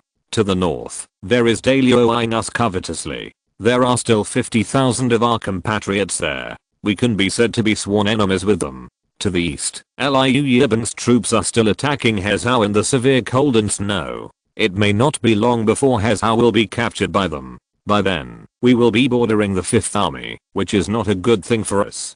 To the south, Liu Yibing's lackey Liu Yacheng is not idle now. He is stationed in the Qinzhou base, and has become a roadblock to our southward advance. Sooner or later, we will have a battle. Winter is here. We must never relax our minds and be idle. Let's talk about the achievements made by various departments. Our construction and our development are actually serving our war. Everyone must understand this. After confirming our achievements, we also need to determine our strategic direction. This is the content of today's meeting. In addition, several appointments are announced. Qi Zhengyang, the president of Ziguang Bank, will now serve as the minister of the Ministry of the Interior, and concurrently as the president of the bank. Zhu Liu, the captain of the Special Service Team, is now the director of the Public Security Bureau and concurrently the captain of the Special Service Team. Next, my guard captain Ning Yue will take over the meeting on my behalf. Everyone below sat upright, and no one raised any objections. This is the advantage of the Ziguang army. Orders are strictly enforced, and everyone will unconditionally obey Tang Zheng's decision, and there will be no wrangling for the sake of interests. After Tang Zheng finished speaking, he closed his eyes slightly and leaned there to listen. Ning Yue's voice came. The general asked me to preside over the meeting, so I will say it directly. First of all, Director Jiuo Yun, does your research institute have any new research results now? Jiuo Yun coughed and said, General, colleagues, the research institute is now working on the next map. This map is a map of the prison. As everyone knows, our Ziguang army has taken a lot of prisoners during this period. Among them, we have captured tens of thousands of prisoners from the Alliance alone. These people are now our free laborers. Although some of them have completed labor reform, there are still more than 10,000 people who have not completed the reform. In addition, the battle at the manor base some time ago, and the arrest operations in the city, have brought us thousands of prisoners. The resettlement of these prisoners has now become an urgent matter for us. The population in the city is huge, and it is impossible to effectively resettle them. Therefore, our mapping this time is to build a large prison to accommodate prisoners. At present, most of the mapping has been completed, and it is expected to be completed within a week. By then, it can accommodate up to 25,000 prisoners, but the location of the prison will not be built in the city. Jiuo Yun finished his report quickly. Ning Yue nodded and said to the Engineer Battalion Commander Bao Zilei, what achievements have the engineers made? Bao Zilei also straightened his back. Dear General, colleagues, our engineers have been working day and night during this period, mainly to build railways. In order to save money, we independently collected materials to build railways. At present, we have completed the railway from Ziguang City to the University City base and the railway from Ziguang City to the Manor base. The construction of the two railways will greatly enhance our army's operational capabilities. For example, in this cold weather, the road is difficult to pass, but through the railway, we still have strong mobility. For example, from Ziguang City to the University City, it now takes at least 10 hours to travel by road, but the railway can reach it directly within 3 hours. Tang Zheng opened his eyes and asked, has the railway from the University City to Bifengdu been built? Bao Zilei was a little speechless. It's still in preparation. Tang Zheng snorted and didn't continue speaking. Then, there were also speeches from the city guards, the combat command center, the thermal power plant, the public security bureau, the bank and other departments. The city guards reported on the construction of each checkpoint and the movements of people in the surrounding areas. The combat command center provided a large amount of video data, mainly about the situation of several hostile forces in the surrounding areas. The thermal power plant talked about the storage and transportation of coal, as well as the protection of people's livelihood. The bank has issued the 5th batch of light yuan, and the light yuan currently in circulation throughout the territory has reached 20 billion. The Public Security Bureau talked about the recent arrests. The arrest work has entered its final stage. The public security situation in Ziguang City has greatly improved, and the members of the intelligence organization have basically disappeared. After hearing the reports from various departments, Tang Zheng spoke. Your basic work is okay, but I need you to be clear about one thing. You all come from the system, and you know what our system is. It is a war system. Our infrastructure and development are for the service of war. Everything we have now is based on our strong forces. As important members of Ziguang City, you must have a clear mind and consciousness. We will not be idle this winter. Let Captain Ning introduce some of the surrounding conditions to everyone, and let's discuss a next military action. After speaking, Tang Zheng closed his eyes again and handed the venue to Ning Yue. Ning Yue turned on the light on the map at this time. There was not only a map here, but also some video materials just sent back by the Combat Command Center. Dear colleagues, let me introduce the situation around us. Everyone knows the three forces around us. The general means that in this winter, we must suppress at least one of the forces and resolve our passive situation of being attacked on three sides. But before introducing the situation of the three parties, let me first talk about the situation of the zombies. With the arrival of winter, we have observed changes in the zombies. Snowflakes and rain have similar effects, which is that they can block the sight and perception of zombies. Zombies who have lost their perception will basically just stay in place. This is beneficial to us. As long as there is no command from the zombie king, we basically don't have to worry about the threat of zombies this winter. We also found that with the arrival of winter, acid rain has stopped, the acidic substances in the air are decreasing, and the corrosion to metals is constantly decreasing. At this rate, the acidic substances in the air will completely disappear tomorrow spring. At that time, industrial production will recover rapidly. Of course, the premise is that the acid rain no longer continues. After these words were spoken, there were some whispers in the venue, and it was obvious that everyone was very happy. There is no zombie threat for the time being, nor is there any harm from acidic substances, which is good news for humans. However, Ningyu, who was explaining, still had a serious expression on her face, and opened the map on the wall. Next, I will introduce to you the strength of our enemies. Chapter 215, Northwind, 3rd update, Silver Alliance plus 16. First, it's Liu troops in the east. Liu is the Duke of the Empire and the commander of the Royal Fifth Army. Before the end of the world, one of the Empire's armies had a total of 1 million people. The current Fifth Army has a size of 250,000 people, and its weapons and equipment are definitely not inferior to our Zhuang army. It can be said that what we have, the other side basically has. Currently, the Fifth Army is attacking Hezhou, and the progress is close to 2/3. The video sent back by the Combat Command Center shows part of the battle in Hezhou. In the picture, the guns and cannons in Hezhou city rumbled, and the battle was extremely fierce. The artillery and tank units of the Fifth Army formed a steel defense line, and the infantry cooperated in the battle, constantly annihilating batches of zombies. If it weren't for the arrival of midwinter, it would have become difficult to kill the hundreds of thousands of troops who continued to fight. I'm afraid the battle to recapture Hezhou would have ended. Everyone has seen the situation in Hezhou. Liu Yibing's focus is there. He is determined to take Hezhou before the Spring Festival. However, their attitude towards us has always been ambiguous, and they have not directly announced that they will enter a state of war with us. Next, let's watch the next video.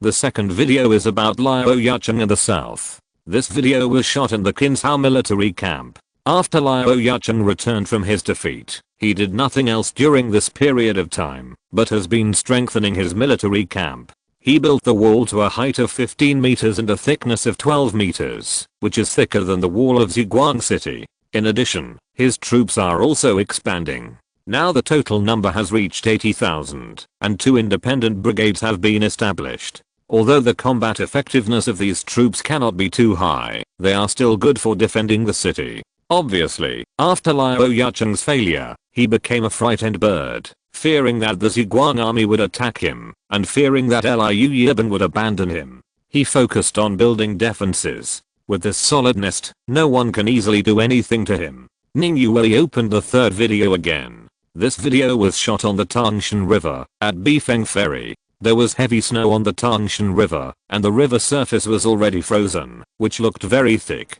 The river surface was several kilometers wide, and the situation of the volcano city on the opposite side was also clearly visible. In the video, the defenders in the volcano city seemed to be unable to withstand the severe cold, and all retreated back to the city. Their ferry was now empty, as if it was abandoned. You may not be very clear about the situation in Volcano City, but according to the information we have obtained, Volcano City in Dalio has developed very rapidly, especially their military industry. Before the end of the world, Dalio was an industrial power and a military power. Its military was not inferior to Hanyu, and Volcano City was even a military port. With the addition of Hanyu workers, doing the bottom level work in Volcano City. Ferdinand has freed up his hands. In addition, Volcano City is located in the south of Delio, which is still a little warmer than their inland areas. During this period, many survivors have gone to Volcano City, which has given Ferdinand sufficient manpower. According to our understanding, Volcano City currently has 150,000 troops and powerful mechanized troops. In our surroundings, its strength is second only to the 5th Army. This is the current situation of the surrounding forces. Let's speak next. After Ning Yue finished speaking, Luo Fei, the battalion commander of the 1st Field Battalion, asked, "General, should we decide to take action against one of the three parties?" Tang Zheng nodded slightly. Yes, this is the winter strategy. Attacking one party and reducing our strategic pressure is the main purpose of today's meeting. After hearing Tang Zheng's words, the meeting hall immediately became lively. 2nd Battalion Commander Yang Mu said, "If that's the case, I suggest attacking Liao Yucheng's troops. This old guy is scared now and wants to hide in his lair. Compared with the other two parties, Liao Yucheng's strength is the weakest. Although he has 80,000 troops, he doesn't have any heavy weapons. He is definitely not our opponent. According to the plan of starting with the easy and then the difficult, we should also deal with Liao Yucheng. And from a strategic point of view, he occupies a large area in the south. It is imperative for us to go south. We must have a fight with him. It is better to strike him in advance, while his wings are not yet full, completely solve this scourge, and open up the road to the south. From a climatic point of view, the south is warmer than here, which is relatively conducive to our army's operations. Moreover, attacking Liao Yucheng will not be under any pressure from public opinion. After all, they provoked us first. It is better than attacking Liu Yibing. After all, Liu Yibing still has the identity of the Orthodox Empire." After Yang Mu finished speaking, he was immediately recognized by many people in the meeting hall. His words were well founded and sounded very reasonable. But soon, some people also raised objections. Ji Yunshan, the director of the Military Intelligence Bureau, said, "I think we should attack Liu Yibing first. Although Liao Yucheng is indeed easier to deal with, I think Liu Yibing is a bigger threat in the future. Now Liao Yucheng and Liu Yibing seem to be a little bit at odds with each other, and Liu Yibing doesn't support him much. He has caused public outrage in Qinzhou, and I'm afraid he won't be able to stay for long. But Liu Yibing is different. Once they take over Hezhou and gain a foothold, and become the first prefecture level city, countless people will flock to him, and his power will surely expand rapidly." Captain Ning just said that the acidic substances in the air are decreasing. Maybe by next spring, he will even have fighter jets. It will be difficult to deal with him at that time. It is better to take advantage of the fact that he is fighting Hezhou and cannot split himself to give him a heavy blow in advance, at least to eliminate his war potential and gain an advantage in the future. Ji Yunshan's words also made many people agree. Indeed, in terms of future threats, Liao Yucheng is definitely not comparable to Liu Yibing. After defeating Liu Yibing's army, Liao Yucheng's side would not be a threat. However, attacking Liu Yibing also has disadvantages. First of all, it is risky. After all, Liu Yibing has an army of 250,000. If this battle cannot be won quickly, the Zhuang army will soon fall into a passive position. In addition, Liu Yibing currently represents the Royal Orthodox Army and has not really declared war on the Zhuang army. Both sides have maintained a tacit restraint, and the attack will also bear the risk of public opinion. Soon, the venue was divided into two factions. One faction suggested attacking Liao Yucheng, and the other faction suggested attacking Liu Yibing. They each gave their own reasons, and argued with each other. Tang Zheng listened there for a while, and couldn't help but said, "Don't anybody think that attacking Dalio is also an option?" Everyone was stunned for a moment, and Jiang Heo from the armored battalion said, "General, attacking Dalio is not easy, right? First of all, Dalio is far away, and the climate is cold, which is not conducive to combat. What's more, there is the natural barrier of Tangshan River. Crossing the river is not an easy task. Although the river is frozen, if we rashly cross the river, we will become a sitting duck. Once the enemy's artillery fires, our crossing troops will probably fall into the water. who you hang from the aviation battalion, also said, "Yes, General, and I don't think Dalio poses any threat to us now. We are far away from each other, and from what I saw in the video, all the people in Dalio have retreated back to the city, and there is no one stationed even at the port. They are obviously planning to hibernate in the city. With more than 100,000 troops holding on in the city, we may not have much chance of winning if we attack their city." The others also spoke one after another, and they obviously felt that attacking Dalio was not a good choice now. From the perspective of tactics, strategy, logistics, location, etc., what everyone said made sense. Tang Zheng did not speak, but just stared at the video. When everyone had said almost everything, Tang Zheng slowly spoke. "What you said makes sense, but now, take a closer look at this video. Is there anything wrong?" Everyone also focused on the video, which was shot by the Tang Zheng River, with the empty port and even the sentry tower of Dalio. Everyone watched for a while, but did not find anything wrong, and looked at Tang Zheng in confusion. Tang Zheng then said, "You all know that it was the people of Dalio who planned the assassination against me. They failed, some were arrested and some escaped. At this time, if it was under normal circumstances, should they worry about our revenge?" People were stunned for a moment, thinking that what Tang Zheng said was right. This is the instinctive mentality and reaction of people. But look, they have withdrawn all the soldiers in the port, and they look defenseless. What does this mean? Ji Yunshan hesitated. Are they showing weakness? But is this necessary? Tang Zheng smiled. Yes, they are showing weakness, and pretending to be harmless. Their behavior is to convey a message to us that they will not attack us, and we don't have to worry. No matter how cold the weather is, they will not withdraw all the sentries. Besides, their city is right next to the port, and they can come out at any time. So I'm sure that they are acting to make us relax our vigilance. As for what you said about the natural barrier of Tang Zheng River, you overlooked one thing. That is, Tang Zheng River is a natural barrier for us, but not for them. We are going to attack Dalio, and we cannot bypass Tang Zheng River. We will be discovered soon after the expedition. They can prepare calmly, and then the river may really become our grave. But they won't. If they want to cross the river, the troops can cross the river when they leave the city. We have no time to react at all. We can only watch them cross the river and enter Hanayu's territory. So I said they were acting, but Ferdinand and the others didn't know when to stop. This show has shown signs of going too far. They are acting so deliberately to paralyze us and let us relax. What is their real purpose? I can make a bold judgment now. They may send troops to us in the near future. If we don't take precautions in advance, not to mention Ziguang City, the Alliance's 12th base will fall soon. After Tang Zheng finished speaking, everyone's backs broke out in cold sweat. If it is really as Tang Zheng guessed, then the territory and population that Ziguang City has worked so hard to obtain will disappear in an instant. After being compressed like this, there will be no possibility of upgrading to a brigade.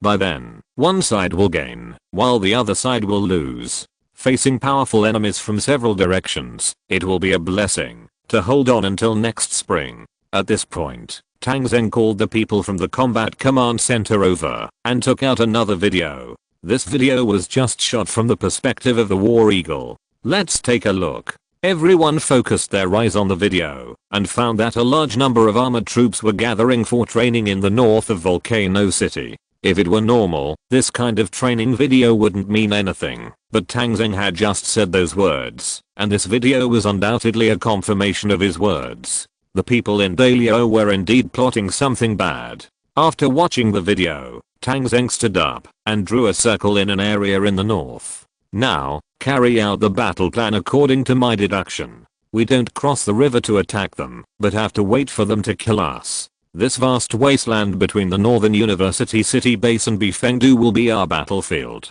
Now convey my order. All the engineering battalions, bring free labor, and speed up the construction of the railway to Bifengdu. If necessary, you can use funds to purchase it directly. I require you to build the railway to our coal mine at least within 3 days to ensure that the armored trains can penetrate into the wasteland. The 1st and 2nd Armored Battalions, the Artillery Battalion, and the 1st to 4th Field Battalions, prepare to set off immediately and set up camp deep in the wasteland. The Dailyo people may launch an attack in these few days. We must prepare in advance and go to meet the enemy. If we succeed, we can hit them hard and eliminate their war potential. If my judgment fails, then treat it as a winter training. All departments and units, prepare for action. Chapter 216, Set Off. Counterattack. After Tang Zheng made the decision to attack Dailyo, the entire Zhuang army began to prepare for war. Although he was determined to attack Dailyo, Tang Zheng knew that this battle was not that simple. The other side had 150,000 troops, and their strength in all aspects was superior to his own. If he did not make full preparations, he might suffer a great defeat. From the video, transmitted back from the perspective of the War Eagle, it can be seen that Dailyo currently has about 300 tanks. Among them, there are about 150 light tanks and main battle tanks each. Tang Zheng is not very worried about tanks. At present, his 2 armored battalions have 100 tanks. Although this number is not large, Tang Zheng now has 15 million funds and can produce another wave at any time. With the performance of the Zhuang army tanks, 200 tanks are enough to fight against Dailyo's 300 tanks. But the opponent's helicopter force is a problem. According to the investigation results, Dailyo currently has about 70 helicopters, and they are also relatively advanced models. The Alligator helicopter is a special helicopter of Dailyo, and its performance in all aspects is also very good. Although it is slightly inferior to the Apache, it is not much different. Tang Zheng currently has 20 Apaches, which is a bit behind in number. According to Tang Zheng's plan, he will have a battle with Dailyo on the northern plains. If the opponent's helicopter unit joins the battle at that time, it will definitely have a significant impact. After deciding to go to war, Tang Zheng decisively spent 7 million funds to replenish 100 Type 99A main battle tanks. 2 armored battalions, each with 100 tanks, immediately set off with the army. The armored battalion will go deep into the northern plains and will stay in Lumber City with the large force and annihilate some zombies there to upgrade the tanks as much as possible. The large force set off and the railway began to be laid synchronously. According to the plan, the railway will start from the University Town base and first enter Lumber City, where part of the original railway can be used to save resources. However, from Lumber City to the coal mine of the Zhuang army, it is necessary to lay the railway again.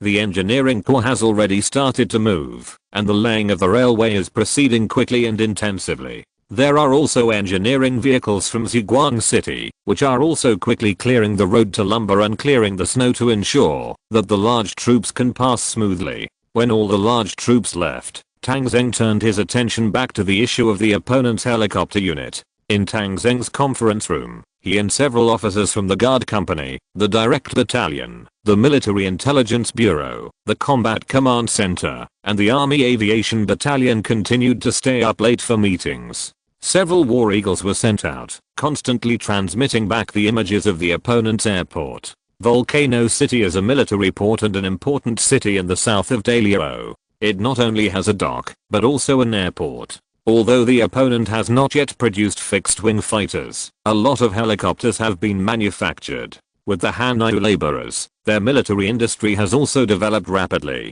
General, it's not easy to get to the enemy's airport. The airport is located in the north of Volcano City, and there is a natural barrier of Tang Zheng River in Volcano City. We can't get there by land, and can only reach it by air. But according to our investigation, Volcano City's air defense is very good.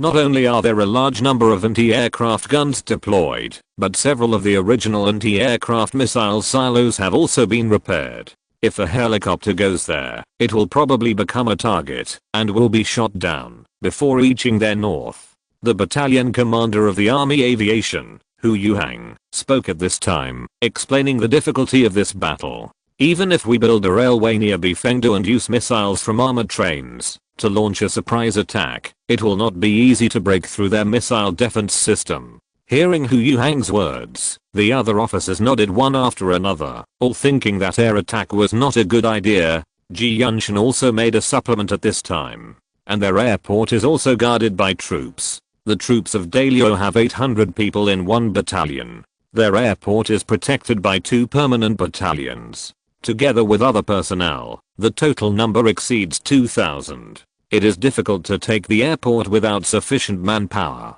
There is also the defense near the airport. They have dug huge trenches around the airport, and armored troops cannot pass through. This is also a problem. But now the problem has arisen. They can't get through on land, and air attacks are not feasible. That's a bit difficult. Several people argued for a while, but couldn't come up with any good solution. In the end, Tang Zheng stared at the map for a while, and slowly said, "I think we can solve this problem by surprise attack." Everyone was stunned, and didn't quite understand the general's thinking.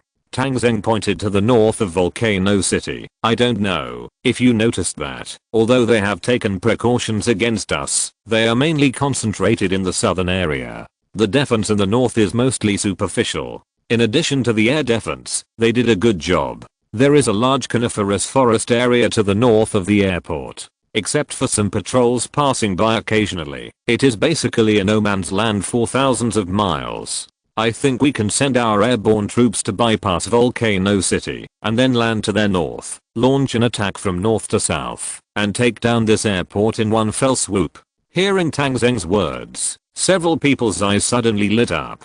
This method sounds very feasible. As long as they can quickly enter the airport and blow up these helicopters, the opponent's air advantage will no longer exist. Without the air advantage, the armored forces of the Zhuang army can let go. At this time, Ning Yue hesitated and said, "General, your idea is very special and indeed feasible, but I think we still face a problem. That is, we must take over the airport in a short time. Otherwise, when the defenders in Volcano City arrive, our assault force will be very passive, or even wiped out. How can we take it? After all, the other side also has more than 2,000 people. It is not possible to take it down in a short time with the airport guards." Tang Zheng smiled and said, "Your proposal is exactly what I'm thinking about now. Our transport planes can transport about 1,500 people from the entire Army Aviation Battalion at one time, 1,500 people against 2,000. If we want to win in a short time, then we can only sneak into the airport without anyone noticing, occupy important places in advance, and launch a surprise attack. This problem, I think, requires the coordinated operations of the Army Aviation Battalion and the Military Intelligence Bureau. You guys must come up with a complete battle plan within 2 days, and remember to grasp a time point, and determine the time when the Dalio people cross the river. Only when their troops have crossed the river, and cannot turn back, can we start to raid the airport. Our goal is not only to take over this airport, but more importantly, to destroy the Dalio armored forces, and weaken their war potential. This is the fundamental." As he said, Tang Zheng looked at Ji Yunshan. "Has the Military Intelligence Bureau arranged anything in Dalio?" Ji Yunshan nodded. "There are some arrangements. During this period of time, caravans have been trading back and forth. We have bribed some informants to provide us with information, but the people of Dalio are relatively xenophobic, and none of our informants can enter their senior management." Tang Zheng thought about it, and opened the system directly. Purchase agents. 50 agents were purchased at a time, spending 50,000 yuan. These 50 agents are all foreigners, with 5 from each major country, including 5 people from Dalio. 3 men and 2 women. Among the 2 women, one was a particularly beautiful beauty from Dalio, and the other was a bit more ordinary. All the agents were handed over to Ji Yunshan. "The future work of your Military Intelligence Bureau will not only target the domestic, but also the foreign countries. We need to keep abreast of the situation and trends in more aspects. You should make good use of these people." Ji Yunshan nodded in agreement, and 50 new agents joined the Military Intelligence Bureau. After giving the order, Tang Zheng returned to the bedroom to rest. Several of his men were still discussing the details of the operation in the conference room. A mature tactic is not simply discussed, especially in cross-border operations.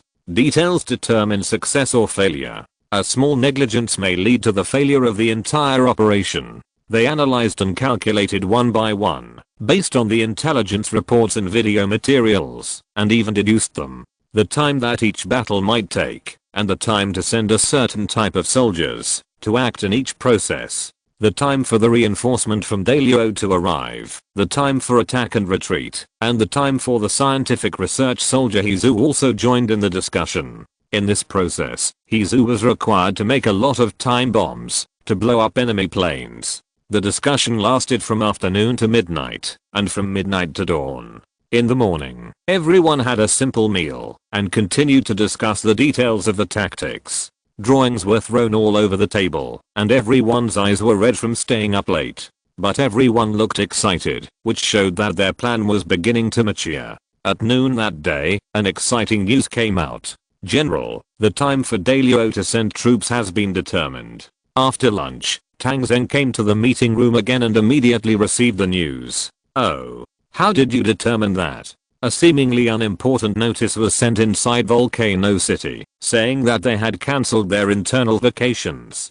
The reason was to deal with a warlord to the north of them, but that warlord's strength is much smaller than Ferdinand's, and it's not worth the hassle at all. So we have reason to believe that they will send out troops tomorrow morning. Good. Tang Zheng waved his fist excitedly. Have they determined the number of troops they will send out? It's roughly confirmed. 300 tanks, thousands of infantry fighting vehicles, and about 2 divisions with 50,000 people will be dispatched. It seems that they are planning to swallow up our 12 bases in the north in one go. Tang Zheng nodded. Have you made your plan? It's ready. All we needed before was the time and number of their troops. Now that it's confirmed, we can find the most appropriate time to act. Tang Zheng also became excited. Then prepare for action. We will deploy the personnel today, and when they send out troops tomorrow, we will start to act. Contact the engineering corps for me. How is the progress of the railway construction? Soon the news came back that there was still a railway line of 160 kilometers away from the coal mine. Tang Zheng did not hesitate, and directly allocated 1.6 million yuan to build the railway to the vicinity of the coal mine. Because that was where the main battlefield of this battle was. After the railway was laid, the troops quickly advanced and prepared for battle in the depths of the wilderness. The helicopter unit of the Army Aviation Battalion also set off from Ziguang City at night, carrying the paratroopers and the elite of the Military Intelligence Bureau, detoured thousands of miles, and headed straight to the north of Volcano City. If you're listening to this novel on a channel other than Fanfic World, it means they downloaded and uploaded it without effort. We cordially invite you to visit our channel, Mundo Fanfic Novelos. There you'll find the original version of this story and you can explore many other novels of various genres. We're waiting for you to immerse yourself in a world of incredible novels. Chapter 217 Winter Night Murder. Volcano City. In Ferdinand's banquet hall, a group of officers from the Dalio gathered. Just as Tang Zheng expected, Ferdinand and his men were also holding a combat meeting. Generals, our tactics have been finalized. The troops will set out to cross the river at 6 o'clock tomorrow morning. Because it is difficult to walk in the wilderness due to the snow, this march will be divided into 2 sections. At 4 o'clock tomorrow evening, we will arrive at the Black Mountain Forest Farm near the abandoned mine in the middle of the wilderness to rest. There are no zombies in that place, so we can have a good rest. Then we will march for 4 hours tomorrow morning to reach the scheduled combat position. Our first offensive target is Tang Zheng's University City base. This base is the largest in the north, second only to Tang Zheng's Ziguang City base. Tang Zheng has deployed a company of city guards there, and there are also some retired troops here, which can be organized at any time, but the number will not be large, and the weapons and equipment do not have any heavy firepower. Although they are not many in number, the combat effectiveness of the Ziguang army is still not weak. Our troops must not relax when they go out, and we must not underestimate the enemy. We must go all out and complete this battle with a blitzkrieg. The University City base is less than 300 kilometers away from Ziguang City, and our estimated time for attacking the University City base is 10 o'clock in the morning. The helicopter unit will be dispatched at 7 o'clock tomorrow morning to cooperate with the armored forces in combat. I ask you to finish the battle at the University City base within half an hour. Then, except for the troops staying at the University City base, the 11 regiments of our army will disperse and attack the remaining 12 bases separately. We must seize all these bases before dark. After this battle, Tang Zheng's rule in the north will collapse. If he sends troops to support us, we will wait for him to tire himself out and completely annihilate his troops, laying the foundation for taking Ziguang City in the future. Have you mastered the combat missions and time of each unit? Mastered. The officers under Ferdinand answered in unison, all with a relaxed look. It's no wonder they thought so. With 50,000 ground forces, 300 tanks, and 70 helicopters going out to fight a mere 20,000 Zhuguang troops and a surprise attack, it would be strange if they didn't win. Ferdinand nodded with satisfaction. Everyone go down and act on time tomorrow. Qin Xiaolao stay. His officers left, and Qin Xiaolao stayed. Ferdinand looked at him and asked, did we deal with that troublesome woman? Qin Xiaolao smiled and nodded. Although it was a little troublesome, we finally dealt with it. That woman was ruthless enough. She bribed the guards here a long time ago, and then sneaked in. She actually came to me with explosives all over her body, and insisted on getting the antidote from me. I had no choice but to give her a bottle of special antidote. Ferdinand was stunned for a moment. Isn't there no antidote for the mental hallucination drug? What did you give her?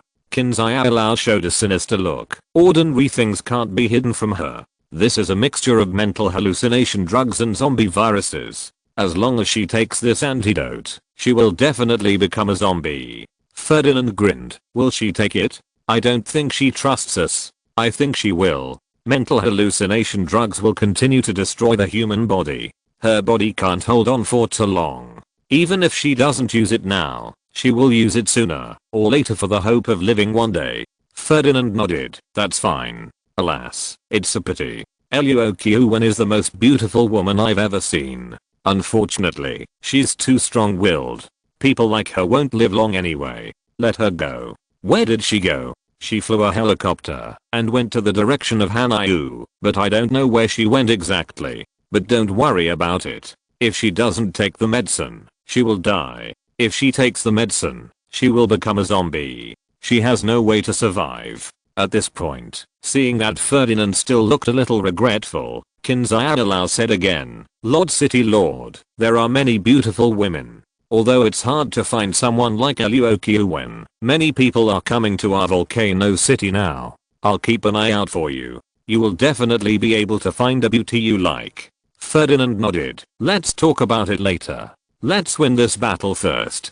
Tell the troops on duty to be alert and not to cause any trouble for me before the war. Don't worry, City Lord. I'll tell them.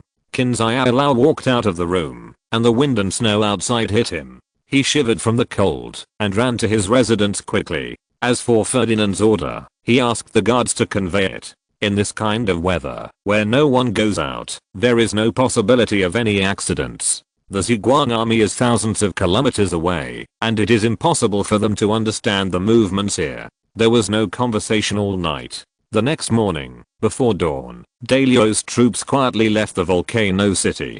They came out of the city gate and went directly to the seemingly deserted port. Someone had been waiting here to welcome the troops and report. The thickness of the ice on the surface of Tang Zheng River has exceeded 1 meter, which is fully capable of supporting a large army crossing the river. The officer commanding the troops asked, where is the sentry on the opposite side? It was taken down 20 minutes ago, and we have also planted people to pretend to be their sentry. Someone from their university city base will talk to the sentry at 8 o'clock in the morning. At that time, our people will tell them that everything is normal. They will only use code to communicate when the sentry changes at 9 o'clock in the evening. At that time, everything will be too late. The commander of the troops was overjoyed. Okay, then we will cross the river. A large number of heavy trucks carrying tanks began to cross the river. Then came the armored vehicles and the tightly covered troop carriers. Some vehicles were equipped with artillery at the back, and soldiers sat in the vehicles, following the troops across the river.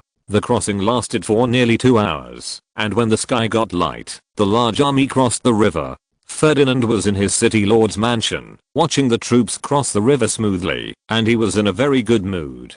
Daliu was cold, and had long yearned for the vast and warm land of Hanyu. For so many years, this wish had never been fulfilled, but today, it would become a reality in his hands. After taking over Tang Zheng's land and population, he would become the largest warlord on this land, and taking over the power of Daliu in the future would no longer be a distant dream. The days in winter were particularly short, and it was almost dawn at 8 in the morning, and it was completely dark at 5 in the evening. According to the news from the front, the expeditionary troops of Volcano City had completed the first section of the march after going through untold hardships. They trekked hundreds of kilometers in the wilderness and arrived at the first resting place, the Black Mountain Forest Farm. The Black Mountain Forest Farm is located in the suburbs of Black Mountain County, Lumber City. Black Mountain County was originally a large coal-producing county, and the Black Mountain mining area has a high coal output. However, it has been mined out in recent years, and there is a large abandoned mining area nearby. Resource-based cities are facing transformation due to resource depletion. Black Mountain County began to develop animal husbandry and agriculture, as well as timber exports. The Black Mountain Forest Farm was built later. There are not many zombies there, but the timber output is very high. There are not many zombies there. They have been cleared out long after the end of the world, and this has become the foothold of the Dalio troops. When the troops arrived at the Black Mountain Forest Farm, they immediately started cooking and finished their meals at 7 o'clock in the evening. The Dalio people, who had been tired for a day, began to rest. However, the commander of their troops was still very cautious and did a very good job of night duty at night. Every tank or armored vehicle stayed next to the resting soldiers' residence to ensure that they could get up and get on the car at any time. The troops responsible for night duty must also be on standby at all times, and the radar-monitored vehicles began to operate to ensure that they could issue an early warning in the first place in case of an attack. After all, he was far away from Dalio at this moment, so he didn't dare to be careless. In the Volcano City far away in Dalio, the helicopter troops had not yet been dispatched. The main force will not arrive at the scheduled battlefield until tomorrow morning, and they can set off from Volcano City at 7 o'clock tomorrow. So compared with the army troops in front, these air forces are too easy. At 8 o'clock in the evening, all the lights in the barracks were turned off. Only the sentry at the airport was still guarding on the airport's sentry tower, and from time to time he took a searchlight to scan the distance a few times to see if there were any suspicious people approaching. However, this kind of scanning is still a bit formal, and what can be observed is also limited. Volcano City has a unique location, located on the border between Hanai and Dalio. There is almost no threat to their north, and the scale of several bases is far less than that of Volcano City. For a long time, it has been very peaceful here, so the sentry is not so concerned. They have a rule after nightfall that they must turn on the searchlight for observation once every 3 hours, once at 9 o'clock, once at 12 o'clock, and once at 3 o'clock in the morning. In the past, this system had become superficial, and the sentry was always vacant. However, now that the war is imminent, an order has been issued today, and everyone must strictly follow it, so the sentinels had no choice but to go to their posts to stand guard. They had no choice. After all, the winter in Volcano City is too cold, especially after nightfall. The north wind howls, mixed with snowflakes flying, just like a knife scraping the flesh and making it hurt. The sentinels were warming themselves by the fire indoors, wrapped in military coats, but they still felt cold and would never come out under normal circumstances. In the sentry tower on the north side of the airport, 2 sentries were drinking strong liquor, a specialty of Dalio, and eating grilled fish. At 9 o'clock, one of the sentries had no choice but to stand up and open the door of the sentry tower. As soon as the door was opened, a cold wind mixed with snowflakes blew over, and he shivered all over. He ran 2 steps to the searchlight, stretched out his hand to turn on the searchlight, and his hand felt numb and tingling in a short time. Damn it, this sentry system is really terrible. We are in Volcano City. There is a vast uninhabited area to the north and the Tang Zheng River to the south.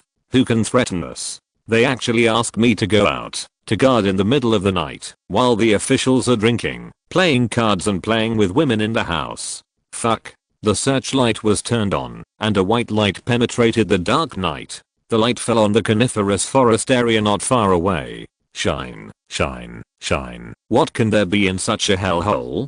Desert tigers? Brown bears? No, no, no. Brown bears have already hibernated. They all know to sleep in tree holes. I'm not even as good as bears. The light swept over some undulating snow hills, and he paused for a moment. Oh, look, the snow in that place has piled up into mounds, and they are quite regular, in rows. He swept back and forth twice, and his companions in the room were already impatient. "Randall, can you finish? My eyeballs are about to be frozen. If you don't come back, I will drink your wine." "Oh no, that's mine." Randall immediately turned off the searchlight and ran back to the sentry tower. The two sentinels raised their glasses and drank to resist the cold of the winter night. As for turning on the lights at 12 o'clock, that would be 3 hours later, when someone would come to relieve the guard. They were only responsible for the first half of the night. They were already very good to be able to do this. What they didn't know was that after the sentinels went back, the snow pile that seemed to be blown out by the wind quietly moved.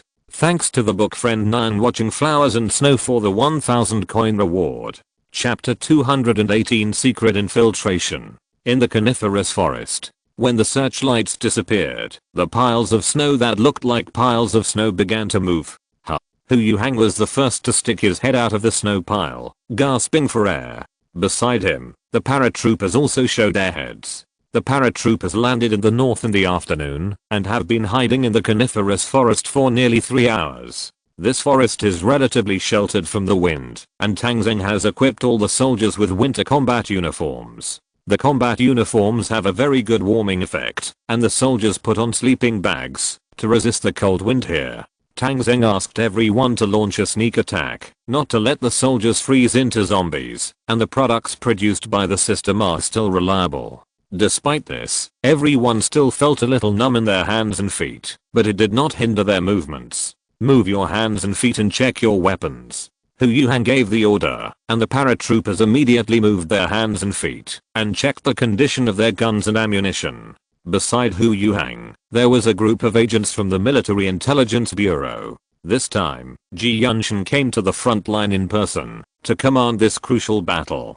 Taking over this airport and destroying the enemy's helicopter unit is their strategic goal. They must ensure that this batch of helicopters cannot join the battlefield in the wilderness in the south, laying the foundation for the Ziguang army to win. Ji Yunshan was next to Hu Yuhang, and Hu Yuhang asked, "Director Ji, what should we do next?" This time, the Army Aviation Battalion and the Military Intelligence Bureau worked together. Although the Army Aviation Battalion is the main force, the early actions still depend on the Military Intelligence Bureau. Eat first. The action will take a while, and it will be the best time to act when it is close to 12 o'clock. "Okay, then eat first." Hu Yuhang asked everyone to eat first, and all the soldiers opened their military backpacks. There were insulated lunch boxes, canned beef, and toast wrapped in tinfoil, with butter and ham in it. When it was opened, it was still slightly warm, and now it tasted like a delicacy. Ji Yunshan opened a box of military canned beef and ate it voraciously. He quickly finished a box of canned beef and finished the bread, then opened the kettle, which still had hot water. Of course, no matter how good the insulation conditions are, they are not very effective here. The water has become warm, and everyone drinks it quickly. After eating, everyone got into the sleeping bags again to rest and wait. They waited for more than 2 hours, and the time came to 11:40 at night. After resting, Ji Yunshan got out of the sleeping bag, and Hu Yuhang also came out. "Captain Hu, you have noticed that to enter the airport you have to pass through the main gate, and there are sentries on top for surveillance. My first group of people will go out in a while to take down the sentries at the main gate and the sentries in the sentry tower to ensure that you will not be sniped or alarmed by the sentries when you enter. After you succeed, I will give you a secret signal, and you will immediately take your people in to seize the high ground and key points as quickly as possible. Among them, the gates of the two opposing battalions are the top priority. We must ensure that their large forces cannot rush out of the barracks to provide time for our people to blow up the helicopter. Can you do it?" Hu Yuhang immediately patted his chest and said, "Director Ji, don't worry. These paratroopers of mine are all elite. They are all good at both frontal combat and combat behind enemy lines. As long as we can enter the airport, we guarantee that we can control the situation." Ji Yunshan smiled and said, "So only your paratroopers are good at it? Are our Military Intelligence Bureau just good for nothings? You know, it costs the general 1000 gold to enlist our agents, which is more expensive than paratroopers." Hu Yuhang did not argue with him. After all, He knew that Ji Yunshin had joined the army early and was the first scout in the entire army. He had followed the general for a long time and had much more seniority than him, so he still had to respect him. Director Ji is right. The agents of the Military Intelligence Bureau are all good. We are counting on you in the early stage. I like to hear that. Then we are ready to act. Are you ready for the retreat? Ready. The all-terrain vehicles are parked over there in the coniferous forest. If you blow up the helicopter, we will retreat immediately and use the all-terrain vehicles to run to the transport lane. The troops in Volcano City will not be able to catch up. Okay, then let's start the action now and wait to return to Ziguang City to celebrate. Ji Yunshin and Hu Yuhang high-fived each other, and then Ji Yunshin and the people from the Military Intelligence Bureau set out. They went around the side of the coniferous forest and quietly moved towards the edge of the airport. More than a dozen agents followed one after another, moving slowly forward in the wind and snow. A huge trench was dug around the outside of the airport. Vehicles could not pass through it. Only infantry could crawl through it, and they could only carry some light weapons. The agents jumped down the trench, climbed up from the edge of the trench as usual, and quietly entered the airport. They stayed away from the sentry tower and the gate, and went to the gate of the military camp as soon as possible. It was too risky to attack the sentry tower and the gate directly, and it was very likely to be discovered by the sentry. Even if the sentry was killed, it would be useless, because the other party would definitely sound the alarm, which would result in all the previous efforts being wasted. The agent's target was locked on the person who was taking over the shift. The shift was changed at 12 o'clock, and only then could the sentry be killed without anyone noticing. When they arrived at the gate of the military camp, the agents lurked patiently, waiting for the person who took over to appear. After a while, a group of soldiers came out of the military camp, wrapped their clothes tightly, and trotted towards their respective posts. The agents immediately followed quietly. When they reached some hidden corners, the agents suddenly opened fire. The silenced pistol specially equipped for the agents came into play at this time. Under their precise marksmanship, the soldiers from the Lao were shot dead on the spot without a word, and fell headfirst into the snow. The agents quickly stepped forward, dragged the bodies of these people away, quickly stripped off their clothes, put them on themselves, and disguised themselves as them. Each group of agents had a person from the Lao kingdom, so that the disguise was seamless. After changing clothes, the agents began to impersonate these people, and went to the sentry tower and the gate. On the sentry tower, Randall and his companions were a little dizzy from drinking. 2 bottles of strong liquor were drunk, and they also forced their eyelids to wait for the handover to arrive. At about 11:55, someone came to the bottom of the sentry tower. Randall looked down with his drunken eyes and vaguely saw that there were soldiers from the Lao kingdom climbing up the iron ladder. Randall had not forgotten the command, and shouted to the people below, "Who is the enemy of the empire?" "Tang Dachu in Ziguang City." A somewhat reluctant voice came from below, and Randall nodded. The command was correct. As for the reluctance, it was understandable. Who would be reluctant to take over in the wind and snow at midnight? When the 2 people below climbed up, he opened the door of the sentry tower, and pulled his drunk companion. "Let's go. Go back to sleep." When the people below came up, they were going to go out. In the blur, Randall saw the second person on the other side, who seemed to be Hanu's face. "Hey, what's wrong with you?"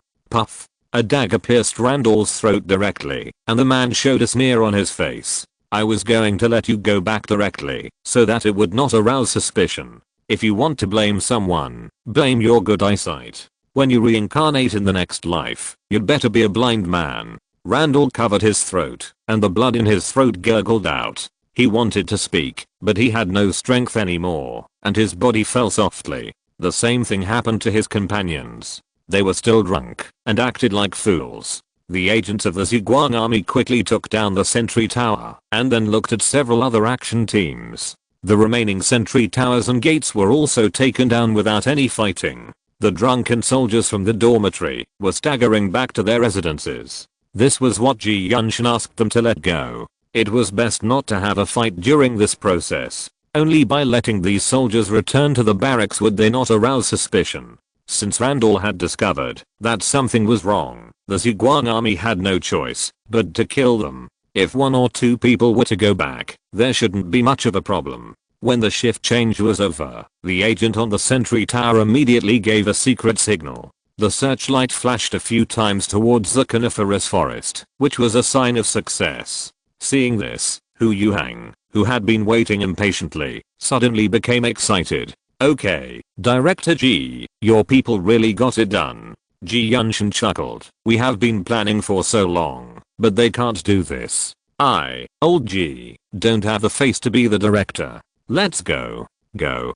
Hu Yuhang waved his hand, and the soldiers of the Army Aviation Battalion immediately left the coniferous forest, where they were hiding, and rushed to the airport quickly. The agents at the gate and the sentry tower have turned off the infrared alarm. In addition to the alarm, there are also monitors here. The monitors here are connected to the monitoring center of Volcano City. The agents operate the monitors skillfully, capture a section of the previous screen, and play it as the current monitoring, so as to paralyze the people in the monitoring center. The whole operation is closely linked, and mistakes and risks are almost compressed to the minimum. Of course, no action is perfect. For example, if Randall and his companions did not go back, or if they came out with a stomachash one night, they might be exposed. But actions must take risks. The Zhuang army dared to gamble this time. The longer the time drags on, the more beneficial it is for them. The soldiers of the Army Aviation Battalion quickly seized the commanding heights and climbed up the house here.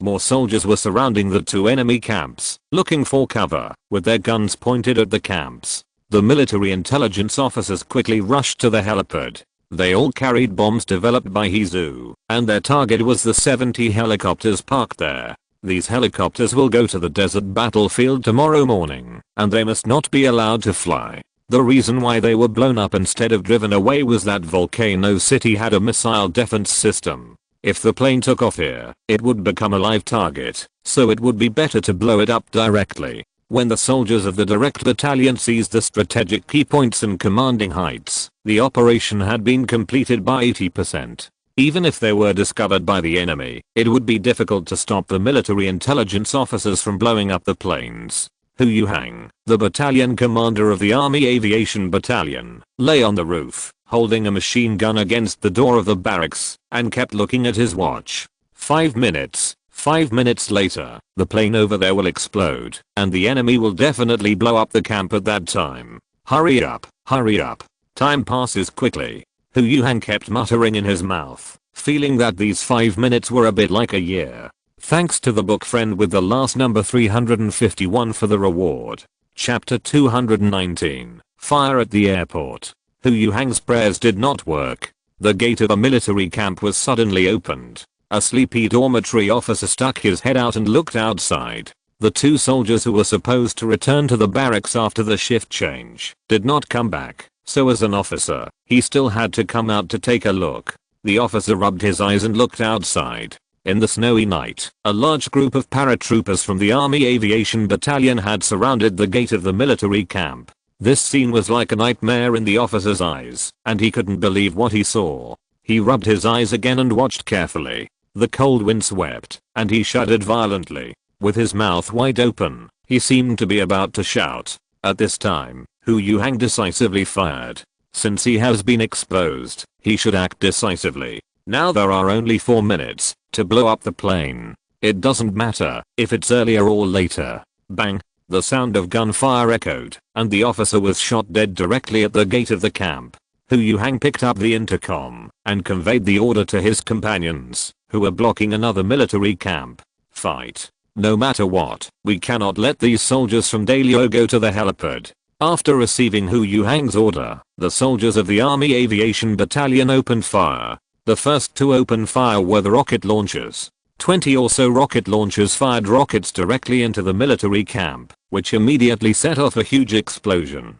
Boom boom boom. The continuous explosions brought large groups of flames, which immediately made the Dalio military camp a mess. There were about 2,000 soldiers from Dalio in the 2 military camps, including 2 reorganized battalions. On such a snowy night, everyone was almost asleep. The sudden explosion made these people dizzy and completely panicked. They got up and hid, put on clothes, and looked for weapons in a mess. The paratroopers of the Zhuang army would not give them too much time to prepare. As the rockets blew up the camp into chaos, the soldiers also opened fire. Some soldiers fired and shattered the glass of the camp. Some soldiers quickly stepped forward and threw grenades directly into the room. The second round of explosions occurred, and many soldiers in the dormitory were killed in the room without even putting on their clothes. Quick, quick, quick. Someone is attacking. Ziguang army. It's the Ziguang army who is attacking.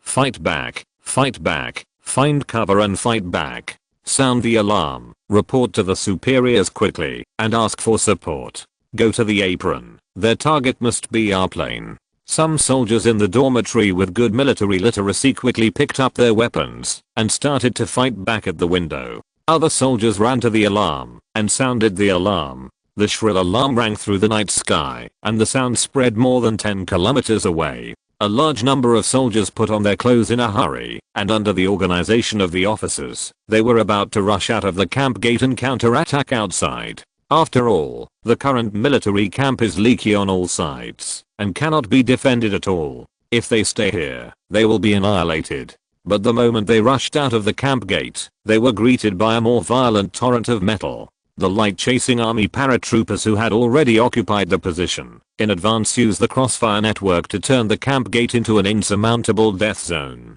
The soldiers of the Dailyo rushed forward one after another. Countless people were shot to death. As soon as they went out, the triggers were pulled at the moment of death, and the bullets were randomly shot into the sky. There were continuous grenades exploding in the back, and the soldiers did not dare to stay in the camp. They rushed forward and caused the crowd in front. The people in front wanted to retreat but could not, so they could only bite the bullet and be pushed out, and then die tragically in the snow. Jump out of the window. Don't go through the main door. Jump out of the window. The officer gave the order, and many soldiers began to choose to go out through the window. So the window became a new slaughterhouse. A large number of soldiers from the dormitory were shot dead at the windows. Even if someone rushed out, they would be shot dead before they could take 2 steps. This kind of target shooting like battle was simply too easy. Only those who did not charge rashly and relied on staying indoors were able to survive temporarily, but they were also unable to make any effective counterattacks and were completely suppressed by the Ziguang army. Da da da. Bang bang bang. Countless bullets hit the door and the windowsill, and cement debris flew everywhere. From time to time, someone was shot and fell to the ground, or screamed with serious injuries, or became a corpse. The agents of the Military Intelligence Bureau took advantage of this time and came to the vicinity of the apron. The apron was not empty. There were still some scattered guards on the hangar side, and they had a short and fierce gun battle with him from the Military Intelligence Bureau. This time is the time to best reflect the quality of a single soldier. The agents of the Military Intelligence Bureau immediately split into 2 groups. Deputy Director Han Yang led a group of people and headed straight for the plane on the apron. Director Ji Yunshan led another group and fought fiercely with the defenders in front of the hangar door. Ji Yunshan held a light machine gun in one hand and a silent pistol in the other. He played suppression and point killing to perfection. After a confrontation, he knocked down 5 or 6 people in a row. Han Yang took advantage of Ji Yunshan's cover and led a few people to the apron. He first arrived at the first helicopter and took out a time bomb from his backpack. The time was adjusted and it would explode in 15 minutes. After sticking the bomb on the plane, he immediately ran to the next one. The time of this one was different from the previous one. It would explode in 14 minutes. But because it also takes time to install, the time of detonation is almost the same. The other agents of the Military Intelligence Bureau also moved quickly and placed the bombs one by one. The fierce battle situation was quickly transmitted back to Volcano City. The airport is located in the north of Volcano City and is only a dozen kilometers away from Ferdinand's official residence. If it were normal, with such a distance, Ferdinand's troops would be able to reach the airport in at most 20 minutes, based on their reaction. But now it is past midnight, and it is windy and snowy outside, which is the time when people are sleeping soundly. The situation at the airport was transmitted back, and Volcano City organized the troops and boarded the car to the airport. The wind and snow were strong, and this process would take at least 10 minutes. These 10 minutes may be fatal 10 minutes. Ferdinand was awakened from his bed, and after hearing the news, he jumped up. As the mayor of Daliao, he knew too well the purpose of the Zhuang army's actions. Blow up the plane and cut off the air support of his expeditionary troops. Once the expeditionary troops lose air superiority, the planes of the Zhuang army will become a major concern. His own 50,000 expeditionary troops have lost support and logistics, and they are alone in the Zhuang army's territory. If they are not careful, they will be wiped out. Ferdinand panicked, roaring hoarsely and issuing a series of orders. Hurry, hurry, hurry. Go to the airport to support them. We must not let them blow up the plane. Contact Richard for me. They must hold on no matter what. They must hold on. The missile defense system is activated. If the light chasing army dares to take off the plane, shoot it down. The guards issued orders in a panic and called the intercom, and soon the news came back. My lord, Viscount Richard has died. Ferdinand was stunned for a moment and then roared, where is the adjutant?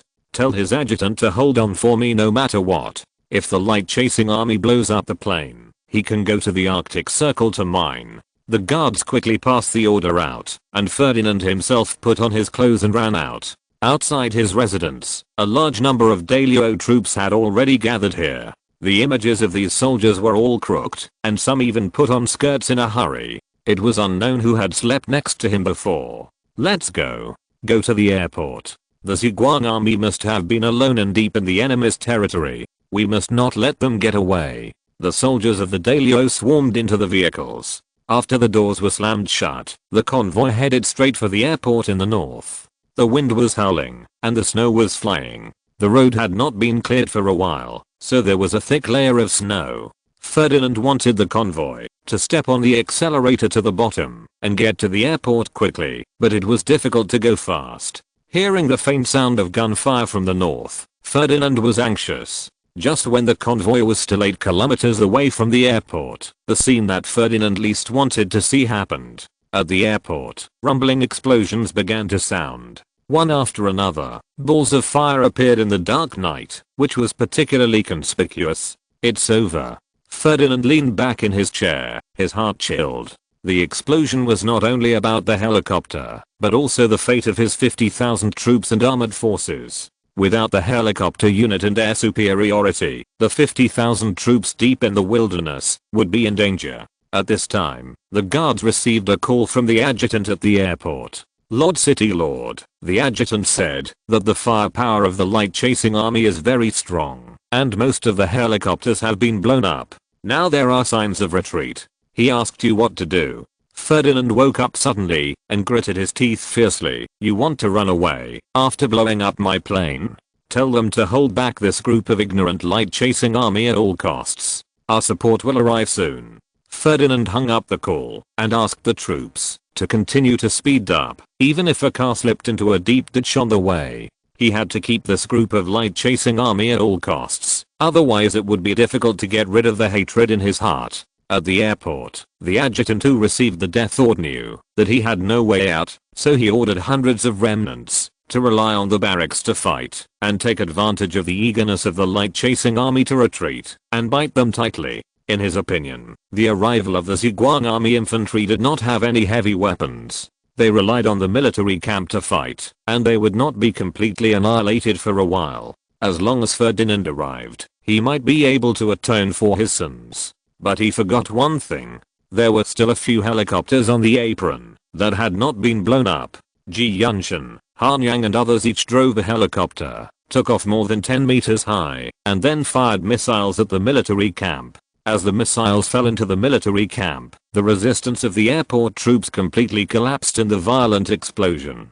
Ji Yunshan and his team succeeded in one strike and did not continue to fly the plane away. After landing the plane, they placed the time bomb and immediately led the large force to quickly cross the trench outside and head straight for the coniferous forest area in the north. When Ferdinand arrived with a large force, the people from the army aviation camp and the military intelligence bureau had disappeared in the coniferous forest. Only here at the airport, there were broken walls, countless scrap iron and corpses, and hundreds of wounded soldiers left. Thanks to Luo Fen's book friend for the reward. I also thank the book friends who voted for monthly tickets and recommendation tickets. I will start updating from tomorrow. Chapter 220 Tang Zheng's Evil Plan. Ferdinand was unwilling to see the Zhuang army escape like this, so he sent troops to pursue them. However, the coniferous forest was rugged and difficult to navigate. When the Daliao troops were struggling to advance through waist-deep snow, the Zhuang army had already boarded the all-terrain vehicles and quickly rushed out of the coniferous forest area and entered the endless wasteland in the north. When the Daliao troops chased them out, the Zhuang army had already disappeared. Only the radar system captured that a helicopter took off at a low altitude more than 20 kilometers away and quickly flew out of the radar field of view. Knowing that the pursuit was hopeless, Ferdinand hurriedly asked the guards to call the troops across the Tang Zheng River and headed to Hanyu. Although he knew that those troops might be in danger after Tang Zheng's arrangement, he still had hope in his heart. The Zhuang army had only more than 20,000 people and might not be able to annihilate his 50,000 troops. As long as he notified them in time, there was still hope to withdraw. The guard hurriedly used the radio to call, but after trying several times in a row, the guard's face began to turn pale. "What's wrong? Why haven't you connected yet? Lord City Lord, this radio wave seems to be interfered with and can't be connected." Hearing this, Ferdinand sat down on the snow, feeling powerless in his heart. Is he going to watch his troops being surrounded and annihilated by the Zhuang army? No, he still has to go to rescue.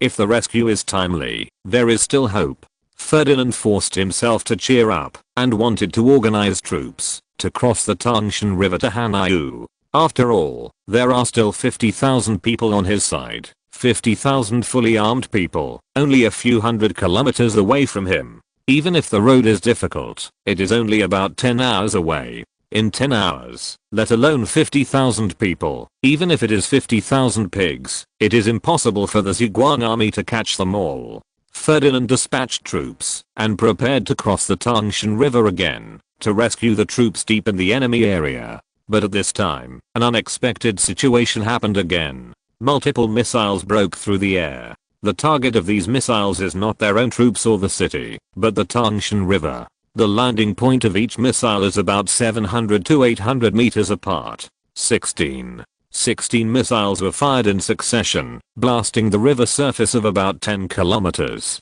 The river water imprisoned by the ice began to roar and rush, sweeping the broken ice and moving downstream. It is now deep winter, and this situation will not last too long. The river surface will freeze again in 3 or 4 days. But 3 or 4 days is enough to decide too many things. Ferdinand and his men couldn't take a detour.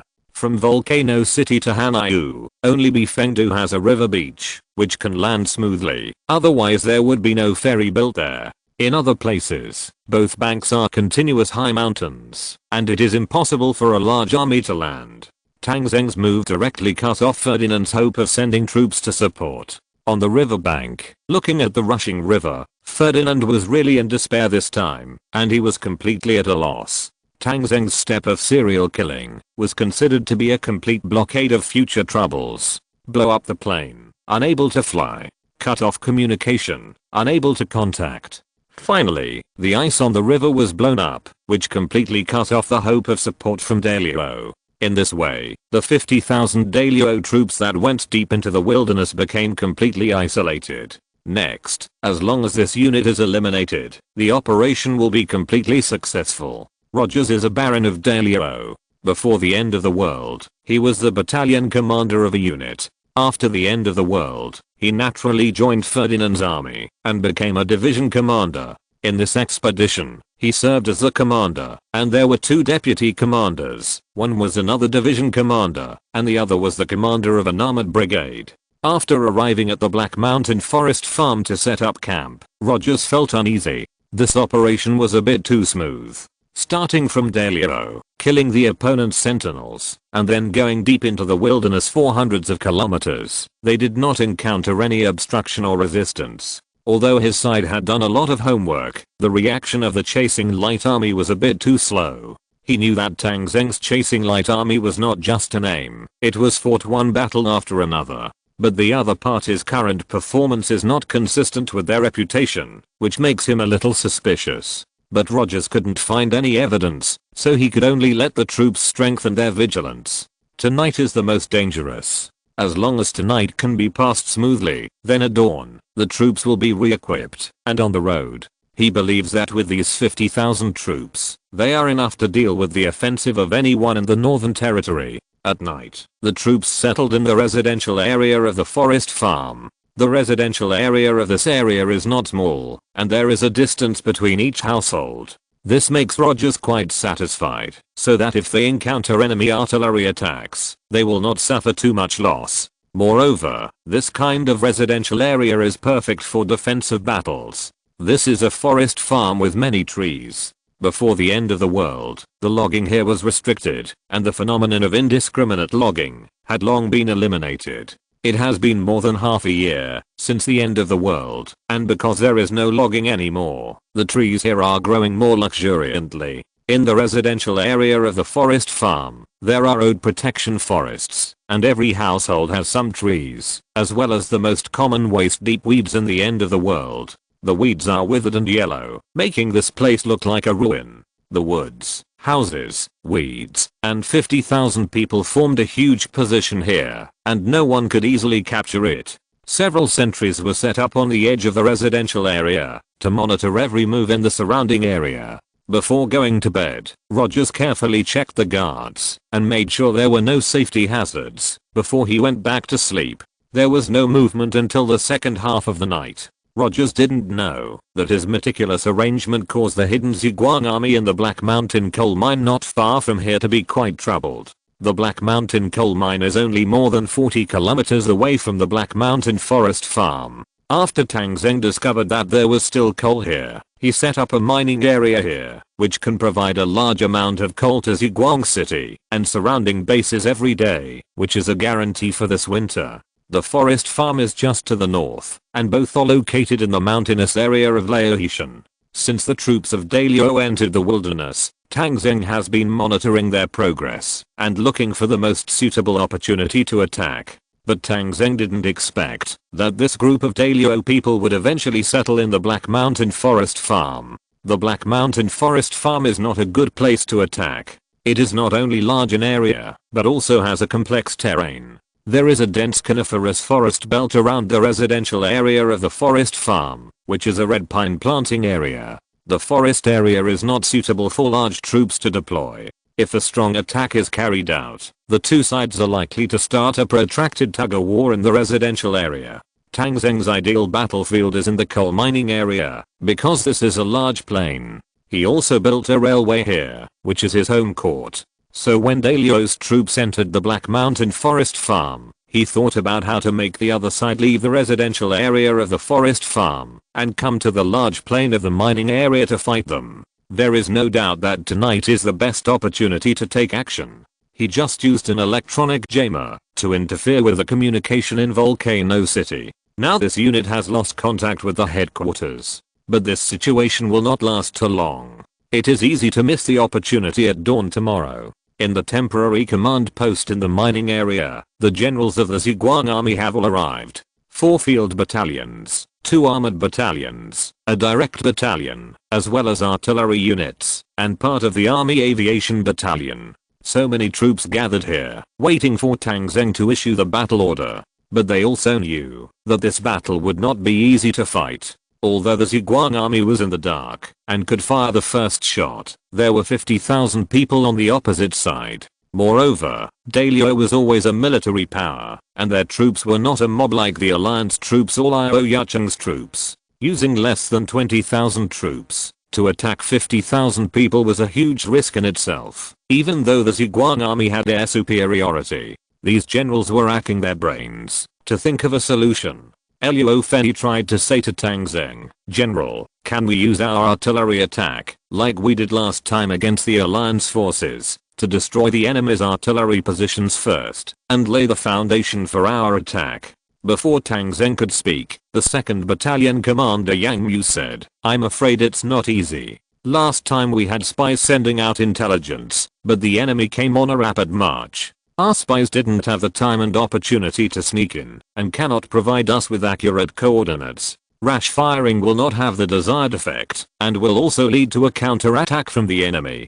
Tang Zheng also nodded. "That's right, and the enemy's weapons are not much worse than ours. If we want to win, we must first disrupt them and beat them out. This cannot be done by artillery bombardment alone. The enemy commander has a high tactical quality. We can see from his arrangements that we don't have many opportunities for sneak attacks. Everyone looked at Tang Zheng and saw that what he said seemed to be difficult, but his face was relatively relaxed, so they knew that Tang Zheng probably had an idea in mind. Ning Yui, the captain of the guard company, was a girl who was usually close to Tang Zheng. She couldn't help but ask, "General, what are you going to do? Just tell us, we are all waiting anxiously." Tang Zheng smiled and said, "I was thinking, there are so many woods here, which can be used to build many things. They are all our wealth. It's a pity to burn them all now." Hearing Tang Zheng's words, the people around him suddenly brightened up. Since the other party lived in the forest farm, wouldn't it be the best time to set a fire? It's just that it's winter now, and the ground is covered with snow, which is not very conducive to setting a fire. Every year at this time, it is not a fire prevention period, because even if you go to light a fire, it is difficult to ignite it. Tang Zheng also saw everyone's doubts and spoke directly. The commander on the opposite side dared to stay here because it is not the fire prevention period, but he overlooked one thing. The trees here are mostly pine trees with high oil content and are flammable. Although the snow around is thick, we can use white phosphorus bombs to start an artificial fire. It's a north windy day now. Our ignition point starts from the north. With the help of the wind, the fire will soon cover the forest farm. If they don't want to be burned to death, they can only run south and enter our designated battlefield. Although it's a pity that the surrounding trees were burned, in order to win this battle smoothly, I can't care so much. Convey my order. Artillery units, helicopter units, load white phosphorus bombs, and burn the forest farm in 20 minutes. Chapter 221 A Fire in Winter. It was 2 o'clock in the morning, with no stars or moon, and the snow was still falling. The howling north wind was whistling, and no one wanted to go out at this time. The sentry and Alio was on duty in a temporary sentry tower, and they had to change shifts every hour, otherwise they would freeze to death outside. In the eyes of the sentry, it was unnecessary to be on duty at this time. Are the people of the Zhuang army crazy? Want to launch a sneak attack at this time? He kept rubbing his hands and stamping his feet in the sentry tower to resist the cold wind. He was looking forward to the hour coming so that he could go back and get into the warm bed. Boom boom boom. There seemed to be a faint sound coming from the south, but because of the headwind, he couldn't hear it clearly. He tried to open his eyes wide, trying to see through the dark night of wind and snow as much as possible. Suddenly, a violent explosion occurred in the north. Groups of flames bloomed in the coniferous forest about 1 kilometer behind him. Artillery fire. It seems that the landing point is not accurate and missed. The sentry suddenly grabbed the whistle, put it in his mouth, and blew it with all his strength. Enemy attack. Beep.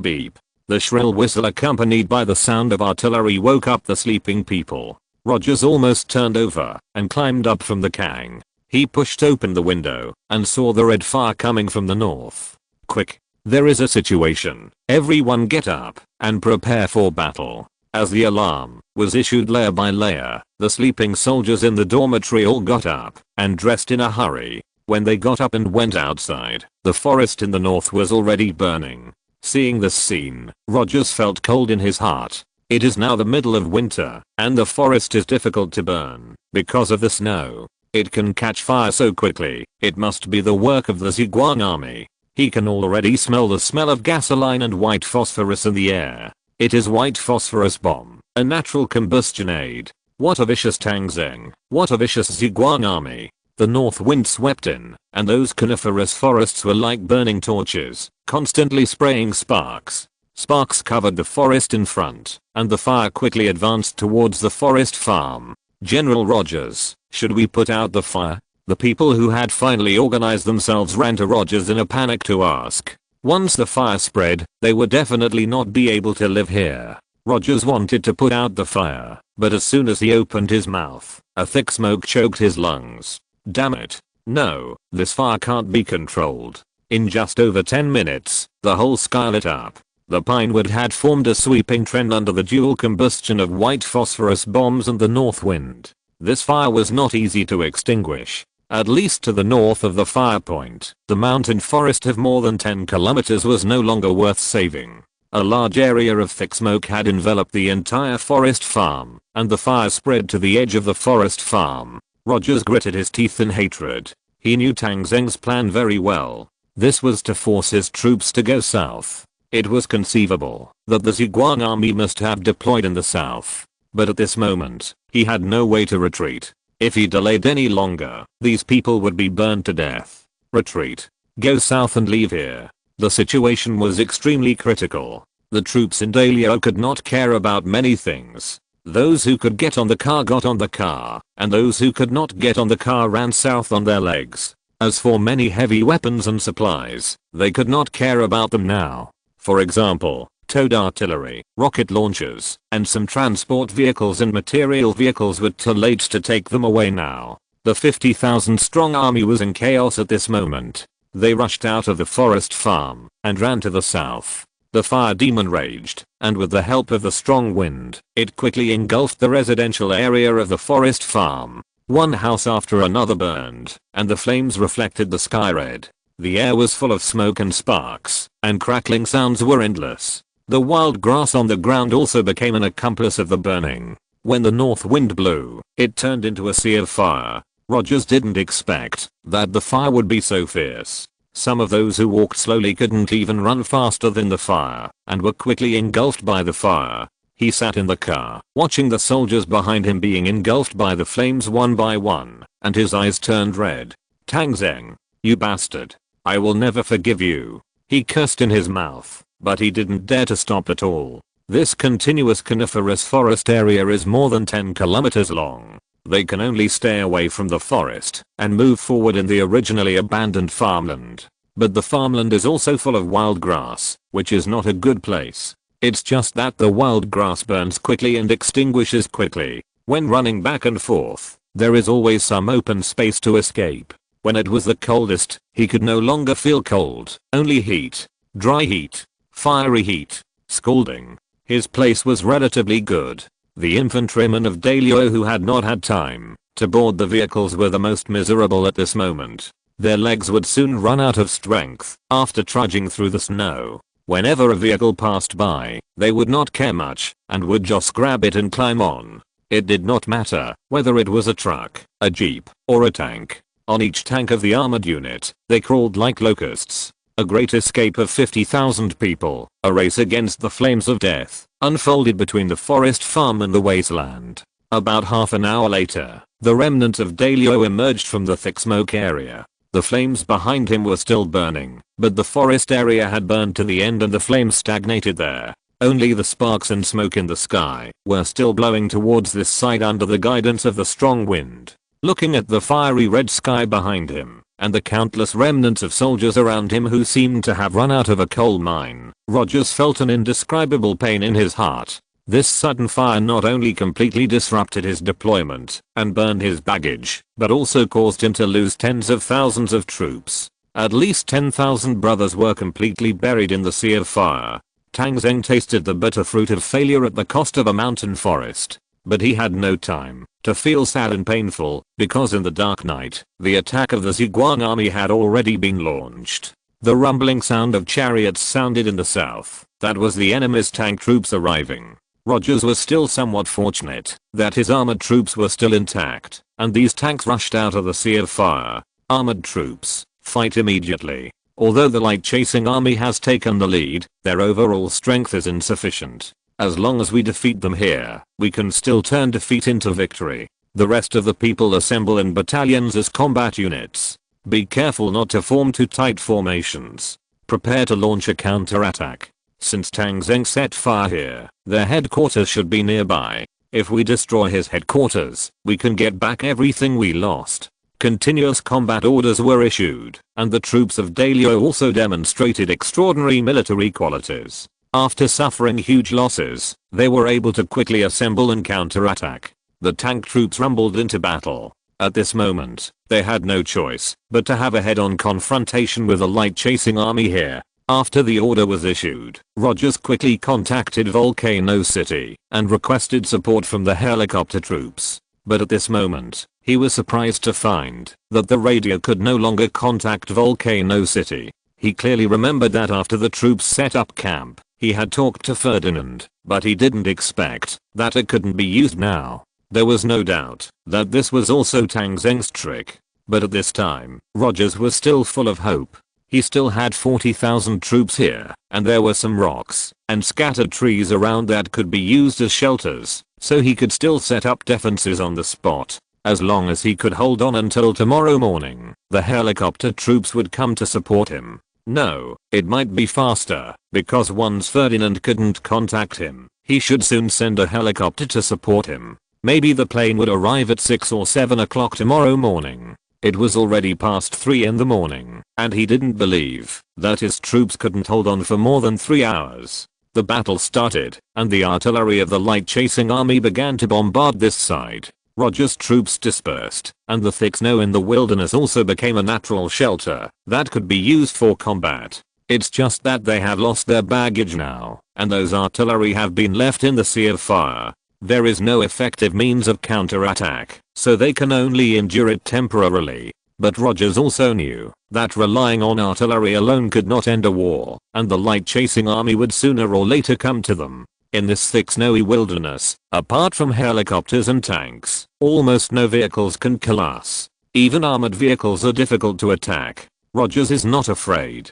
He began to consciously protect the anti-tank infantry and anti-aircraft infantry. All those holding rocket launchers and individual anti-aircraft missiles must be protected. If the result of the tank battle is not ideal, they must be prepared to fight the enemy tanks. The rumbling battle in front has already begun. About 10 kilometers away from the wilderness, the tank battle kicked off. The 2 armored battalions of the Zhejiang army dispersed to the left and right and attacked in a fan-shaped manner. 200 tanks against 300 tanks. A 2-2-3 battle. Dalio had a slight advantage. But they also had a disadvantage. That is, the failure of the radar system. Due to the electronic interference of the Zhejiang army, their radar was no longer working. Fortunately, they were also a unit with rich combat experience. After discovering that the radar failed, they fired a batch of flares. In this way, in this wilderness, they can still see things with their observation mirrors and naked eyes, which is still of great help in combat. After all, the Zhejiang army had no place to hide here, so they were still able to fight back. Both sides had their own strengths and weaknesses, and their strengths were basically equal. The tanks' smoothbore guns fired back and forth, and a brutal armored battle began.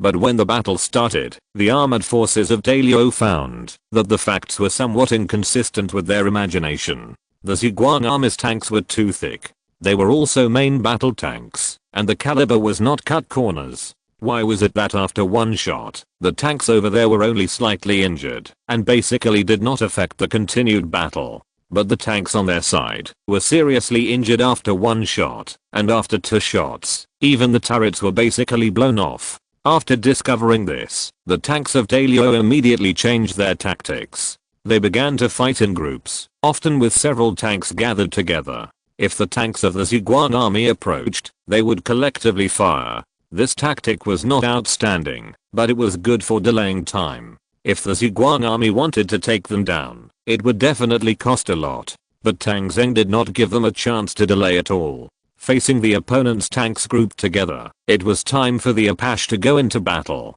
Chapter 222, Train breaks the formation. 3 more chapters, 250 monthly tickets added. After the Apaches of the Zhejiang army joined the battlefield, the balance of the tank battle, which was originally somewhat stalemate, was immediately broken. The Apache helicopter has a nickname, called the Tank Killer. The Hellfire missiles mounted on the aircraft are specially used to kill armored forces. Especially now that the tank troops of Dalio have been led to the depths of the wilderness, they are somewhat out of touch with the main force. In this case, facing the sudden attack of the Apaches, the tank troops were immediately hit by a fatal blow. 20 Apaches took off, flying over like the god of death, and one Hellfire missile after another fell from the sky, instantly hitting countless fireballs on the ground. These main battle tanks can withstand the artillery fire from the opposite side, but they really can't withstand the missiles that are specifically designed to kill tanks.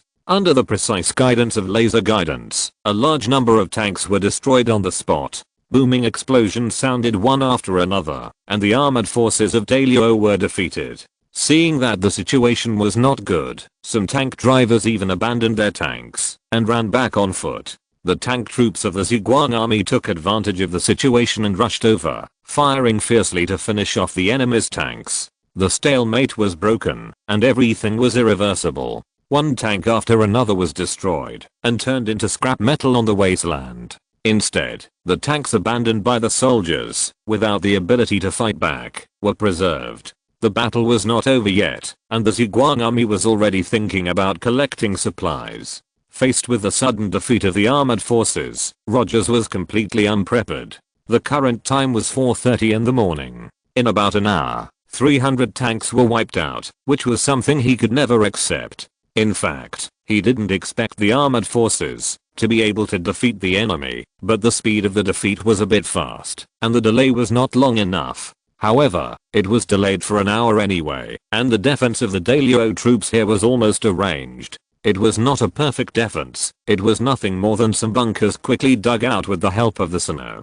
This kind of snow bunker is usually vulnerable, but in this wasteland, where the snow is 2 feet deep on the flat ground, this kind of bunker is really effective. At least the vehicles of the Zhuang army cannot rush in. Rogers is not afraid of relying on the 200 tanks to charge. In this kind of positional warfare, the role of vehicles is not decisive. The final decisive role is still played by the soldiers. If the Zhuang army uses tanks as cover and the infantry follows behind, Rogers has full confidence to hold on. He told himself in his heart that, if he holds on for another 2 to 3 hours, the helicopter troops of Volcano City will come to support, and then all the situations will be reversed. The two sides did have a brief exchange of fire. After the armored battalion of the Zhuang army annihilated the tank troops of Dalio, it began to advance towards the opponent's position. The troops of the direct battalion also launched a wave of tentative attacks following the tanks. The tanks turned into bulldozers and pushed out roads on the wasteland for the soldiers to follow. The troops of Dalio also launched a counterattack in their positions. Numerous rocket launchers and individual anti-tank missiles concentrated fire on the tanks of the Zhuang army from all directions. If the Zhuang army did not have 3-star tanks, this wave might have suffered heavy losses. Fortunately, the strong defense of the 3-star tanks was able to barely resist. The troops of the direct battalion tried to charge, but soon retreated. There were too many people on the other side. Even if tens of thousands of people died in the sea of fire, there were still nearly 40,000 people defending this position. This bone was too hard to chew. It's almost impossible to charge like this. There are too many enemies. Even if our soldiers have high individual quality, charging hard will bring huge casualties, and we may not be able to win. The people of the direct battalion withdrew, and the troops of the field battalion did not follow up immediately. It was not a good idea to continue fighting like this. Seeing this situation, Tang Zheng also signaled to stop the battle temporarily. In fact, it was not difficult to defeat the people of Dalio. The other side had no baggage. Although there were some individual soldiers carrying food, they could only last for 1 day at most. Even in this icy weather, it was difficult for them to last for a day. However, the Zhuang army could not wait any longer. The wildfires behind them had gradually shrunk. Once the fire in the north was extinguished, they would definitely retreat to the north. About 30 kilometers to the east, there was a large abandoned market town. If the Dalio troops were allowed to run there, the variables of this battle would be too great. Even if the Zhuang army chased and killed along the way, it would be impossible to completely kill these 40,000 people. Tang Zheng wanted a complete victory this time, because in his eyes, these enemies still had other uses. Moreover, the Dalio side would definitely not give up this army. They might start their ships again, and force people across the river to support them. Although it was very difficult, Tang Zheng did not want to wait too long. Seeing that the opponent's defensive positions were scattered and deep, Tang Zheng knew that he should change his strategy. He began to mobilize troops and move them to the east. Next, he would cut the opponent's position in half and end the battle as soon as possible. Repelling a wave of attacks from the Zhuang army greatly boosted the morale of Rogers' troops.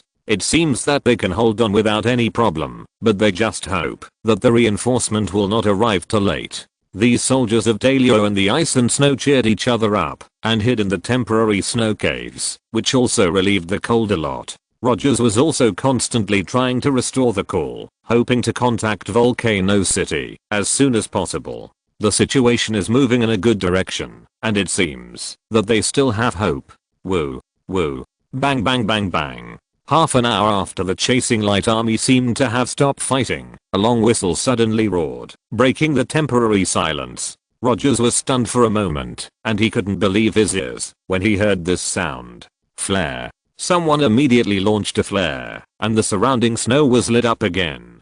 In the darkness in the distance, a train was heading towards their position. The dark body and huge headlights were like an ancient behemoth, rumbling forward, making the earth tremble. This is impossible. Rogers couldn't help but yelled hysterically when he saw this scene. There is no railway nearby. How can the train run on the wasteland?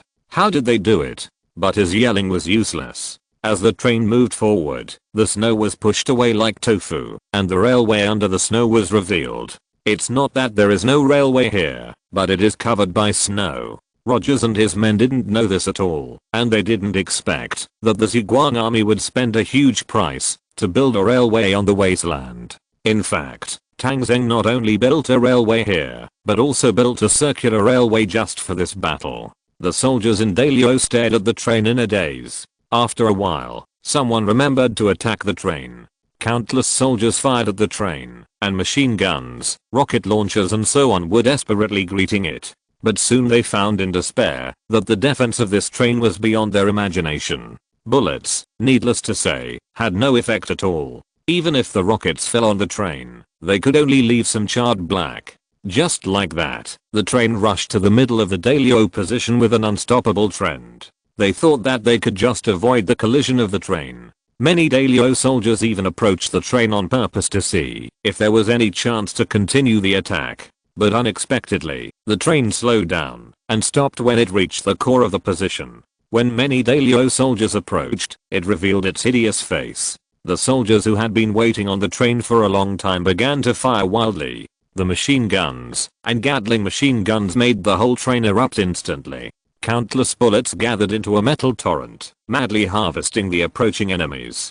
Ding ding ding ding. This kind of weapon that can even blow up armored vehicles is simply too easy to hit people. The bullets swept past, and the soldiers of Dalio fell down in groups. Those were 14.5mm caliber bullets, or even 30mm caliber machine guns, which could directly shatter people when they hit them. There were more than 1,000 soldiers on the train, and it was impossible for all of them to operate the Gatling guns and machine guns. The rest of them set up light machine guns at the firing holes, and they harvested lives like a whirlwind. 5 minutes. The armored train continued to erupt for 5 minutes. These 5 minutes of shooting wiped out countless troops from Dalio. The snow around the train was dyed red, and there were human limbs and arms everywhere. At least more than 7,000 people died in these 5 minutes of shooting, not including some injured. The defense that the Dalio people were proud of was so vulnerable in front of the armored train. What's more important is that the rest of the soldiers saw that the situation was not good and immediately chose to stay away from the armored train and fled in the east and west directions.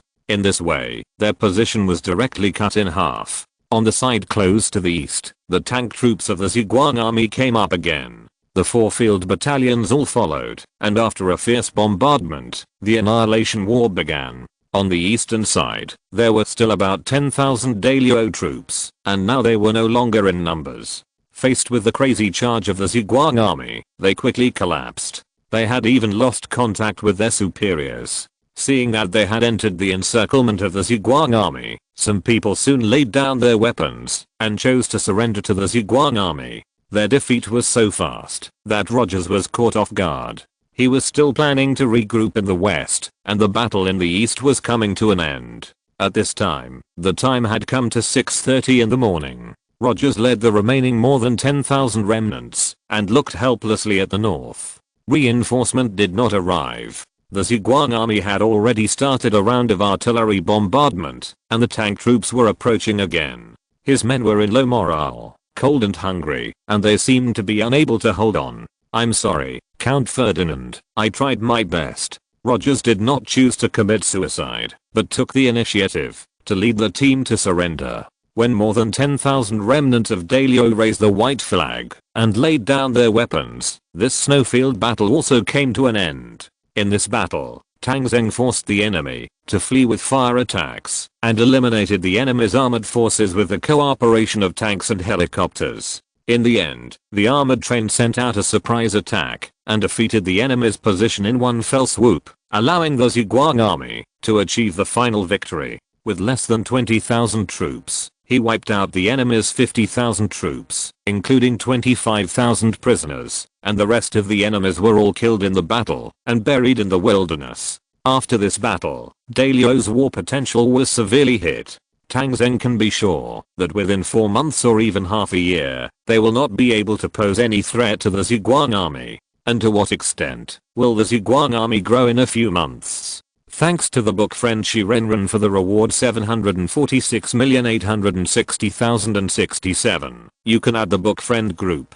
Chapter 223, Light Chasing Prison. The next morning, the Zhuang army escorted the Dalio prisoners back. There was basically no place to accommodate these 25,000 prisoners in Zhuang City. However, Tang Zheng had already made a plan. When the battle ended, he immediately took a helicopter back. He did not return to Zhuang City, but came to the Guan mountain area. The plane landed on a peak with an altitude of more than 1,000 meters. This is a dangerous peak, not the highest in Guan mountain, but it is mostly surrounded by cliffs, and there is no road to the mountain in the strict sense. Only the south slope is slightly flat, but the angle is more than 60 degrees, and vehicles cannot pass at all. Looking down from the top of the mountain, there is a cliff of hundreds of meters. If you fall down, you will definitely be dead. Tang Zheng came with some engineering troops. After the engineers arrived, they immediately started construction here. The area of the top of the mountain is not very large, about 20,000 square meters. The task of the engineering troops is to make it a little flat. The transport plane of the Army Aviation Battalion lifted the engineering machinery up the mountain and started working here. Tang Zheng got a blueprint from Jiuo Yun. Prison. Price. 300,000 gold. This is the 7th blueprint Tang Zheng got after he was promoted to the head of the group. He asked Jiuo Yun, how many people can this prison hold? General, up to 30,000 people. Tang Zheng nodded. A prison that can hold 30,000 people is already quite a lot. In the future, any prisoners can be sent here directly. This mountain top itself is relatively flat. According to Jiuo Yun's intention, large-scale engineering machinery basically flattened the ground. After cutting down some messy trees, they can be placed. Tang Zheng clicked to buy and then placed. A prison appeared at Tang Zheng's feet, which made this mountain top tightly. The high walls around it were built around the top of the mountain. There are sentry towers at the 4 corners of the high wall, and there is also an electric grid on the wall. The source of electricity is wind power generation not far from here. The prison is divided into 2 parts, front and back, which can hold prisoners with different crimes. The biggest feature here is safety. There is only one way down the mountain, and it is extremely difficult to walk. There are high walls all around. Even if you can climb over the high wall, there is a cliff directly outside. You will fall to death immediately after jumping over the wall. As for the supplies here, it is basically impossible to go down the mountain to get them, and they can only be delivered by helicopter. So escaping from prison here is definitely a hell level difficulty. And if people outside want to break into the prison, unless you blow it up with missiles, you can't even climb the mountain. How can you succeed in breaking into the prison? Tang Zheng certainly won't allow this place to be blown up, so after he built the prison, he immediately added defenses here. You don't need too many people, or 1,000 troops are enough. Most of them are mobilized soldiers, as well as some heavy machine gun groups and military dogs. In addition, there are 100 anti-aircraft infantry, 4 anti-aircraft missile silos, and a radar station. 4 transport planes and 2 Apaches were purchased as the air force of the prison base. A total of 1.4 million funds were spent to complete the construction of this prison. This place is not far from Ziguang City, with a straight line distance of about 120 kilometers, and it is also convenient for helicopters to travel. Tang Zheng called Han Yang, the deputy director of the Military Intelligence Bureau, and promoted him to the warden here. The warden commanded a 1,000-man army and managed tens of thousands of prisoners. His position was at the battalion level, so he was considered to be in a high position. After the task was completed, the prisoners from the dailyo would be escorted here. There were also some prisoners held in Ziguang City, and they could all be sent here this time. However, Tang Zheng thought about it, and always felt that something was missing. By the way, the prisoners here must not be left idle. We will airlift some sewing machines, bamboo weaving and so on. These people cannot eat for free here. We must let them generate income for our Ziguang army. Half of the income will be used as the expenses of the prison, and the remaining half will be handed over. In the future, you will have to take care of all other expenses except for the salary. If you want to live a good life, let them work hard. Tang Zheng gave an order to the newly appointed warden Han Yang, and Han Yang immediately became energetic. 30,000 free laborers. How much value can this create? It seems that Ziguang prison will become the richest unit in the Ziguang army system in the future. After doing all this, Ziguang prison is truly completed. The prisoners from dailyo were escorted here and had to be transported to the top of the mountain in batches by helicopter. Tang Zheng did not wait here for this process. After a few days of hard work, he took a helicopter back to Ziguang City. The news that the Ziguang army defeated dailyo in one battle and captured more than 20,000 people from the other side and imprisoned them in Ziguang prison was broadcast by the TV station, which immediately caused an uproar in the surrounding area. If there were still people who doubted the strength of the Ziguang army before, then now all such doubts have disappeared. Even many people have been a little worried about the confrontation between the Ziguang army and the Imperial Royal Army, but now all such worries are gone. A person who can fight against foreign enemies is worthy of respect, especially after dailyo imprisoned 50,000 Hanyu people. Tang Zheng's current behavior is particularly refreshing. After seeing this TV news, dailyo did not react at all. Now Ferdinand dreams of redeeming these prisoners, but as the defeated party, he does not know how to ask Tang Zheng. After seeing the news, Liu Yuchen worked even harder to build fortifications and defenses. He had no intention of going out to compete with Tang Zheng. He just wanted to defend Qinzhou and his military camp. Liu Yuchen saw the news and did not express any opinion. He just asked the troops to hurry up and take Hezhou as soon as possible.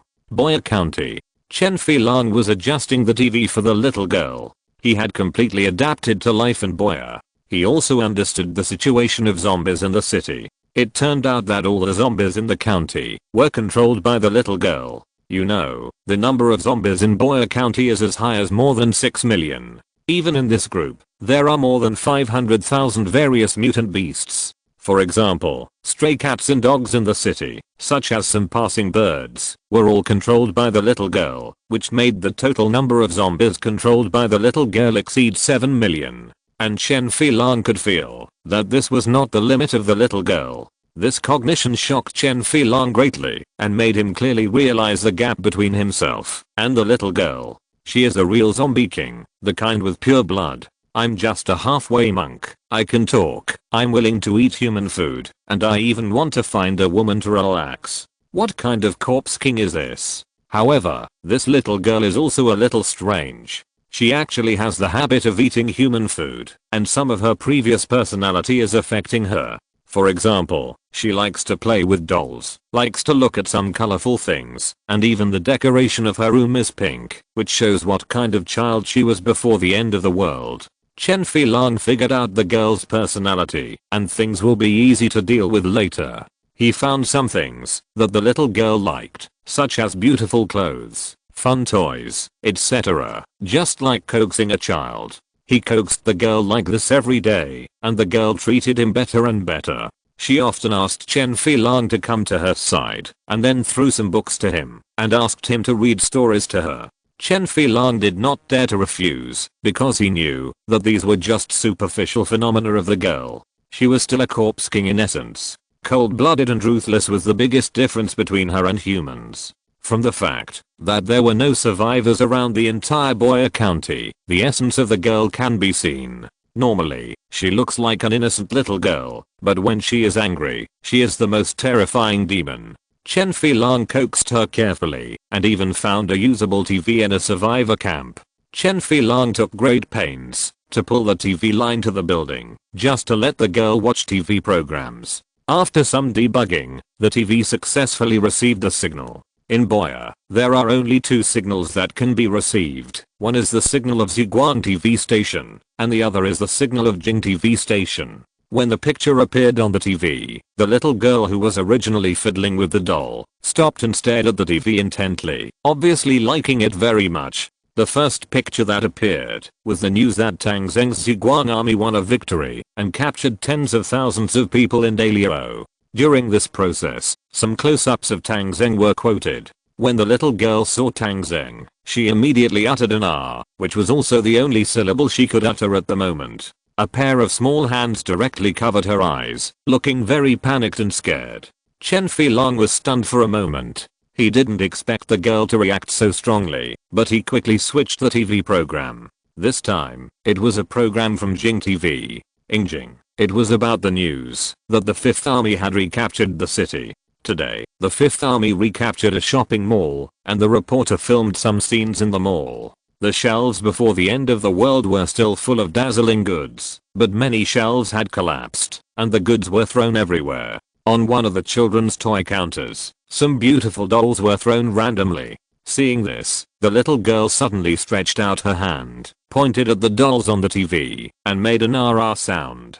Chen Filong clearly received the girl's meaning in his mind. You want those dolls? The little girl nodded expressionlessly, looking at Chen Filong. The meaning was very clear. That was to let Chen Filong go to his house to get those dolls. Chen Filong was a little embarrassed, but he couldn't disobey the girl's order, so he could only agree. Then you stay here and wait for me to get those dolls and come back. This may take a long time. After all, his house is not close to here. It will take me about 10 days. Chen Filong knew that this trip was not easy. There was the 5th Army attacking Hezhou, but he was the zombie king after all. He could summon his men. If he was careful in his actions, it shouldn't be a big problem. The girl nodded and signaled Chen Filong to go quickly. Chen Filong also taught the girl how to watch TV. The girl learned it quickly. The IQ of the zombie king was much higher than that of ordinary zombies. The girl, except that she couldn't speak and had no human emotions, was actually about the same as that of a 6-year-old child.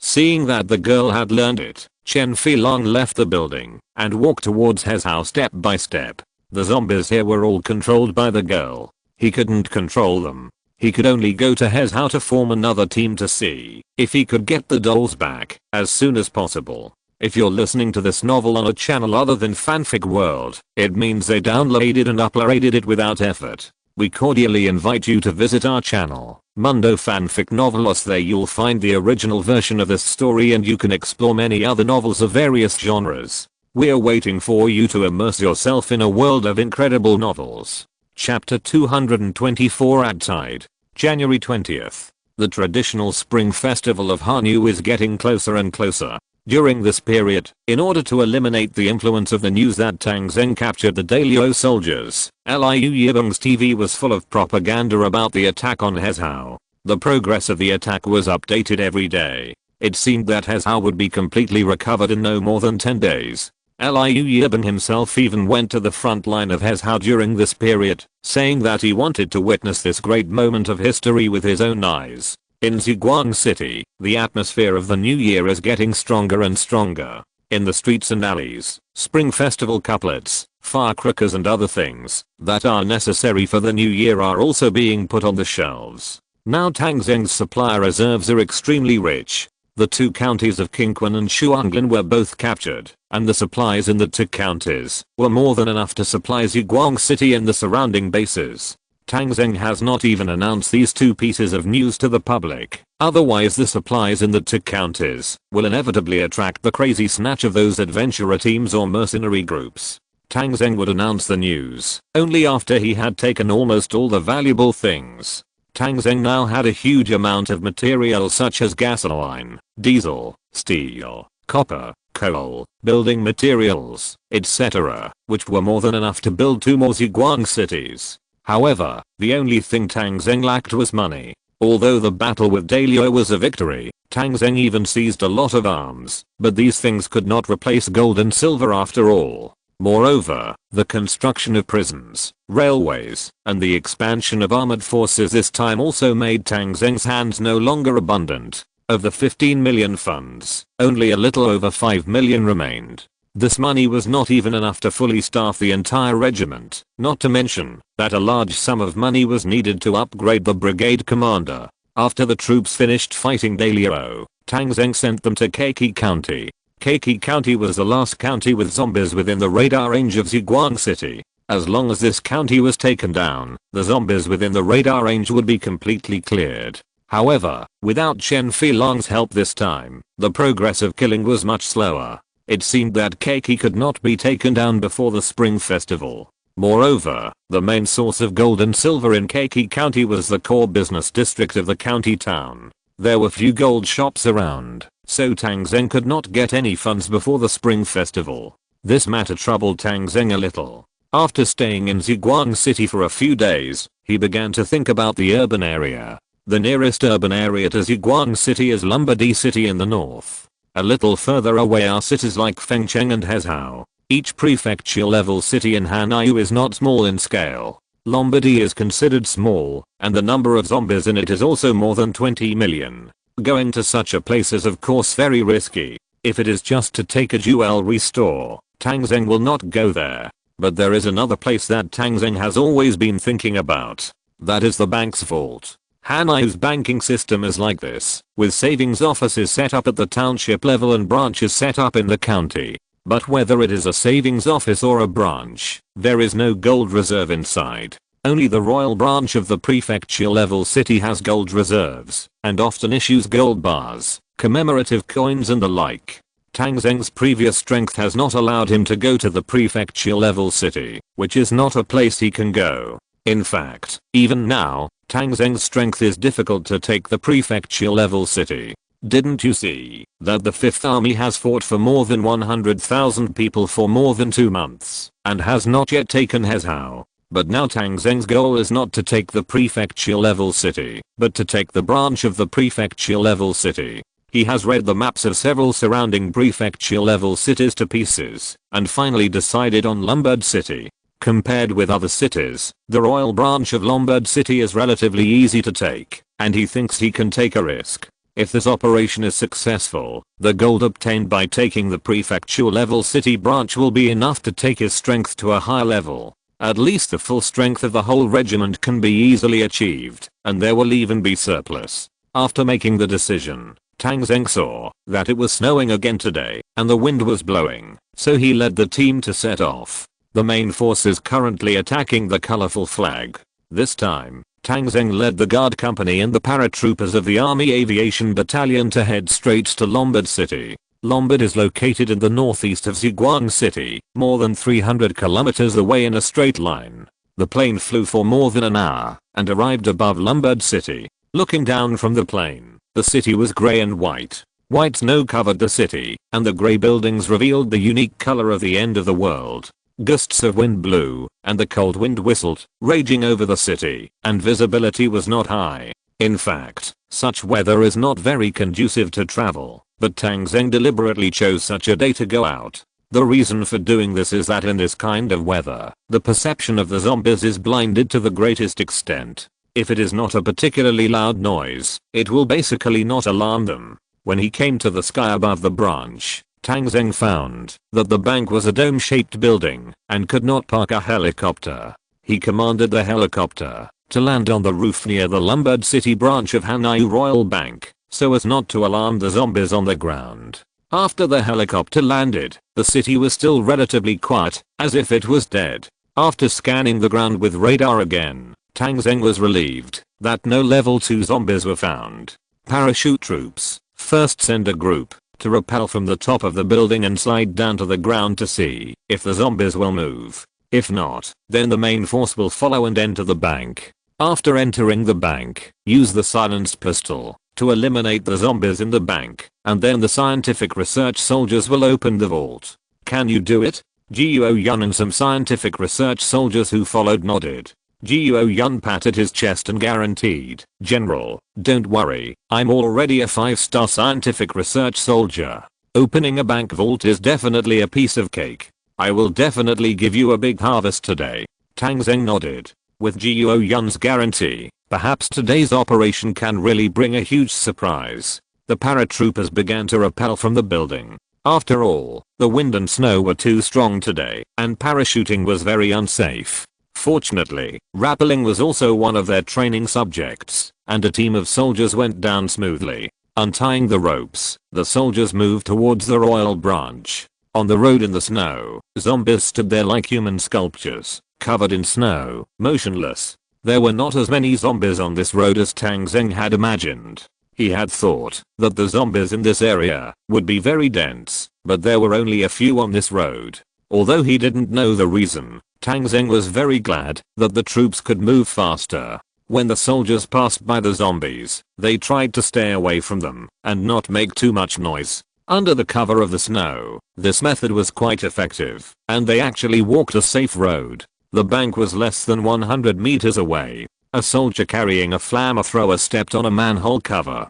Perhaps because the flamethrower was heavier, the sound was a little louder. The people around were startled and stopped immediately, looking at the zombies carefully. Even Tang Zheng on the rooftop realized it, and looked at the zombies on the road nervously. Although there are not many zombies here, once they are alarmed and roar, they will soon attract a large number of zombies, and today's operation will be considered a failure. The soldiers were also motionless. If the zombies suddenly rose up, they would retreat immediately. Time seemed to be stagnant. 10 seconds passed. The zombies did not move. Everyone breathed a sigh of relief. The situation just now was too dangerous. Fortunately, there was no danger. But Tang Zheng had not yet finished breathing, and suddenly found something wrong. The radar screen showed that countless red light spots were swarming towards this area. The red light spots were like a river, moving at a very fast speed, but Tang Zheng did not find any zombies moving. No. What's going on? Tang Zheng was stunned for a moment, and hurriedly began to rotate the angle of the radar on the system page, to make it a 3-dimensional pattern.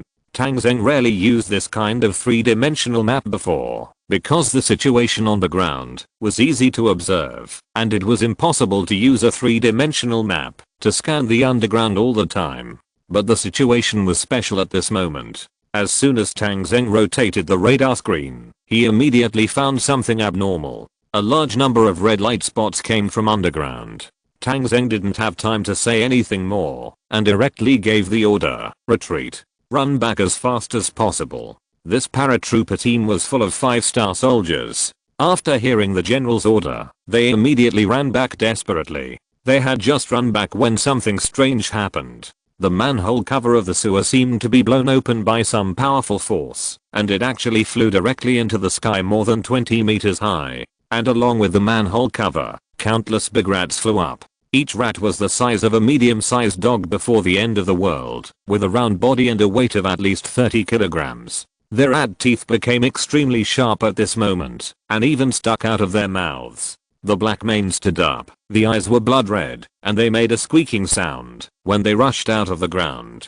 The torrent was so huge that it gushed to the ground, like a fountain, continuously erupting. Rat tide. The rats rushed out like a tide, and immediately alarmed the nearby zombies. Those zombies seemed to be resurrected in the ice and snow, shaking off the snow on their bodies, howling and rushing towards the rats. But their sharp teeth and claws, as well as the terrible zombie virus, were completely useless in front of the rat tide. Countless big rats howled and rushed over, and the zombies turned into skeletons in an instant. Tang Zheng even saw an armored zombie that didn't even last 10 seconds before the rat tide, and was gnawed into bones. Such a situation shocked Tang Zheng. He had indeed seen rats among the mutant beasts in the end of the world before, but those rats were not numerous at all, and they were not a big deal. When had he ever seen such a large scale of rat tide? Hurry up. Speed up. The soldiers of the team ran as fast as they could towards the way they came. Fortunately, the physical fitness of these 5-star soldiers was super strong, and each of them ran faster than the world champion before the end of the world. And the zombies along the way did save their lives, which delayed the speed of the rad tide. They ran all the way back to the place where they were appling, grabbed the rope, and were pulled up. The last soldier was a little slower, and was immediately bitten on the calf by 2 big rats. Fortunately, his comrades shot in time, and knocked down the 2 rats. Even so, 2 pieces of flesh were torn off his legs, and he was seriously injured. Looking at the soldiers being pulled up, Tang Zheng breathed a sigh of relief, but his heart was also a little cold. He thought that the world was like this, but he never thought that the world was also changing rapidly. Chapter 225, Bringing Compatriots Home. 3 more chapters, 300 monthly tickets plus. The rats on the ground were raging. After the soldiers were pulled up, they lost their target. But without this target, there were other targets. The zombies around became the target of the rats. They surged up like a moving black carpet, and soon devoured all the zombies around. In just over 10 minutes, the rats spread to several blocks around, and ate all the zombies. Not only was the sewer spewing rats, but other manhole covers also had a large number of rats pouring out. After eating up the zombies around, the rats did not stay in the ice and snow, but quickly returned to the sewers, and the ground soon returned to calm. Tang Zheng watched this scene from the top of the high building. If it weren't for the zombie skeletons on the ground, he almost thought that the rad tide had never appeared. Only after watching it, Tang Zheng asked the people around him with a heavy heart, "Why? Why are there so many scary rats here, and I didn't find them before?" Only Jiuo Yun could give some answers to this question. Jiuo Yun thought for a moment, before saying in a deep voice, "General, first of all, rats have always lived underground. Even after they mutated after the end of the world, they maintained their previous living habits. A small number of rats are timid and rarely appear in front of humans or other mutated animals. But the situation here in Lumber City is different. Lumber City is located in the Grassland province. There are many rats on the grassland, and they are big in size. Many of these social creatures also live in sewers, gathering more and more, which has led to the situation today." After hearing Jiuo Yun's explanation, Tang Zheng nodded in agreement. But he still let out a long breath. "We fight zombies and humans, but there are not only zombies and survivors in this world, there are also a large number of mutant beasts. Mutated birds are a trouble, and now there are mutant rats. You know, there are more rats in this world than people. If this goes on, how long will we be able to fight?" Some people still don't realize this, thinking that zombies and mutant beasts are not scary, and they are obsessed with fighting for power, wanting to become warlords or even take over the empire. I think such people will suffer the consequences sooner or later. Everyone around was silent, and they didn't know how to start. If these words hadn't come from the general's mouth, they would have always thought that the general was such a person. Fortunately, Tang Zheng just sighed that, now that there is this rad tide, this bank can't be entered. Tang Zheng felt quite regretful. After waiting for the injured soldiers over there to receive treatment, he took a helicopter back to Ziguang City. Although he went back now, Tang Zheng didn't give up the idea of seizing the bank vault in his heart. As long as he found a way to deal with the rad tide, he would come back. A failed trip to Lombard City also made Tang Zheng a little tired. After returning to Ziguang City, he chose to rest. The rad tide did not seem to travel long distances, and Ziguang City was absolutely safe. Now it was only more than 20 days away from the new year, and he decided to wait until after the new year. However, within 2 days after returning, Tang Zheng received a message. A message from Dalio. Ferdinand, the leader of Dalio Volcano City, wanted to talk to Tang Zheng about redeeming their captives. Hearing this question, Tang Zheng smiled. He had been holding the captives for more than 10 days, and Ferdinand finally couldn't hold on. This was already expected by him. Dalio is vast and sparsely populated, unlike Hanyu, which has a large population. Even after the apocalypse, there are still many survivors. Volcano City is considered a more prosperous city in Dalio. Now the total number of survivors does not exceed 400,000, which is not as many as Ziguang City. This also includes 50,000 Hanyu people, and many people from other places in Dalio came to Volcano City. Therefore, the population problem has always been the fundamental problem that troubled Dalio, and it has not been solved for a long time. These 25,000 Dalio soldiers are all Ferdinand's elite troops, and he will not give up easily. In the past few days, Tang Zheng even received some intelligence that the people of Dalio wanted to rob the prison. Because they saw the soldiers of Dalio being imprisoned in the news, they have been thinking about this idea. But after many days, they finally found the place where the soldiers of Dalio were imprisoned, and the idea of robbing the prison could no longer be brought up. The solidity of Ziguang prison and the foolproof geographical conditions made them completely dispel this idea. If there is only one way to leave Ziguang prison, it is to leave by air. However, leaving by air requires two conditions. The first is to have airplanes, and a large number of airplanes. The second is that there must be someone inside the prison to provide convenience, otherwise it is impossible to do this.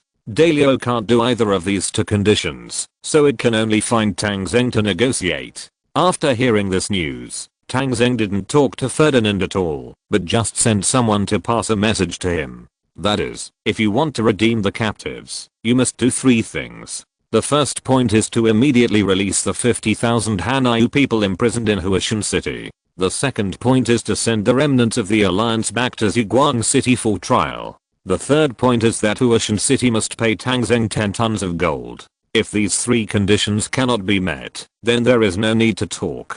Tang Zheng proposed these 3 conditions with a certain degree of confidence. Although 50,000 people in exchange for 25,000 people, Dalio seems to have lost, but these 25,000 people are well-trained elite soldiers. Ferdinand did not lose it all to exchange for 50,000 civilians. There are not many remnants of the alliance left in Dalio, and those councillors have all died. Ferdinand has no reason not to agree to this condition. As for 10 tons of gold, it sounds like a lot, but Dalio is a big country with a population of more than 1 billion after all, and Huashan City is also an important city. There are also bank vaults there. Ferdinand must have gold in his hands. 10 tons is indeed a lot, but he should be able to get it out if he puts it together. And gold is very important to Tang Zheng, but for others, it is not so important. Tang Zheng believes that, since Ferdinand proposed to redeem the captives, he is ready to be blackmailed.